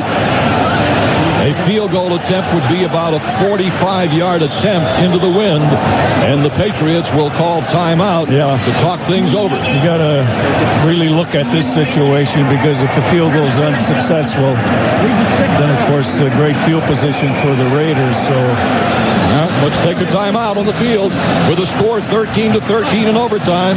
10 minutes to go on the WBCN Patriots Rock Radio Network. Do I have stress in my life? Yeah. Do I have stress in my life? Mountains of it. Stress. Hi, this is George Martell, Vice President of Woburn Foreign Motors and the Woburn Toyota Division. You have more things to worry about than the stress of buying or leasing and then servicing an automobile. We understand this at Woburn Toyota. That's why when you come in to look at a new or pre-owned Toyota at Woburn Toyota, we make the car buying experience stress-free. Woburn Toyota, convenient from everywhere at the junction of Route 93 and 128 in Woburn. You know where we are. You've seen our sign. Well, Gino, what kind of a decision is this one going to be? It's a tough one for Bill Belichick and his staff to decide on. It is fourth down and 3 at the Oakland 27. If they go for it on fourth down and don't make it, then Oakland gets the ball at the 27.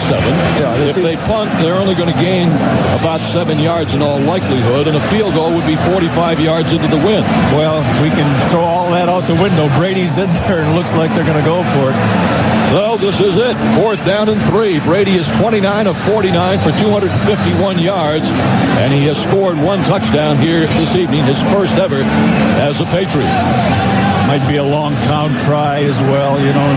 Well, that's true. Try to draw them offside. Because that would give them an automatic first down if they were able to, but... Fourth down and 3 for the Patriots at the Oakland 27. The Patriots huddling up back at the 35-yard line. They're trying to go right to left here in overtime. Tied at 13-13. Well, Well, they might like to try that screen that's so close to working on the right side, but Johnny Harris, the safety man, has been coming up to really make it difficult for it to run nice and fluid. And, either that or Jerome Wiggins somewhere over the middle on that quick slant from his position at the split tight end. All right, 4th down and 3 at the Oakland 27. Brady is up to the line of scrimmage, has 3 receivers to the near side left. Redmond is offset right in the backfield. 4th and 3.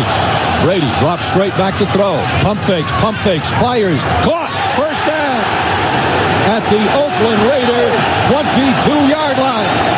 The catch was made on the ground, on the snow, by David Patton. There were 2 receivers there. These Wiggins and Patton so close together, but Brady drilled it in there, got it to Patton. What a big night he's had. What a big game that this team has played. I know, but Patton and Wiggins have been huge. Yes, they and have. Brady, too. Brady brought them back from 10 points down. First and 10 at the Oakland 22-yard line. Antoine Smith, now the lone running back, takes the handoff to the right, stays on his feet inside the 20 to about the 18-yard line of the Oakland Raiders, where the tackle is made by Marquez Pope. And it'll be second down to the Patriots at the Raider 18. A gain of 4 yards at 2nd and 6. Patriots moving inexorably closer to the Raider goal line and a possible field goal attempt. Second down at the Oakland 18-yard line. 2nd and 6. Brady brings him out. Smith remains the lone running back. Double tight end offense for the Patriots on 2nd down and 6. Brady calling signals. Hand off to Antoine Smith again. Shuffles inside the 18 to about the 17-yard line. And it'll bring up a 3rd down and 5 for the Patriots at the Oakland Raiders 17. Well, those 2 plays right there tell you what they're doing. They're just going to line up for a field goal. Try to just inch it as close as possible. I mean, picking up inches. Yeah. Let alone yards. And, the inches have been tough to come by. Yeah. Duke. But I mean, in these 2 calls, so whatever they're going to get is what they're going to take, and then they're going to kick the field goal. All right, 3rd down and 5 at the Oakland 17. Edwards, the fullback, to give us to Antoine Smith to the right. Turns the corner. He's got a first down inside the Beautiful. Antoine Smith, first and goal to go. Patriots at the Oakland 9-yard line. Boy, I'll tell you what, Gil, you might have hit the nail on the head, because that defense of the Raiders is not playing like they were when they haven't been blitzing, and it looks like they have just tired themselves out. And the fact that the Patriots have been driving has been demoralizing to that defense as well. The Raiders were on the field for most of the final 10 minutes of the 4th quarter. Tied at 13-13. It's first and goal to go at the Oakland 9. Brady calling signals. They give us to Antoine. He is down to about the 7-yard line off the right side. Driven back from there. It'll be second down and goal to go at the Raiders' 7-yard line. 13-13 in overtime. 7:10 remaining to be played in the football game. Brady goes to the overtime period. Brady goes to the sidelines, and I think Coach Belichick just said, keep it there. No miscues. All right. Patriots huddling up. Second down and goal to go at the Oakland 7. The backs now in a tight set. Edwards and Antoine Smith. Brady calling signals. Brady, a quarterback keeper to the left, to line up a possible field goal attempt to the 5-yard line of the Oakland Raiders. And now, Patriots have called the timeout, and here comes Adam Vinatieri onto the field. The ball is at the 5-yard line. The kick will come from the 13 or thereabouts. It'll be about a 23-yard field goal attempt with Vinatieri, who hit a 45-yarder into the snow with 27 seconds left in regulation to tie it. And now Adam will try to win it here in overtime. The Patriots have controlled the ball for 8 minutes and 25 seconds in this overtime period, Gino. Oh, boy. They took over. That tells a story right there, really. At their own 34-yard line. And they've controlled the football all the way down to the Oakland 5-yard line. And now all the players are out there trying to create a spot for Adam to try to kick the field goal. Brady on the snap headed to his left to line it up in the middle of the field. So it's not an angle shot at all for Adam Vinatieri. It's a straight ahead shot. But nothing is a sure thing. It's slow. It's bad footing. It's slippery out there. You got to get a perfect snap from Lonnie Paxton, a perfect hold from Ken Walter, and a perfect kick from Adam Vinatieri to try to win this thing at the 6:35 mark of overtime. If the Patriots win, they go to the AFC Championship game. If he hits this field goal, if they miss the field goal, Oakland would take over at their own 13-yard line. Walter and Vinatieri continuing to scrape snow away from the ground right in the middle of the field. And we're just about set to go as the Patriots will try to win it here. Ken Walter will hold. Oakland Raider defenses or coaches on the sideline telling their players to jump up in the air on the field goal attempt. The Patriots were down 13-3 when they scored with just under 8 minutes to play in the fourth quarter to make it a 13-10 game, and then drove down the field and got the tying field goal. And now they've driven down the field and put Adam Vinatieri and the Patriots in position to win from the 13-yard line, a 23-yard field goal attempt for Adam Vinatieri.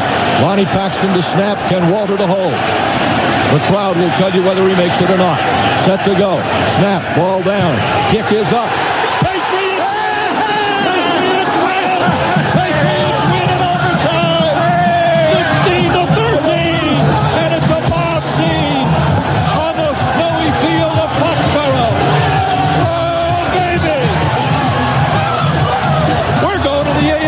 Championship game. How about that? Adam Vinatieri, 23-yard field goal in overtime. The Patriots score the final 13 points of the game. And the sign at the end of Foxboro Stadium just said, revenge is best served home. Maybe this is a little payback for 1976. You got that right. I was thinking of that.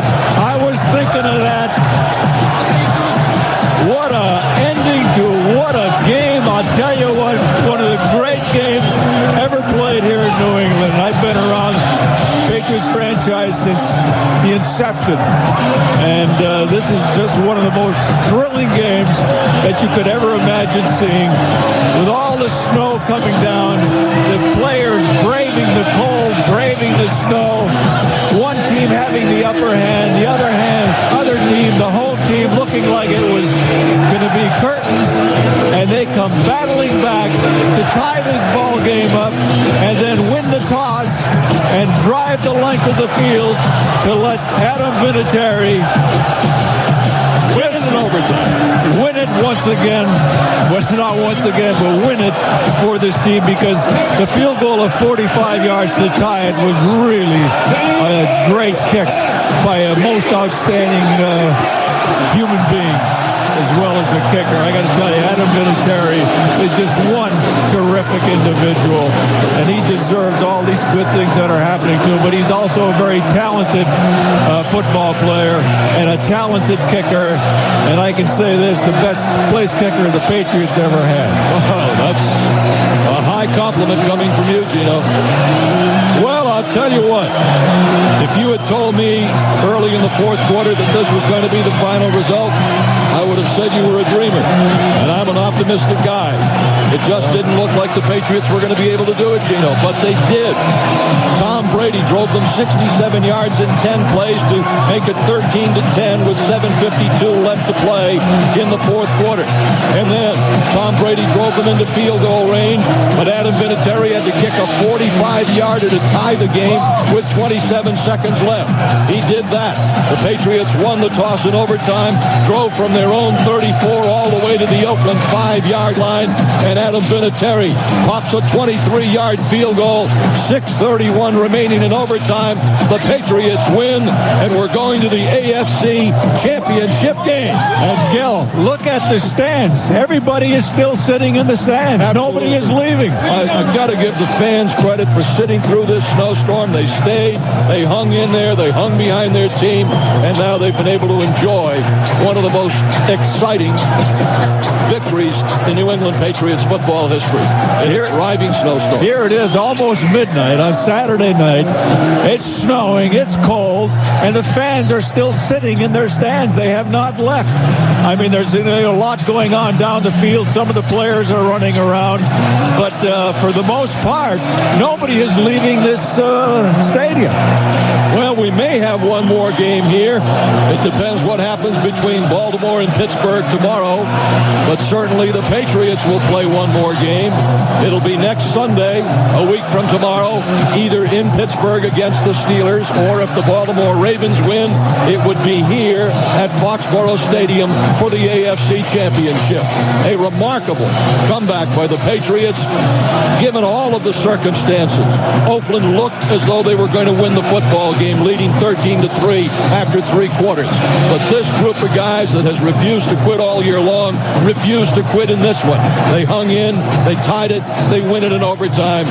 I couldn't be happier for Bill Belichick, his staff, and the players, and the fans. Just a great, great, great win. It's a great moment in Patriots history, a great moment in professional football here in New England. And Gil, you know, you mentioned that perhaps that defense of the Raiders was starting to wane a little bit. And I look at my chart, you know, I think you hit the button, hit it right on the button, because the Raider offense in the fourth quarter could only muster 1 first down, and they were in there 4 times, and it was 3 downs and outs. So that meant that their defense was on the field much longer than they had been during the course of the game.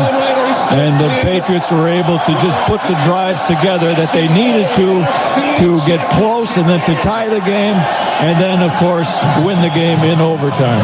With the final score in overtime, the New England Patriots 16 and the Oakland Raiders 13. That is it from snowbound winter wonderland Foxboro. For Gino Cappelletti, Mark Capello, Roger Holman, Dennis Knudsen, Josh Rakey, Jason Kennedy, Julie Campbell, this is Gil Santos reminding you, next Sunday, the Patriots go for the AFC Championship, either in Pittsburgh against the Steelers or here against the Baltimore Ravens. Gino and I will wrap up this game, and we'll hear the Bill Belichick press conference coming up next on the Massachusetts Executive Office of Environmental Affairs and Department of Environmental Protection post-game show on the WBCN New England Patriots Rockin' Radio Network. 970 WZAN is the home of New England Patriots football. Patriots football on 970 WZAN is brought to you by Bleacher Sports Pub and Restaurant, Bill Dodge Auto Park, Palmer Spring Company, Time Warner Roadrunner High Speed Online, Richards Restaurant, Street Cycles, Route 1 Falmouth, Paul G. White Tile and Carpet Company, Century Tire and Service Centers, Rhino Linings of Maine, and Rice Glass. Imus, Don and Mike, and New England Patriots football. If you're a guy and you don't listen to this station, you've got serious issues.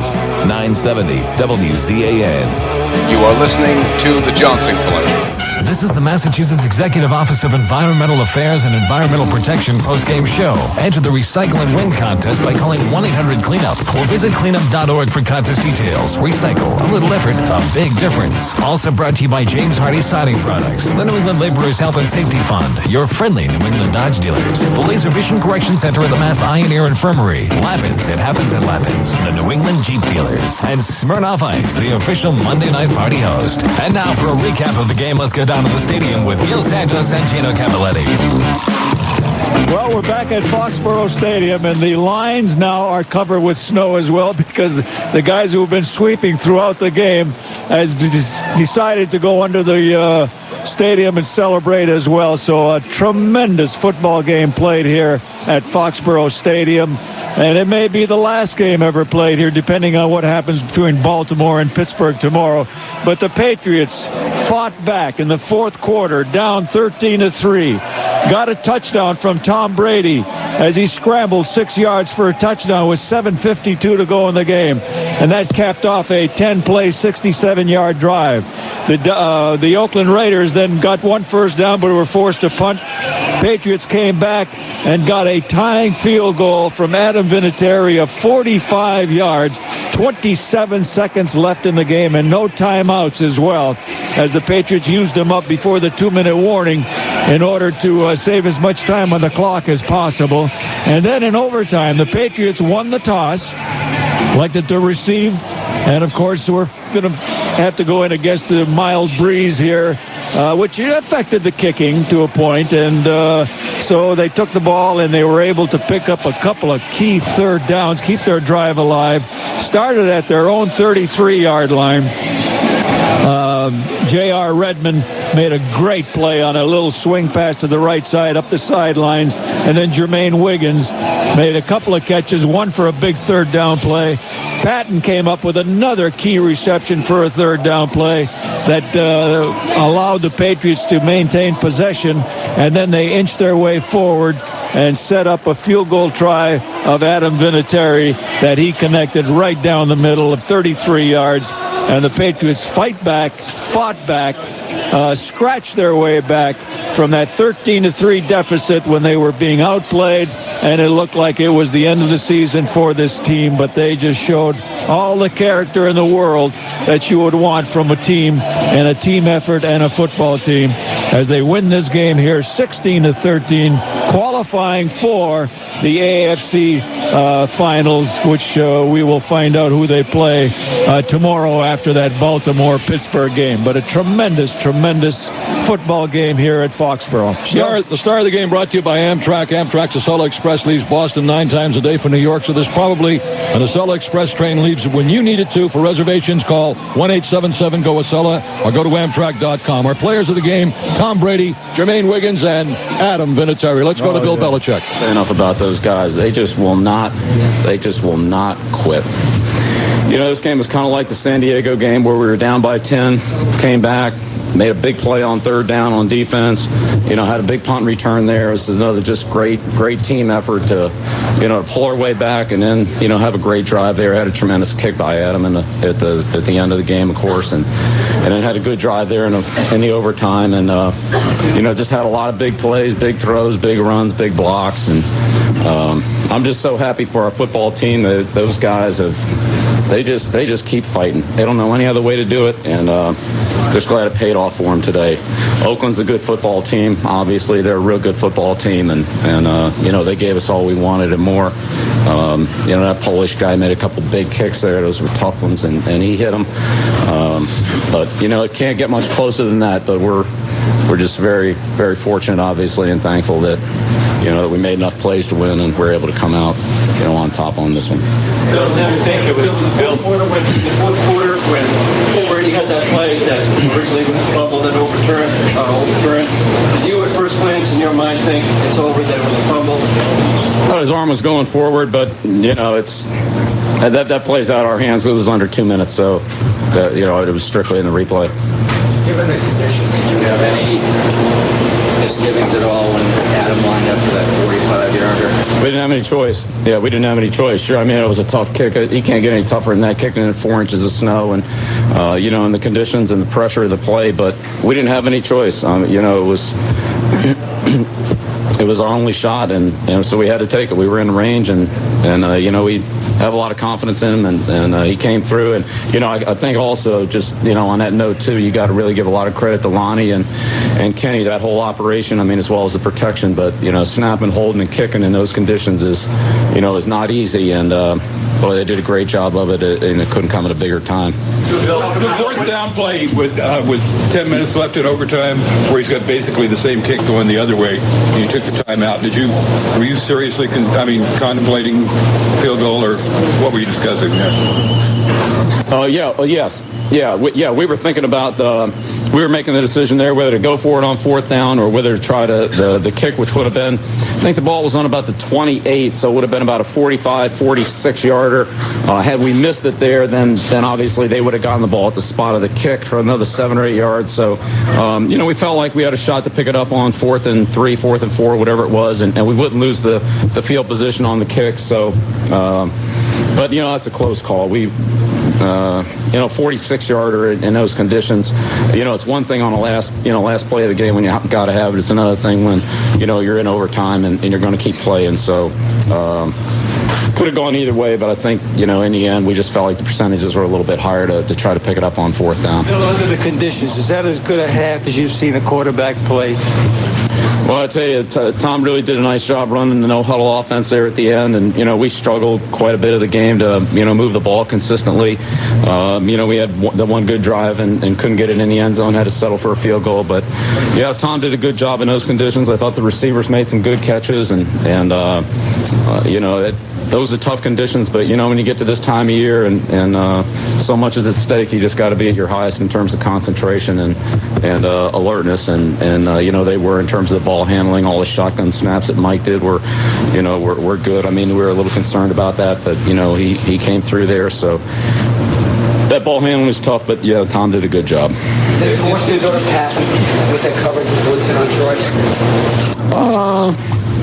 Well, I think the outside receiver, they were really trying to pack the middle, which we did too. I mean, it was good strategy in those conditions. So, they were having their two linebackers and their safety all drop down inside, and so that did make it a little tight there, and to get the ball outside was there was just a little more space. That's right. Coach, when you talk to your team this year, you got to the point where nothing really surprises you anymore? Well, the way our team plays doesn't surprise me. I mean, those guys they're going to fight till the last breath, and that third down stop, that 3rd and 1 stop was a huge play, and to be able to score 10 points there in the fourth quarter against a team, a real good football team like Oakland was. It took a lot, but our guys have been fighting like that all year, and they don't know any other way. I'm telling you, that's a tough group of guys in that locker room over there. How does a kid like Wiggins come out of nowhere?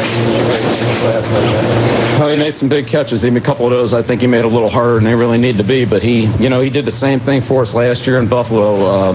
One of the things we did tonight before the game was we sat and watched the Buffalo game from last year. Even though it was a different scheme and all that, the conditions appeared like they were going to be similar. So we really went back and put in kind of on the fly a couple of the plays that we used in the Buffalo game last year that were successful for us. And if you remember, Jermaine had a couple big catches in that game as well, particularly in the I can't remember, it was the fourth quarter of the overtime, but made some big catches and runs similar to what he did today. So he's kind of a snowplow for us.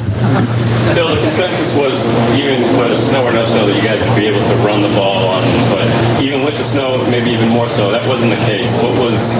Why were they so strong? At least they did a good job. That's a good football team now. That's a good football team. We had a couple decent runs on them, but they hit us a few times too. So luckily we were able to punch it through a few there on that last drive to get it down for the field goal. But they played a lot of 8-man front. Like I said, they packed the middle of the formation with the safeties, the linebackers. They did a lot of blitzing up the middle, which is good strategy based on the conditions. Nobody was hitting sideline routes and that kind of thing. Those are tough throws. I mean, to play Gannon had for a touchdown, to Jet, I mean, it was a great throw in the corner in those conditions. I mean, you got to make him hit that. And Gannon's good enough. He hit it. But, you got to take stuff away in the inside, and that's what they did. And we couldn't get the toss game going, and they just outnumbered us inside, and they did a good job on the running game. Bill, in the first quarter, you went for 4th down on like 35, 36-yard line, something like that. Just before the half, with a minute to go, you left the punt in the same situation. What's the thought process there? Well, we were going to get the ball to start the third quarter, so we knew we had another possession coming, and I didn't want to give them an opportunity because of Janikowski. I didn't really want to give him an opportunity to try to get in any extra momentum there at the half. So I thought if we could just keep the game where it was, and much as I would like to have gotten a little more out of that drive, I just felt like it would be taking a little bit too much of a chance to lose some momentum and lose some points there at the end of the half. We were going to get the ball to start, and I thought we could regroup and maybe get things going. There was a lot of football left at that point. So the first half, it was we thought about the long field goal, the same kind of situation. Thought about the long field goal, figured even if you miss it, you end up going another 8 yards back in field position. So we just tried to go for it on 4th down, and they made the play. Bill, when will you start thinking about next week? Tomorrow. Yeah, we'll start working on Pittsburgh and Baltimore tomorrow, and then probably split the staffs up so that we cover both of them as far as we can. Put a couple guys on on each side of the ball, put a couple guys on one team, put a couple guys on another team, and then once it's decided, then we'll at least somebody will have a little bit of a head start. But, you know, they're both great football teams and you know, real good defensive football teams as well. So, you know, but we're happy to be able to play whoever we get a chance to play.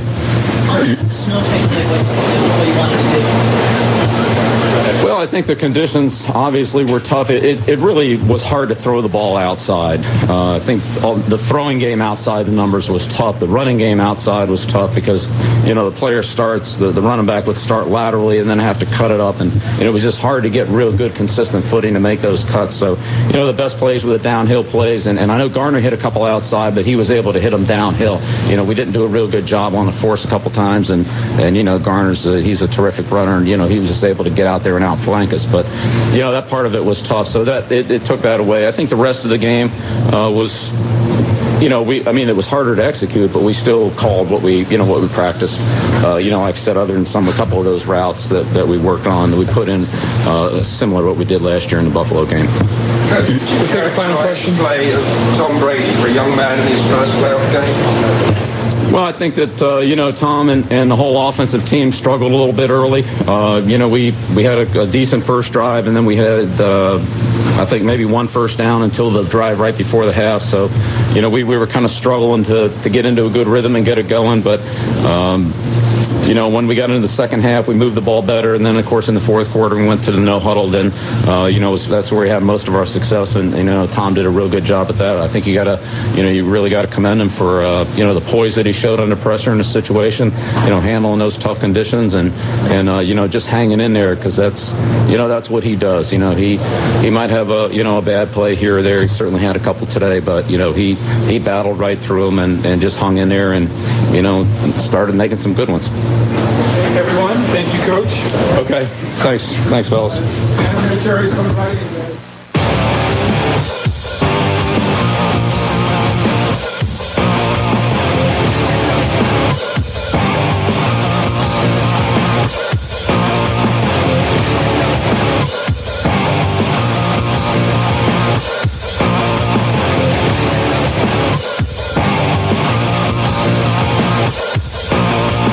The characters you love are back in American Pie 2. The outrageous comedy hit Richard Roper of Ebert and Roper at the Movies says has more laughs than the original. It's 1 year after the prom night antics of American Pie. Now the whole gang is reunited, and it's going to be a summer that none of them will ever forget. American Pie 2 on video and DVD from Universal Studios Home Video. Get the R-rated version or the unrated edition with 6 added minutes of uncensored footage you couldn't see in theaters. Now available at all area Best Buy stores. Best Buy, go ahead, turn on the fun. Mr. Grogan, how are you?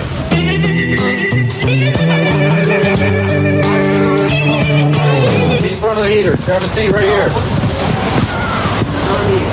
Old man Brock.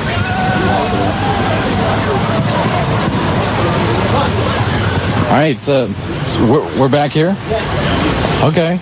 Adam Vinatieri is on right now down in the locker room, so if we could go down to the locker room right now and get Adam Vinatieri, that would be great.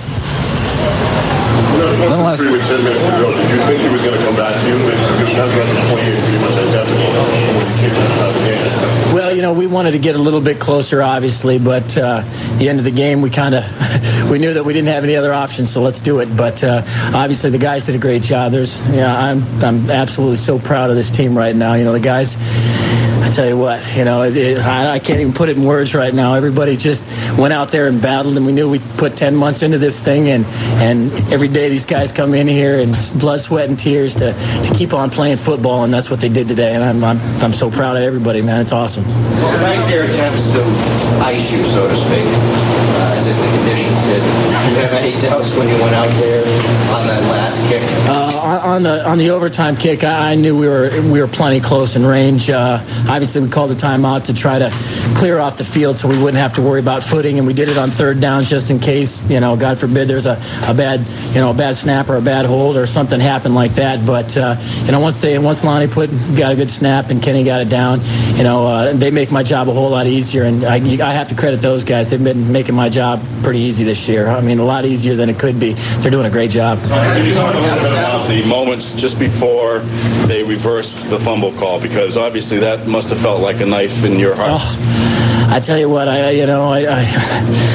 quite frank, I didn't know that they were going to challenge it. I didn't know they were going to overturn it, and I felt like, it was over. And so, it was a bad feeling. It was hurting pretty bad. And then all of a sudden, they're reviewing it and gave us kind of a ray of hope. And once they overturned it, the team just kind of picked up that and just said, hey, listen, let's just win this thing right now. Let's take it down there. Let's do it. So it was pretty cool. Like that, does that just say that there's something special behind this whole season, or what? I think the Lord's looking down on us right now, and he's helping us out, because there's different adversities that could have went different ways, and they just happen to go our way. The Oakland Raiders played a great game today, and they're a great team. But our guys, I'm so proud of them. They played so hard, and they just wouldn't give up, and that's what championship football is all about. Adam, you kicked overtime kicks before, but an overtime kick with a ticket to the AFC Championship is another thing. How do you keep your adrenaline in check? Well, I'll probably wake up tomorrow with a few extra gray hairs, but it's one of those things. You always try to. I always say it, and I always try to say it that and try to mean it, that every time you go out there, it doesn't matter what the situation is, what the conditions are. You just go out there and focus in on what you got to do. And quite frank, once you're in a situation like that, it seems like everything almost slows down a little bit, and you just have to focus in a little bit tighter and hope for the best. How big of a role did Tom play and getting you to this point, as the game's progressing? Tom did a great job. We obviously in field conditions like this, weather conditions like this, it's going to be hard on anybody. And I love that guy. He just never gives up. He just keeps on going, and he always seems to do the right things at the right time to give us a chance. And that's what more can you ask from a guy? He goes down there, he puts 100% into it every time, and he gives us an opportunity to win games. And he did a great job. The toughest field conditions you've ever had? That's kind of the same question. I'll answer them both. At South Dakota State, we've had a couple of games that were a little bit nasty and cold and a little snowy and stuff. But these are one of the tougher field. This and maybe Buffalo last year might have been the two toughest. But the reason I say Buffalo, we didn't have quite as much snow, but we had a lot more wind in that game. So whenever you get a couple inches on the ground and it's still falling, it makes it pretty tough. How bad was it for you lifting up? You're slipping around at all? Well, it was kind of it was a situation that there was so much snow that was getting patted down that it was kind of sticking to the bottom of your shoes. So you never really felt like you could get a sure footing. You always felt like you were going to roll your ankle or something. That you could never get it totally. But that's why we called the timeout at the end of the game to try to clear some of that off and make it a little bit easier. On the overtime, on the overtime kick, yeah. And then they called. I don't even know if they did or not. I knew we did to try to clean it off, but it's all right. It's a situation. Give you a little extra time to think about it. Are you immune to that sort of thing? I'm not sure that quote unquote icing the kickers actually work. I've talked to a bunch of kickers around, and it doesn't really seem to bother you. And in a game like this, having a little extra time to clear the field is probably not a bad thing. You may have already answered this, but when you kicked the one at the end of regulation, when did you know it was going to make it? Well, it was a situation that I felt like I made pretty decent contact on it. I kind of line drived it a little bit more. I would have liked to obviously get a little bit more elevation on it, but once I knew it cleared the line and I looked up, I knew it was going to be straight enough, and I just had to hope it was going to be long enough. So I kind of waited and held my breath for a couple of seconds, knowing it went until it went over the bar, and then it was time to celebrate. Did you notice the scoreboard showing 16-13 Patriots before you kicked it? I didn't see it. To be quite frank, I wasn't thinking about that, looking at it. I don't really know what I was thinking about, but I know I wasn't looking at that. Adam, do you ever have to remind yourself that someone like Tom is only 24 and in his first playoff game? It's amazing because he plays like such a veteran. It's a situation that if you didn't know anything about Tom, you would think that he's been 10 years in the league and he's played in a handful of playoff games, and he just goes out there with so much poise. That's the beautiful thing about him. He didn't go out there and razzle dazzle you and woo you to death, but he just goes out there and makes plays, does the right thing, gives us an opportunity to win, and he did a great job tonight. Talk about the emotion. As soon as the overtime kick goes through, what's going through your mind? Well, it was a situation that excitement, just fired up, knowing we have another week, another opportunity. We're playing in the AFC Championship game. it's just exciting. You know, it's obviously probably the biggest kick I've ever kicked. So, well, those two back-to-back probably were. So, you know, it was just an exciting situation. The guys were extremely happy, and I was happy for them. See Lottie doing snow angels on the field? I didn't. I told him I'd help him and do some, but I was lofted in the air. I couldn't get down to do them, so I'm happy for him. He's another guy that's been just doing great the past 2 years. You know, he makes my job easier. My holder makes my job easier, and both those two guys do a great job. I wouldn't trade them for anything. They do great. We'll show it to you. He's pretty happy. All right. Is that it? All right, well, there was Adam Vinatieri's post-game press conference. Bill Abbott, Tim Fox, and Steve Grogan here in the fabulous Budweiser broadcast palace. Tom Brady, I'm sure, is going to be jumping up there momentarily. But while we have Steve Grogan here, this was quite an amazing finish to this game, and you played a number of snowy games in here, Steve, throughout your career. Of course, the big snowplow game comes to mind immediately, but certainly an amazing finish to what appears to be a team of destiny now at this point in time. This team just has everything that it needs to have happen for it. It's just incredible, the kind of luck they've had. They make plays at the end of the game when they need to, and I'll tell you, I've played in a couple snow games. This had to be the worst I've ever seen. Have you ever seen anything like this in your playing career, Tim? Fortunately, no. I'm glad I've never had to play under the conditions quite like these. But I tell you got to give this team a lot of credit. I mean, they came into this game with what appeared to be a very conservative game plan. And I don't know whether the weather dictated Belichick's calling of the plays and whether he shut everything down in the first half as a result of the snow. But, you know, we were looking at the first half stats, and when you look at Tom Brady, he was 6 of 13 in the first half, and then ends up he had a rating of like 35. Right, and then he ends up the game 32 for 52. They threw the ball 52 times in a blizzard, and it worked for them, and which is hard to believe. But I mean, it was apparent that they went in and made some significant changes at halftime. And you're right, there was a lot of everything that could possibly go right for them at the end of the game went right for them. When they had to have the rulings go their way, they did it. When they had to pick up the first down, they did it. But having said that, you got to give them credit, though, for not, in a snowy game like this, you got to give them credit for not stepping on their own feet, because, you know, easily you could have had a false start, you could have had a fumble, you could have had one of those snaps coming back in the shotgun. It was an amazingly cleanly played game tonight. Very few penalties, no fumbles, one interception, I think. If you'd have bet me before this game that somebody was going to throw it 52 times, I'd have bet everything I owned, I think. There's just no way you do that on a night like this, but they did it and they made it work. You know, defensively, the New England Patriots played exceptionally well, allowing only 13 points. They only allowed the Oakland Raiders into the red zone once in today's game. We knew that the Oakland Raiders were going to have some problems on offense. I don't think anybody anticipated that they weren't going to be able to move the ball as poorly as they did tonight. And there were times tonight where it really looked like they were dominating, but you take a look at the numbers towards the end of this, and really neither one of the teams could move the ball very well. You kind of expected that in weather like this. But really, when it came down to it, it was special teams towards the end of the game and what Tom Brady was able to do to get them in position to win in the final 8 minutes of this game.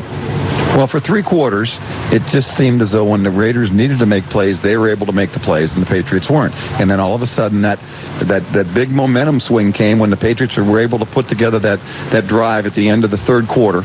And you got to give a lot of credit to this being a home game, because there's no question that playing in your own stadium and coming from behind and having things start to turn in your direction, it's really helpful when you're on the field. You really feel good about it. Steve, 1976, roughing the passer. 2002, fumble, not a fumble.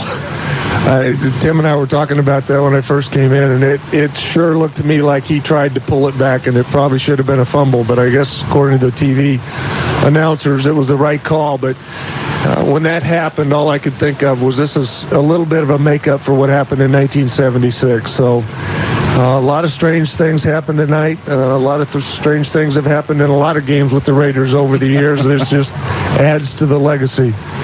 Well, we're going to take this opportunity to take our first break right here. Peter Brock is going to be joining us. He's down in the locker room right now talking with players. We're going to hear those interviews coming back. We're also going to be taking your phone calls. And believe me, a lot of people are going to be stuck in this parking lot here at Foxboro for quite some time with what appears to be about 3-4 inches of snow that came down throughout the game. Not to mention a lot of people are just hanging around because this is just a fun atmosphere. Great way to be able to finish this out. And hopefully, if things go properly. And certainly the way things have been going for the Patriots the last several months, I would anticipate being back here next week. It just seems to be in the stars that way. No question. It has to happen that way. Patriots win. They go on to the AFC Championship game, and you'll hear it live in stereo here on the WBCN Patriots Rock Radio Network. A 23-yard field goal attempt for Adam Vinatieri. Lonnie Paxton to snap. Ken Walter to hold. The crowd will tell you whether he makes it or not. Set to go. Snap. Ball down. Kick is up.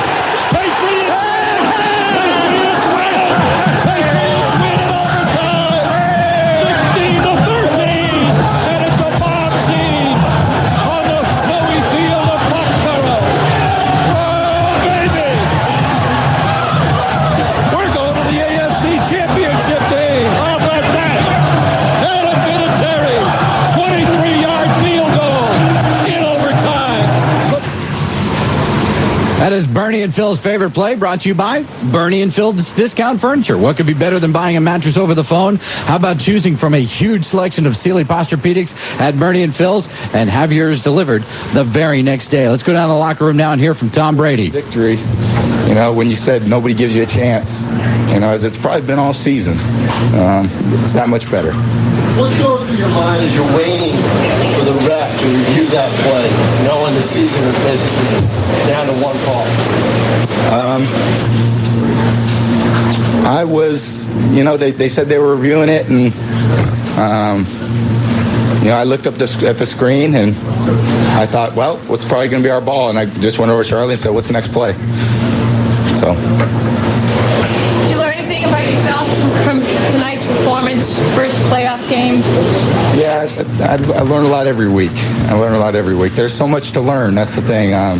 You're faced with different circumstances, different situations, every week. And, today it just was another part of the learn for me, just to continue to build and, to be sharp, to just, there's not a lot of times where, you get in a game like this and you don't play perfect and you still win. And, as a quarterback, you always want to play perfect. And, try to evaluate where those imperfections came, this time. The way that everything fell into place for you to be in this position and the way it fell into place for you to win this game, does anything surprise you about this team anymore? Not really. Nothing surprising to me. You sit in the locker room and you talk to a lot of these guys like Roman Pfeiffer and Terrell Buckley and Anthony Pleasant, and you realize that these guys have been around the block. They've been on a lot of great teams, played with a lot of great players, and everyone's here just to get the job done. And it seems each week a different numbers called, and there's a consistency of guys like Troy Brown and Lawyer and Ty Law and Damian Woody and a lot of those guys up front. And then each week, some guy steps up and just makes a special play. Today I thought David Patton had a heck of a game, had some huge catches, huge first downs. It's fun to be a part of the team game because you celebrate with the team when you win, and just the camaraderie between this whole group is something special. What went through your mind your first touchdown there, spiking the ball? And I fell on my face. Yeah, I wanted to spike that thing hard, and as I was spiking, my foot kind of slipped, and I figured I'm going down with the ball. So it was pretty cool. Final question? Nothing? Questions? All right. See you guys. Well, yeah, at least you could walk around. There's Tom Brady. His post-game press conference following this thrilling overtime victory. Patriots win 16-13 over the Oakland Raiders. Retribution of sorts after all the playoff history that has gone on between these two teams as the Patriots advance now to the AFC Championship game. And we'll find out tomorrow whether that's going to be here or whether that's going to be in Pittsburgh. Tom Brady today, by the way, as Tim was saying earlier, 32 of 52, 312 yards, sacked twice, one interception, ran one in for a touchdown. Some great numbers for him, although he did not start off Kickoff, all that well. The Offensive Stat Report is brought to you by Unisphere Networks. You can join a growing company and a winning team. Unisphere Networks, a leading provider of IP infrastructure products enabling next-generation broadband data and voice services.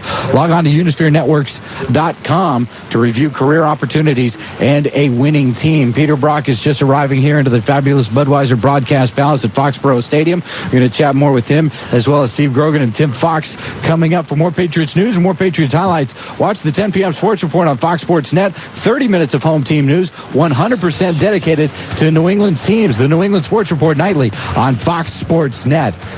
Looking forward to the AFC Championship game, wherever it may be, and we're going to start taking your phone calls coming up as well here on the WBCN Patriots Rock Radio Network. Snow continues to come down. Brady calling signal. The direct snap to Brady. Standing in there. Looks to the left, loses the football. On the ground, and let's see if it's a fumble or a pass attempt.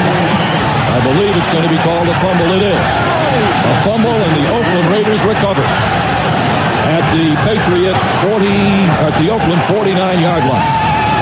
After reviewing the play, the quarterback's arm was going forward. It is all right. Patriots retain the ball.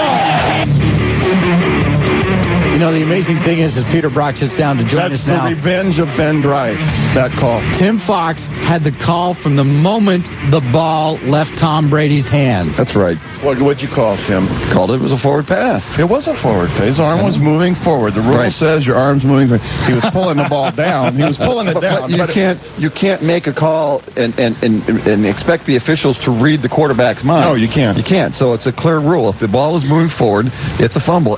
Just like if you were doing a shuttle pass, and you're trying to flip it underhand or something, and you get hit. If it's moving forward, it's called a shovel pass. Yeah, whatever. Shuttle. Shuttle. From the defensive side, it was a shuttle. I'm glad they made the call. I thought the ball went forward, and then he started to bring it back in from my angle. But you take calls when you can get them. Now, there are many amazing aspects of this game, and we're just confirming here with Steve Grogan that... Did it snow tonight? Yeah, a little bit. Tom Brady in rushing, and obviously as you watch him run, Drew has taught him a lot of things in his first full year as a quarterback, playing as starting quarterback in the National Football League, and obviously he taught him how to run ugly on that play. But that was the first rushing touchdown by a Patriot quarterback in postseason for this franchise. It's no wonder why we can never get guests. Bill keeps insulting them. Why is that? I'm surprised by this. I would have thought that Mr. Grogan here would have had one. The touchdown run was nice. He's got to work on the spike just a little bit. I could tell he wasn't used to doing that. Nope. Slip, stumble, and fall. Peter, you watched this game from down on the sidelines. It did snow a little bit during this game. Snowed a little, yeah. And it affected the game, too, believe it or not. Well, we talked about this before. You guys said that the snow wasn't going to affect anything. I was in the stands, and it was snowing there, too. So I just want you to know that, yeah. Well, no, I mean, we knew the snow would affect the game, but, I mean, in terms of the players' attitudes and stuff, they didn't really care. Right. To me, it didn't matter. I mean, it's a game is a game, and you go out and you play and you do what you need to do. But we thought that, at least I thought, that the more snow would favor the Patriots, because that way the Patriots could grind it out and do what they needed to do, and it certainly didn't work out that way. And as we got into the game, it appeared to me that the snow took the playbook out of Belichick's hands, and that here's a guy that has done a great job of preparing this team all year long, and given the bye week and the bye week before the last game, that he would have had a lot of things prepared for this football game, but we didn't see any of that in the first half. We did see some of it in the second half, though. Yeah, they tried the reverse to not much avail. And I'll tell you, the first drive the Patriots had, they take the ball down, short passes, some screens, that wide receiver screen to get it in the outside, drive the ball down, and then try to slam it up in there 3 plays and have to punt the football. And I think the only thing they accomplished in that drive was to show Rich Gannon you can throw in the snow, because he came out and really didn't look like the snow was affecting his passing game. Of course, he didn't go deep, but at least he was getting the ball out. And again, the Patriots defense stepped up and made some plays when they had to, knocking some balls down late. And I just cannot believe this team is going to the AFC Championship after all of this season. And could very well be hosting the AFC Championship game as well. I'd say there's an even chance tomorrow. It could go either way in Pittsburgh. So we could be back in this very spot in 1 week, which I think is just, one of the even more miraculous. There's so many miraculous things that have been going on with this franchise for the last several months that we could be back here for an AFC championship game would be just simply unbelievable. Tom Brady did not look great through the first part of this game. And as you said, it appeared that they got rid of the playbook. They just decided we're not going to do any of what we were planning on. They were throwing the ball down the field a lot, which, Steve, is something that they really haven't done very much this season. They did a lot of things tonight that just surprised the heck out of me. I mean, the weather, although I think it kept the scoring down a little bit, it really didn't influence the game like I thought it would. There were turnovers were a minimum. The players I didn't see a whole lot of players slipping down. It happened a couple times, but when I looked at that field, when I looked at the field when I walked through the gate tonight, I thought there's going to be maybe 2 or 3 fumbled snaps between quarterback and center. There's going to be receivers or defensive backs falling down. Somebody's going to make a big play off of a slip. It just never happened. Both teams just went out, adjusted to the conditions, and played a good football game. And the Patriots end up coming out on top. And they go into the third quarter, into the fourth quarter, they're down 13-3, and really had nothing going, absolutely nothing going. And to put those last 2 drives together like they did, the actually 3 drives, the one in overtime including, it was just, the first 3 quarters, it really looked like Oakland's veteran presence was controlling the game. The Patriots looked like a young, inexperienced team. And then they went to the 2-minute offense in the fourth quarter, and it was like Oakland didn't know what to do, and Brady was hitting everything, and people caught balls. And how about Wiggins? I want to know where he all season we've been looking for a tight end. He's made 14 catches in the season, 5 or 6 for touchdowns, and today he had 6 receptions and a couple of 10 receptions, and a couple of them were like the one rebound, that ricochet off of David Patton, and he picks it up and goes. Then there was the other one where it appeared that he was throwing to one guy, he may have thrown behind, and then it was one of those kind of games, certainly through the last part of the fourth quarter going into overtime. David Patton in this game, 8 catches, 107 yards. This was another name that I don't think a lot of people really thought about coming in, because a lot of the focus on Troy Brown. 4 catches tonight, 43 yards. That's what this team, I think the thing that's impressed me most about this team the whole season is that somebody different every week has stepped up to make plays. They took away Troy Brown tonight. David Patton has a big game. Jermaine Wiggins has been a nobody for 16 games, and he comes out and is a leading receiver. Right.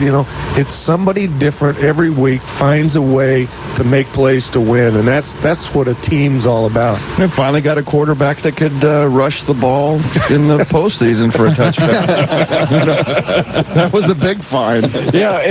In Oakland right now, they've got to be talking about 2 things. One is going to be fumble, not a fumble. The other's got to be the coaching decision to let the time run off the clock in regulation, and let's see if we can get the coin toss. 22 seconds to go, though. Yeah, but you know what? That was a no-brainer. But still, what are you going to do with the ball in 22 seconds when you got 80 yards? Well, snowy field. But in the end, you know what they're going to be saying in Oakland. We just handed them the ball and they drove it for a touchdown, which is essentially what happened. Well, they will have a sickening feeling. I mean, we've all experienced that feeling in the past. When you're in a game and you really feel like you should have won the football game, and you end up going home empty, and that's going to be a tough plane ride tonight. We're going to start taking your phone calls coming up. 617. I hope they sit on the runway for a while too. I think they will. They're not going anywhere. They're going to be sitting in Providence. They might as well spend the night in Providence and just fly out tomorrow. No one's going to be sleeping in Providence tonight anyway. 617-931-1041 is the number to call. You want to get in on all this, 617-931-1041. You are listening to the Johnson Collection.